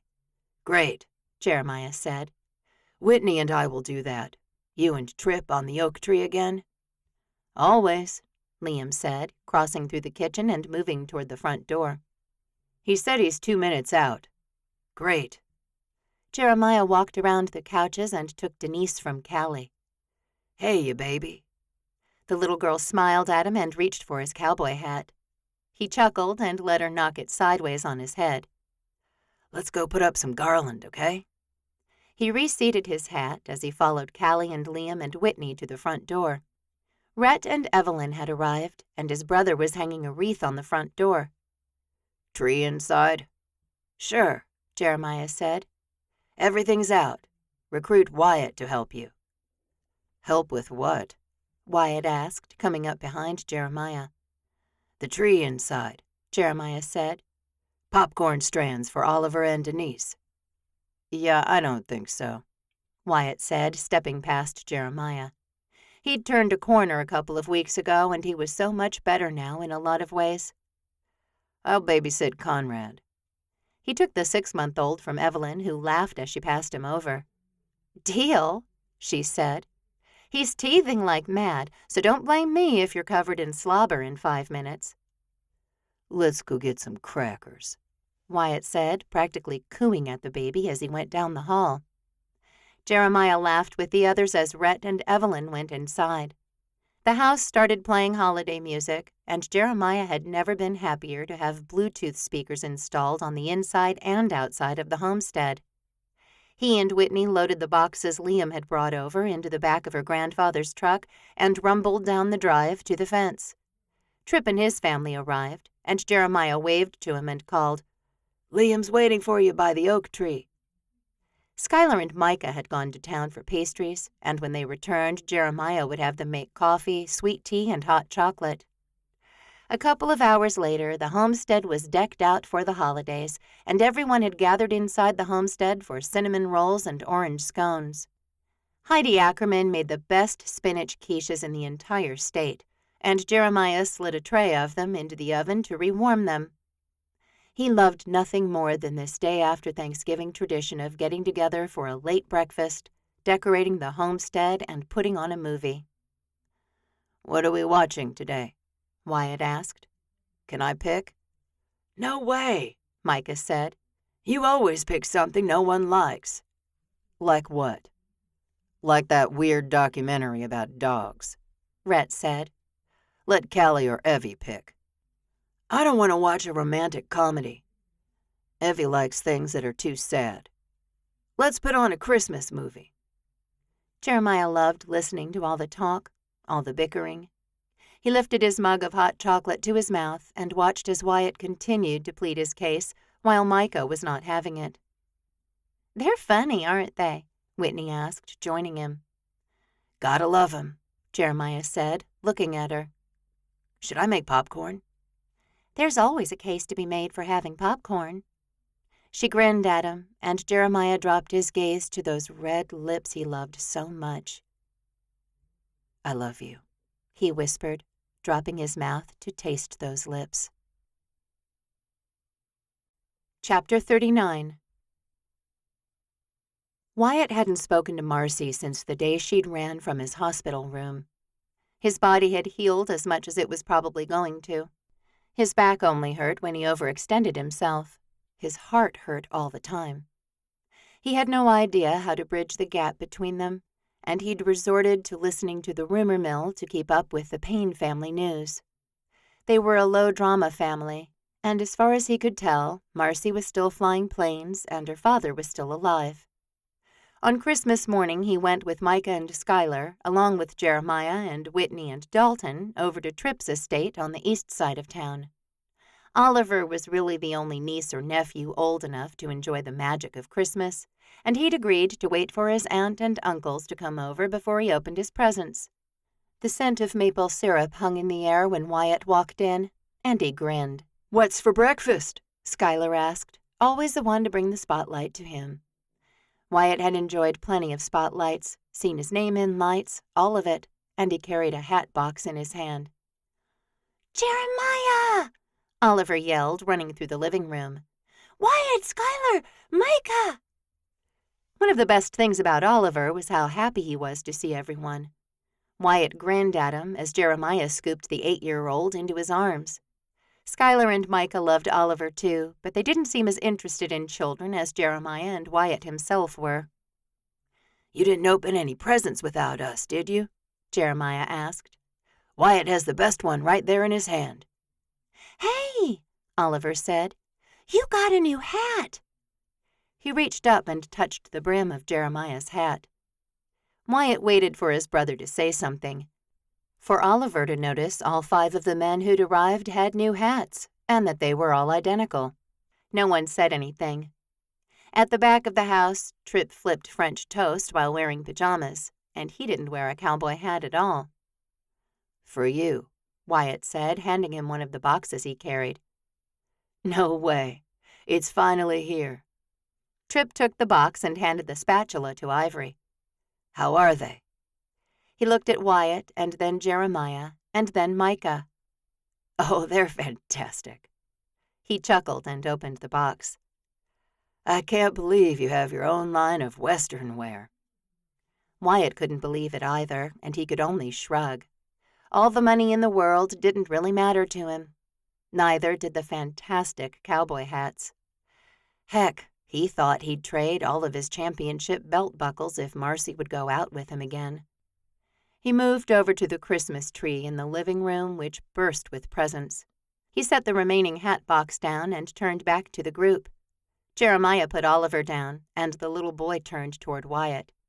He motioned him closer, the little blonde boy exactly the kind of child Wyatt imagined Marcy could have. He was insane for obsessing over her. It had been months since the surgery, and yet her disappearance from his life had left a gash on his heart that refused to heal. "That one's for you," he said, indicating the box. "I don't think your mama would be too mad if you opened it early." "Can I?" Oliver asked. Wyatt nodded, a smile touching his mouth. Oliver lifted the lid on the box and looked inside. Wyatt took the hat out and put it on Oliver's head. "I had Tripp measure your head," he said.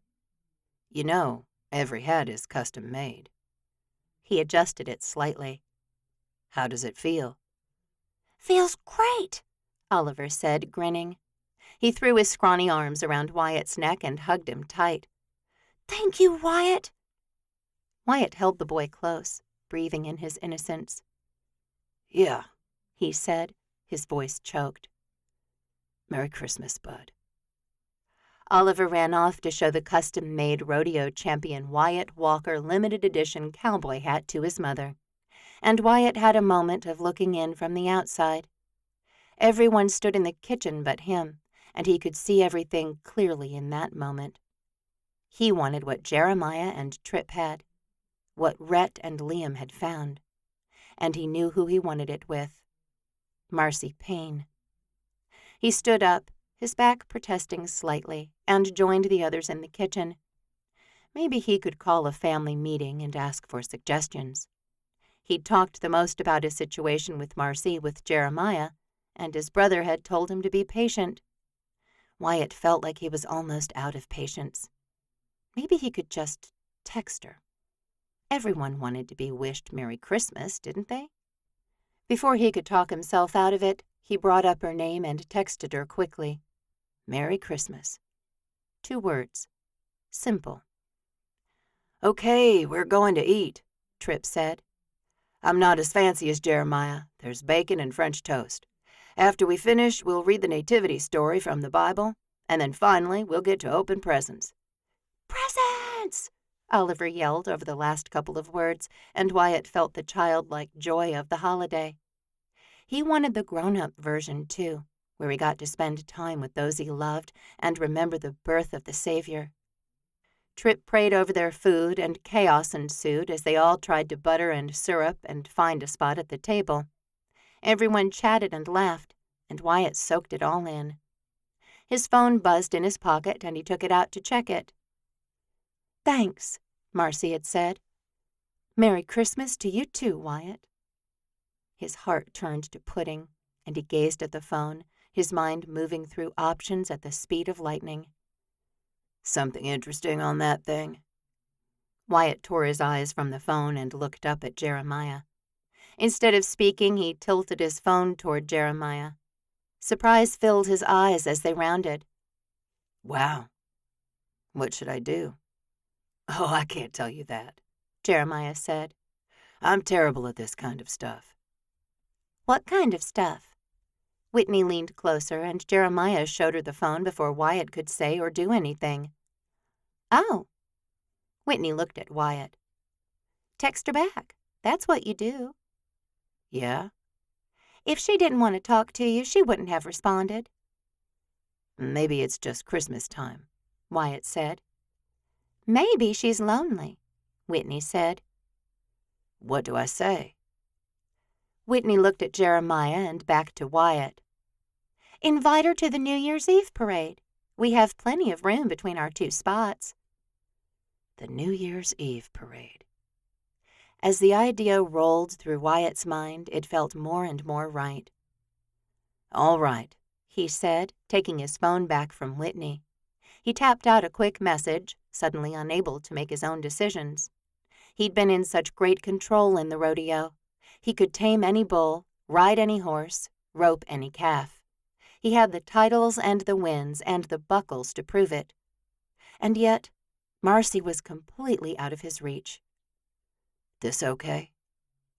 Whitney wouldn't look at his phone. Wyatt, she said with a smile, you're a champion. Send the text.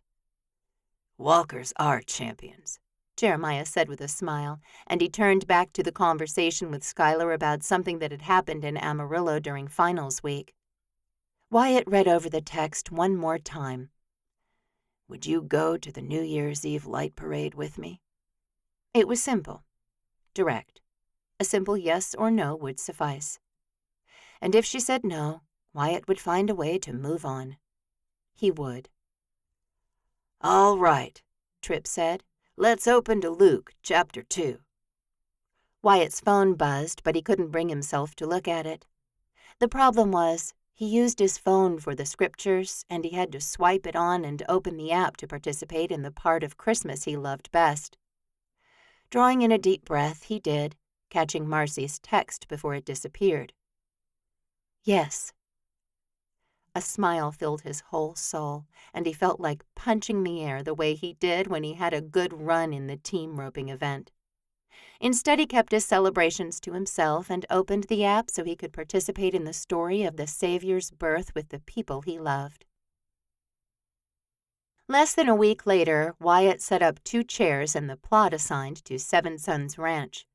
Whitney's parents always had a spot, too, for their store, Wild and Organic, and kids ran around, people went in and out to get food from the table, and the atmosphere was full of light and joy. Wyatt sat down and tucked his hands in his jacket pockets.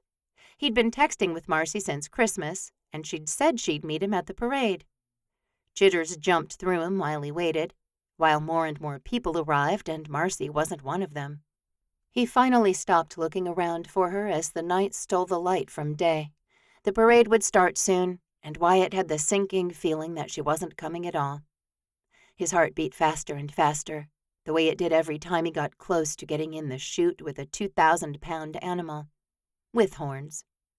And this was just a blonde woman. But she'd roped his heart completely, and Wyatt didn't know how to get loose. He didn't want to get loose. "We'll begin in 5 minutes," a man said over the loudspeaker, and Wyatt bolted to his feet. "Wyatt," Jeremiah said, but Wyatt just walked away, left his chairs and walked away. If he hurried, he could get out before the parade began. He did, going over a curb and away from Main Street and all the people. He knew where Marcy lived, where her dad lived, and where Payne's Pest Free was. She hadn't texted, and she wouldn't leave town. So she had to be at one of those 3 places, and Wyatt was going to find her and figure out why she hadn't come. A pit opened in his stomach as he pulled up to her father's house, the closest spot to the parade route, and didn't see a single light on inside the house. Her car sat in the driveway, and she didn't go to bed by 8 p.m. Fear filled his gut as he got out of his truck and strode toward the front door. "Marcy?" he called. He knocked on the door. Maybe it was a pound. It didn't matter. "Marcy," he said. "It's Wyatt, sweetheart. Open the door, would you?" She didn't, and Wyatt stalled. He put both hands against the door and held very still. He listened, and something, or someone, told him to go inside, right now. He tried the doorknob, and it gave under his touch. He fumbled for a light as an old, stale scent met his nose.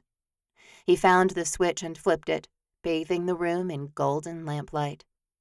Panic accompanied him as he scanned the room, his eyes landing on Marcy's almost immediately. "Marcy," he said, already moving toward her. She sat on the love seat, her face tear-streaked and red. She cried openly as he knelt in front of her. "Baby," he said. "what's wrong?" He took her shoulders into his hands and enveloped her in a tight hug. She gripped him with everything she had and sobbed and sobbed and sobbed. And Wyatt knew then that her father had died. Sure enough, after a few minutes, she quieted enough for him to turn and look at the other couch where her father usually lay. He was still there, and he still looked like he was asleep. "Come on," he said, helping Marcy stand up. "Come sit in my truck. I'll call the paramedics." His heart wailed, but he knew without a doubt that he was strong enough to carry Marcy through this trial. After all, he'd just survived a brutal back surgery by himself. Even as he thought it, he knew that wasn't true. Micah and Jeremiah had helped him immensely these past few months, and he now knew it was his turn to be the support for someone else. "I miss him already," Marcy said as Wyatt helped her down the front steps. "I know, sweetheart," he said. "I know." Chapter 40. Whitney woke when Jeremiah got out of bed on New Year's Day. He'd always gotten up before her, and he was very good at slipping away like smoke while darkness still filled the world. What he didn't know was that she'd set her alarm for 4:30, and it had gone off 20 minutes ago. So she'd dozed, but when Jeremiah got up, Whitney snapped awake too. "Happy New Year," she said as he pulled on a pair of gym shorts. "I didn't mean to wake you," he whispered. "Go back to sleep." He pressed a kiss to her forehead. "I'll do my puzzles in the kitchen." "I have something for you," she said, grabbing onto his hand before he could slip away from her. "Right now?" "I said I wanted a ceremony," she said, sitting up and clicking on her lamp. She pulled open the top drawer in her nightstand and removed a black box. "And there's no better way to start the year off right than to remind ourselves of what we want. For us. For this year. For forever." She opened the box to reveal a silver belt buckle. Jeremiah pulled in a breath, and Whitney looked at him. "I love you, Jeremiah Walker," she said. That was it. She hadn't prepared a fancy speech. He knew how she felt and what she wanted their marriage to be. "It's beautiful," he said, taking the buckle out and letting the lamplight glint off of it. "I love you too, Whitney." He touched his lips to hers gently, and Whitney experienced a powerful moment of joy and peace as she kissed her husband. I don't have anything for you. She shook her head and cradled his face in her hands. It's cute how you think I don't know. He grinned too and took the belt buckle around to his side of the bed. He opened the bottom drawer in his nightstand and took out a tiny bag. He wouldn't buy her another ring. Whitney knew that. Maybe a bracelet. Maybe her own belt buckle, as Jeremiah had been teaching her the finer points of horseback riding the last few weeks. He returned to her side of the bed and handed her the bag. To us, he said. For forever, she said, leaning her head against his shoulder.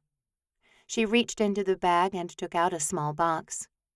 It was a ring box, and surprise darted through Whitney. It's a mother's ring, he said as she opened the box. A large green gem sat in the middle with a much smaller ruby on the left side. It looked very Christmassy, and Whitney looked at him with pure love streaming through her. The middle gem is peridot, he said. It's the gemstone for August, which is when we got married. It's lovely, she said. The ruby is the gemstone for July, when you'll have our first baby, he said. We could take the ring in when we have more children, or get a new one. With shaking fingers, Whitney removed the ring from the box, and Jeremiah slid it on her fingers. I love it, she whispered. I love you, he said. With my whole heart, and it is whole now, because of you. He swept her hair back off her shoulder and kissed her. And there was nothing bogus about that, or their relationship. This has been Jeremiah's Bogus Bride, Christmas Brides for Billionaire Brothers, Seven Sons Ranch in Three Rivers Romance, Book 4. Written by Liz Isaacson. Narrated by Terry Clark Linden, member SAG-AFTRA. Copyright 2019 to present by Elana Johnson. Production copyright by Elana Johnson.